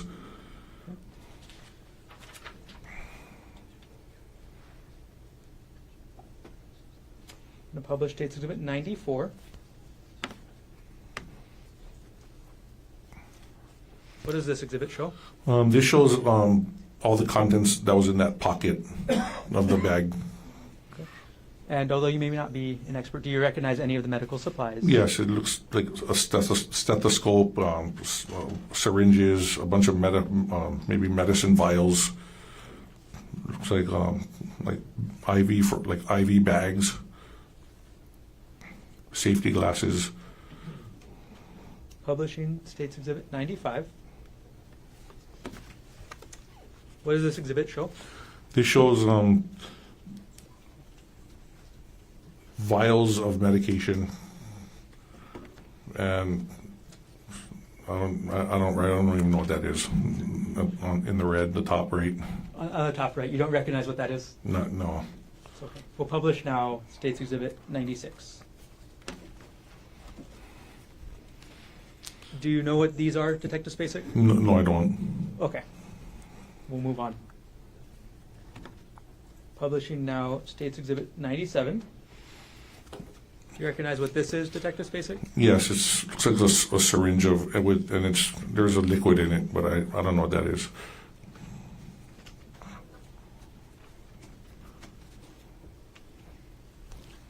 Publishing now State's Exhibit 98. Could you tell us what this exhibit shows?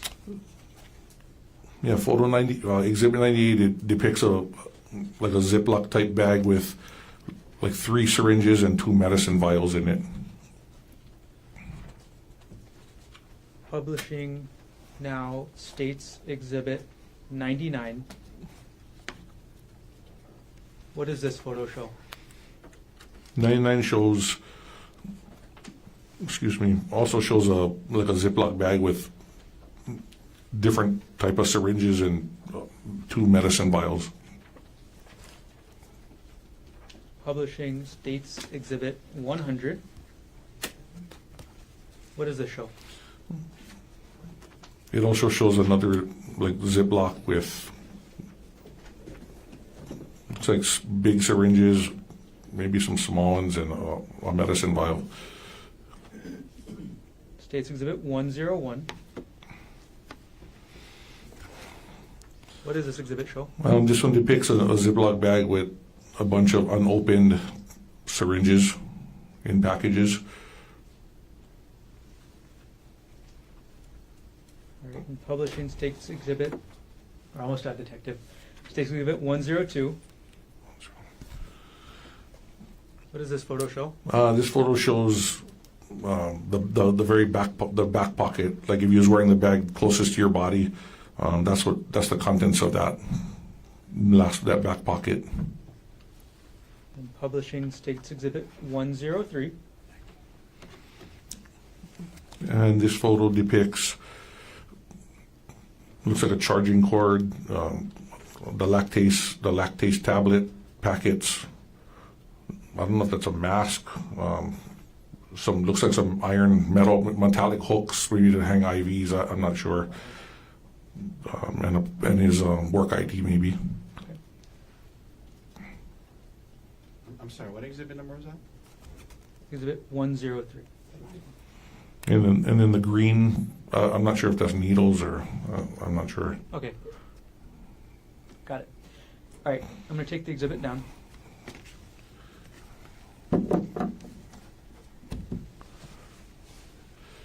Okay.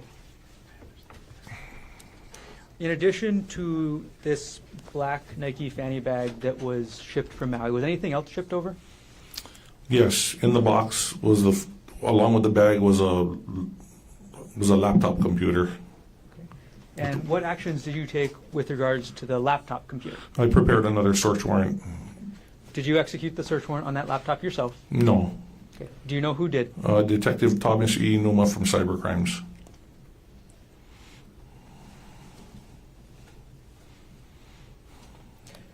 All right, I'm going to collect those exhibits I just handed you, Detective.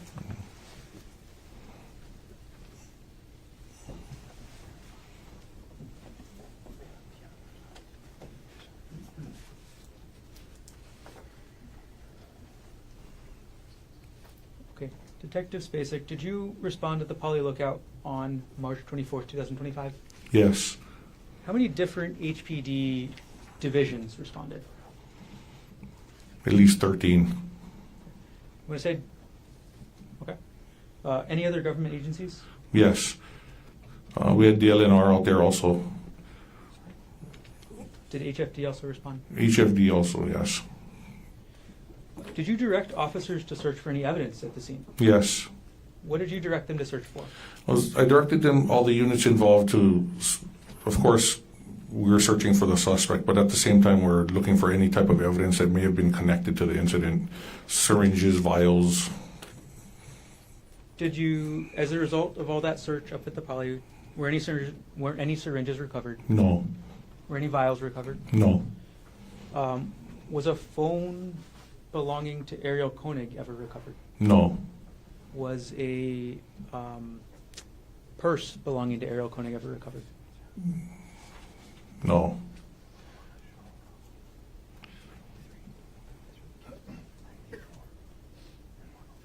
When defendant was arrested, were any syringes found on his person? No. Did you order the officers to search the bottom of the cliff or the bottom of the Poly on the windward side? Yes. But we were unable to do so because just the area where it's situated, in order for anybody to go down there, they'd either have to rappel, which was way too high, or just be inserted by helicopter or hike in. But if we was to hike in, it would probably take several hours to even get in there. You'd have to cut a path. It would have been hard. Is there any trails that you're aware of that go to the bottom of that cliff? No.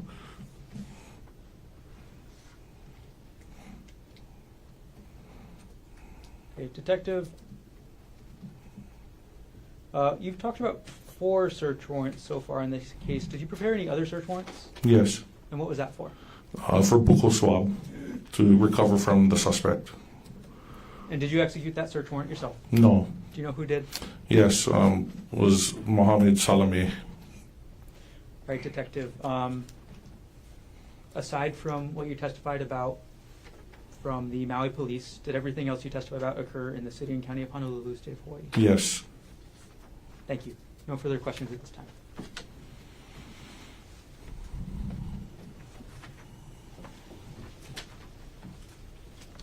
Cross-examination. Good afternoon, Detective Spacek. Just a few questions.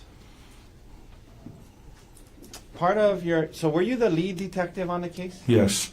So part of your job was to kind of decide who to interview, and as part of it is you decide which witnesses we should follow up with an interview, correct? Yes. And then that way you establish contact with them, you have their contact information. If you need to subpoena them to come or testify, then at least you're in touch with them too, right? Yes. Did you interview a man in this case by the name of Jeff Miller? Yes. And you interviewed him, you had his cell phone, his address, and, Yes. and you talked to him, yes? Yes. Okay. Now, you talked about collecting evidence and documenting it. Did you go hike up the trail that day? No. Okay. But you sent evidence specialists to go up there and take some photos of the rock, right? Yes. And she took photos of the rock, right? Yes. Were you aware, as the lead detective, that another officer had moved the rock around before she photographed it? I was aware that it wasn't in the place that it should have been when she photoed it. You were aware that it was not in the place that it should have been when she photographed it, right? Well, I was aware that where she photoed it, it wasn't where supposedly it originally was. Okay. Did you document that in your report in any way, sir? No.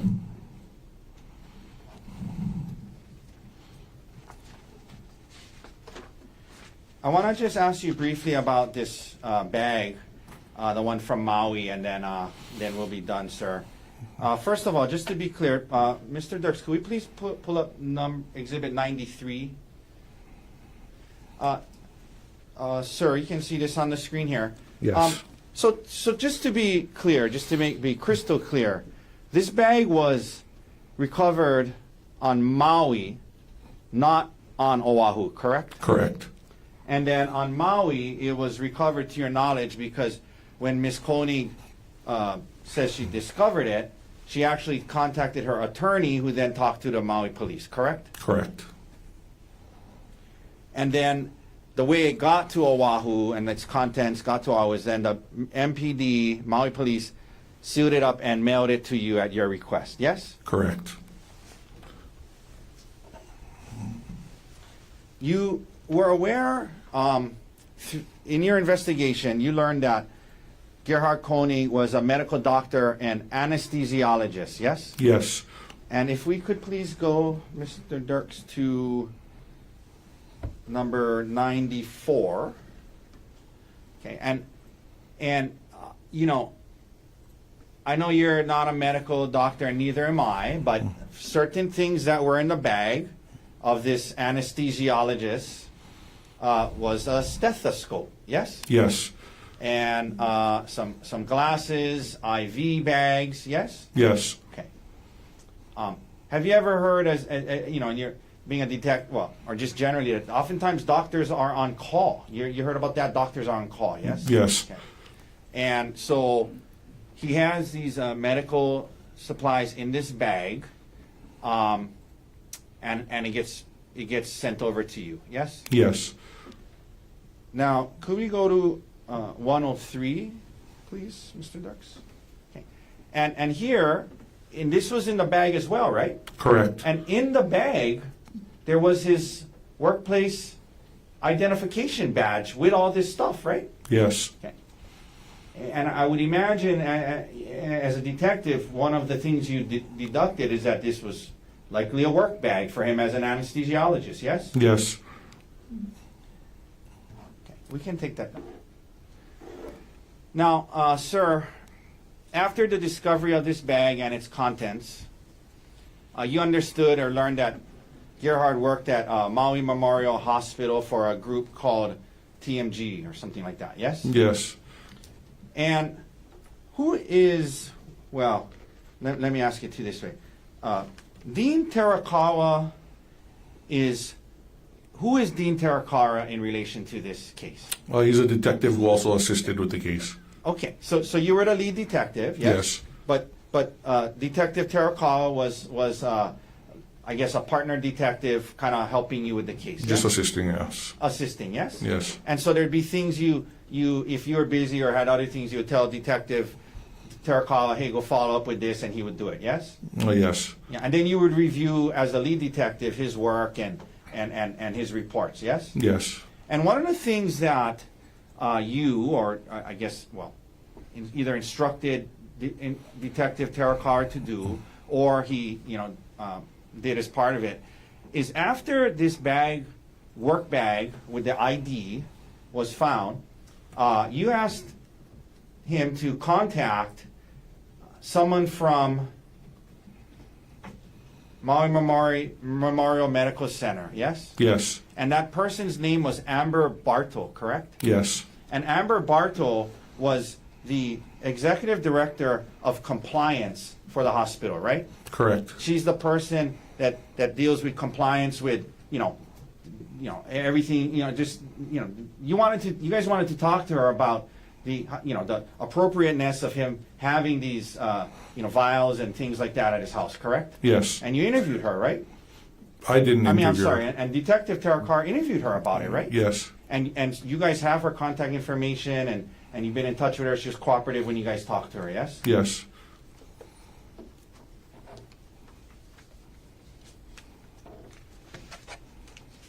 One second, Detective.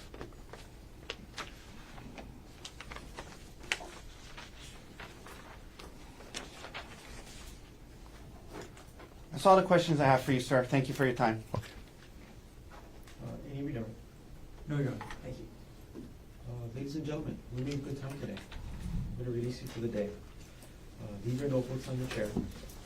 No trial tomorrow, for sure. Today's the holiday. I will ask you to come back on Friday. So we'll continue on Friday, 9:30. Come up to the 4th floor. Between now and when you come back, don't talk to anybody about this case. Keep an open mind. Do not try to learn about this case outside of the courtroom. You see the cameras. Don't watch any media. There's reporting on it. Turn off the TV or walk out of the room if it starts to come onto the TV. I hope all of you have a safe drive home. I hope you enjoy and actually get some time off tomorrow. We'll see you all on Friday morning. All rise.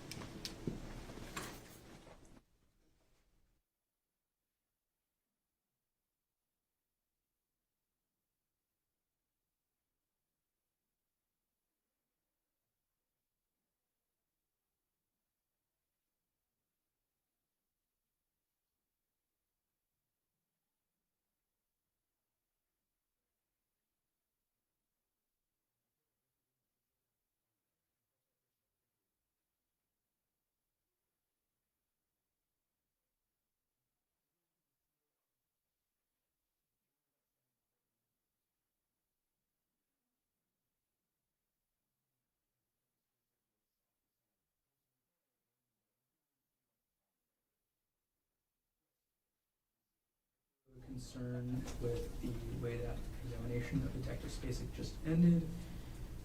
At the motions eliminated hearing, Your Honor, the state was allowed to introduce the photos of the contents of Dr. Konig's bag, the Nike fanny pack from Maui, for the purpose of showing the defendant's actual possession of syringes and vials. At that hearing, the state did disclose to the court and argued, so the court should be aware that Ms. Barto did provide a statement about Maui Medical's or their requirements for how anesthesiologists will get those syringes and vials for each case. And what Ms. Barto told the police was not, it's okay for Dr. Konig to have those things. What she said is that each anesthesiologist will remove those items from what's called the Pyxis cart on a case-by-case basis. Now, the court excluded the state from getting into that, and I understand the court's reasoning. It was a prior bad act, right? Or could be conceived as a prior bad act. Yes. But now, with the examination and the way the questions came out, it was heavily implied to the jury that Ms. Bartow is cooperative and would somehow testify that the defendant had absolute permission from Maui Memorial Medical to have those items. So I am asking the court to revisit that issue. If I may, what was turned over in discovery is this, and I'll read it to you. Dear Detective Terracal, I'm following up regarding an organizational review you had requested regarding our facilities policies. There are barcodes on all medication that are still in their commercial vials. We have 2 policies that govern how drugs are stored and accessed. Automated dispensing cabinet and controlled substances. There is not a specific policy for anesthesiologists. Within the policies address authorized access, distribution, handling, and the audit reconciliation. Since anesthesiologists are normally accessing the anesthesia Pyxis cart, during a procedure, they log into the Pyxis using their bio ID and it unlocks. They input what they're taking out of the Pyxis, document Pyxis transaction, and document in the electronic health record what they're administering to the patient. All of the meds on the list provided are non-controlled, and then it lists the meds. Please let me know if you also receive feedback on if the prosecutor, wants to do a search warrant for the locker in the facility. If you have clarifications, let me know. That's what we were provided, that there's no policy and that there was no policy violation, at least that she indicated. So simply asking him, he brought up what the detective did as part of this investigation. So I'm just following up on who else he interviewed, such as Jeff Miller and Amber Bartow. So, and he could have objected if he thought it was a problem, and he didn't. So that's all I asked is if he interviewed her, she was the compliance person, if he interviewed her. That doesn't now open the door to prior bad acts or anything like that. Anything else to add, Mr. Carter? I think the word using the phrase "opening the door" is not correct. Opening the door is involved with the entrance of evidence that's inadmissible. And I'm not saying that what Mr. Otake was asking is, I'm not arguing that what he was saying was inadmissible. What I'm saying is it does make relevant, and it's essentially using the motions in limine ruling of this court as a sword rather than a shield. So that's the issue that's here. No, I understand the argument, because the impression is left that Ms. Bartow believed that this was complying with hospital policy. I never asked that. I understand. But at this point in time, the court's not going to take any further action. If there is other evidence that makes possession of the vials or medication and compliance with hospital policy relevant, then we can revisit the issue at that point in time. I'm happy to revisit in the future if that happens. I'll also probably raise before closing an argument. I'm sorry? I'll also probably raise before closing whether this is something that should be argued at this point as well. Say that again, Mr. Martin. I'll raise before closing whether there should be any limitations on the type of argument with regards to that type of evidence. Oh, I understand, yes. Okay. Anything else you want to take up on record? Nothing else. How about you, Mr. Otake? On record before Friday,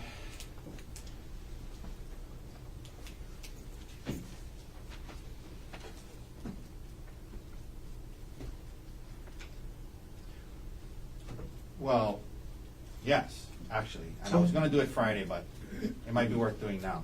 Sure. As the court is well aware, one of the main discovery rules is that we need to be provided with any statements of the defendant.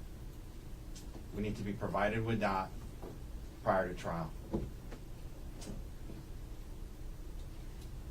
I believe that Emil Konig will be testifying potentially on Friday.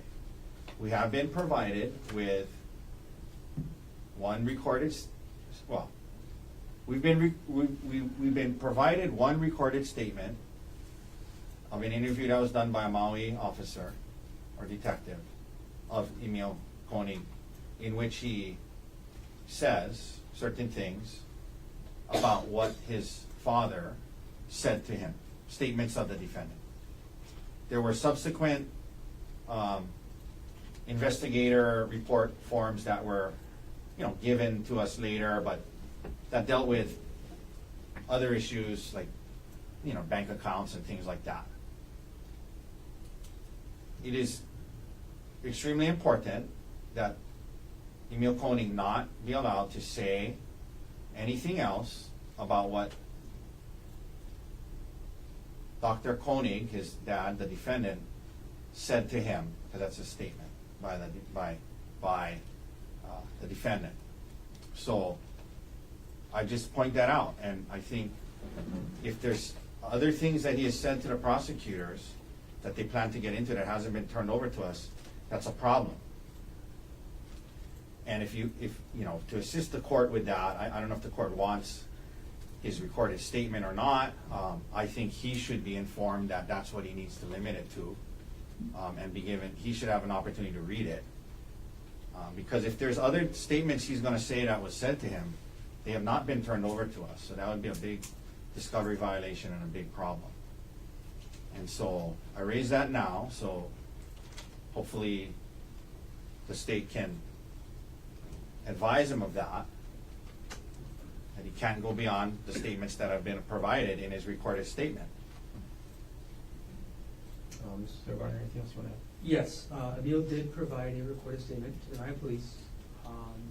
He also told several other people what he heard the defendant say that day, and Emil's characterizations of that conversation regarding that have been turned over to the defense. So the other places those are from is from Peter Mast, Judith Mast, and Jessica Patella Ray.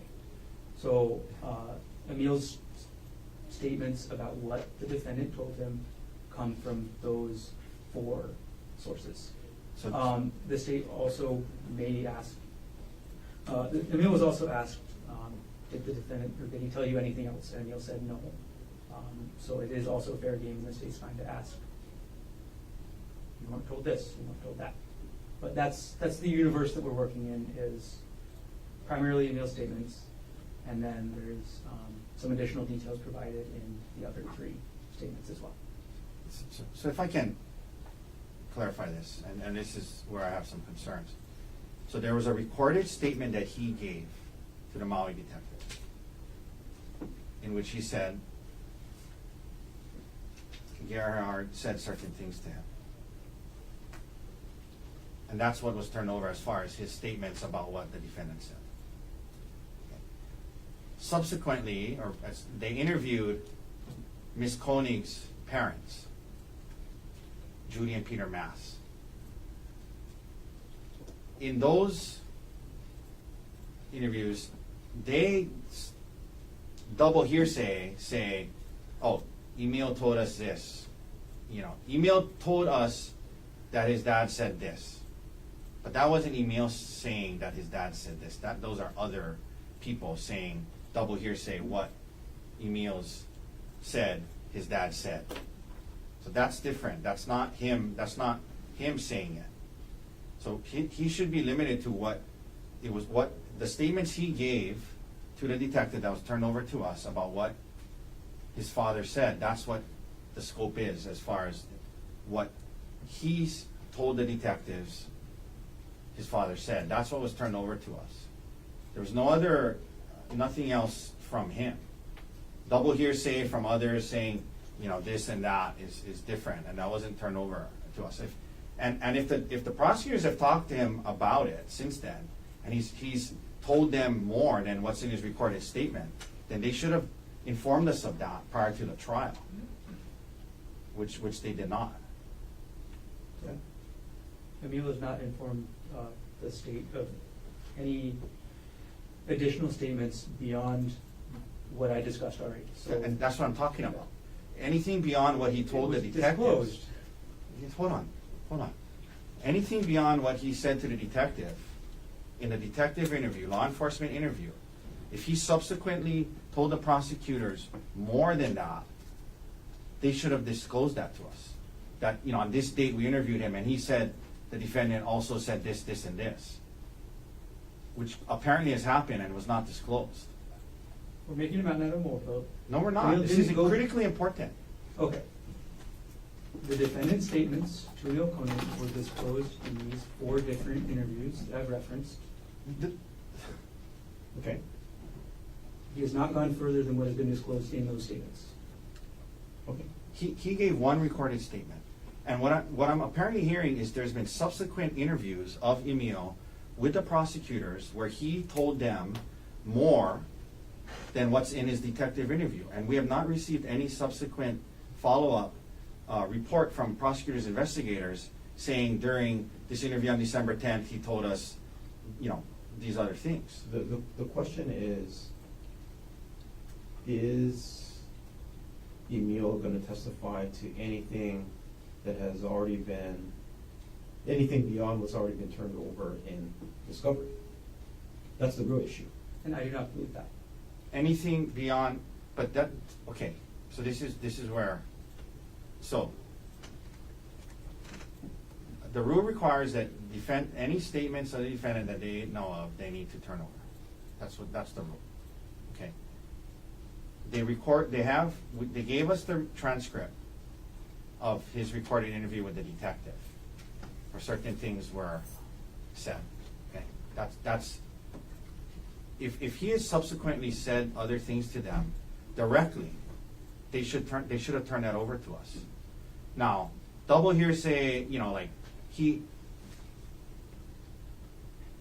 Ari's parents saying, oh, he told us that Gerhardt said this, is double hearsay. It's not directly from him. If they followed up with him on that, and then he told them again on, you know, November 10th, December 10th, in phone calls with the prosecutors, that he said more than what was in the detective interview, they should have told us that. That should have been produced. If it's anything new, I agree. And here's the rule. It's new because if it's directly from him, it's new. It was never directly from him. It was always double hearsay. This is what the rule requires. Any written or recorded statements and the substance of any oral statements made by the defendant needs to be turned over as part of disclosure by the prosecution. Anything beyond that, the court already ruled, granting defendant's motion in limine, it's paragraph number 9 that actually cites that rule, will prohibit the prosecuting attorney from using during trial any undisclosed statements, written or oral, beyond that of Rule 16b(1)(2), which I just cited. And I think we're going to follow that, right? So what needs to be turned over is any written or recorded statements of Dr. Konig, as well as the substance of any other oral statements that he might have made. And if it's in the discovery, that's going to be the substance of the oral statements. That's why I asked, is there anything beyond what has already been turned over? And if the answer is no. The answer is no. And if there is anything else beyond the substance, then that's going to get precluded by the court's motion in limine ruling. The court wants to review the transcripts I've been discussing where it states 172, 174, 176, 178. Wait, I'm sorry, 172, 174, 176? 178. Do I really need to do that? No, I'm just pointing them out if we need to reference them later. Okay.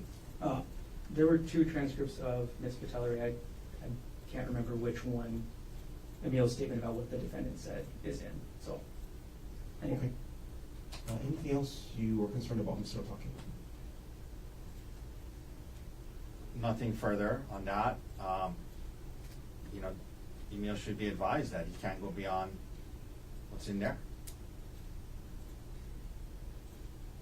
Do you want Mr. If there's a concern, do you want Mr. Garner to lead? You can think about that. Well, I just want him to be advised that he can't just blurt out things that he's never told anyone yet about it. Well, I'm not saying I don't want Mr. Garner to lead, but I want Emil to just be advised that the scope of his testimony is limited to now what Mr. Garner has indicated. That's all. Yeah, the order has granted defendant's request, prohibiting the state from using any undisclosed statements of the defendant. We're gonna follow that. No, I understand, and I just want him to know that. That's all. Okay. Thank you. Then, counsel, thank you. We'll adjourn for the day. Is there anything else we need to take up off record before I let you go? I'll just Off record, that is. scheduling off record. Yeah, we can do that up at the bench. Okay. Thanks, Mike.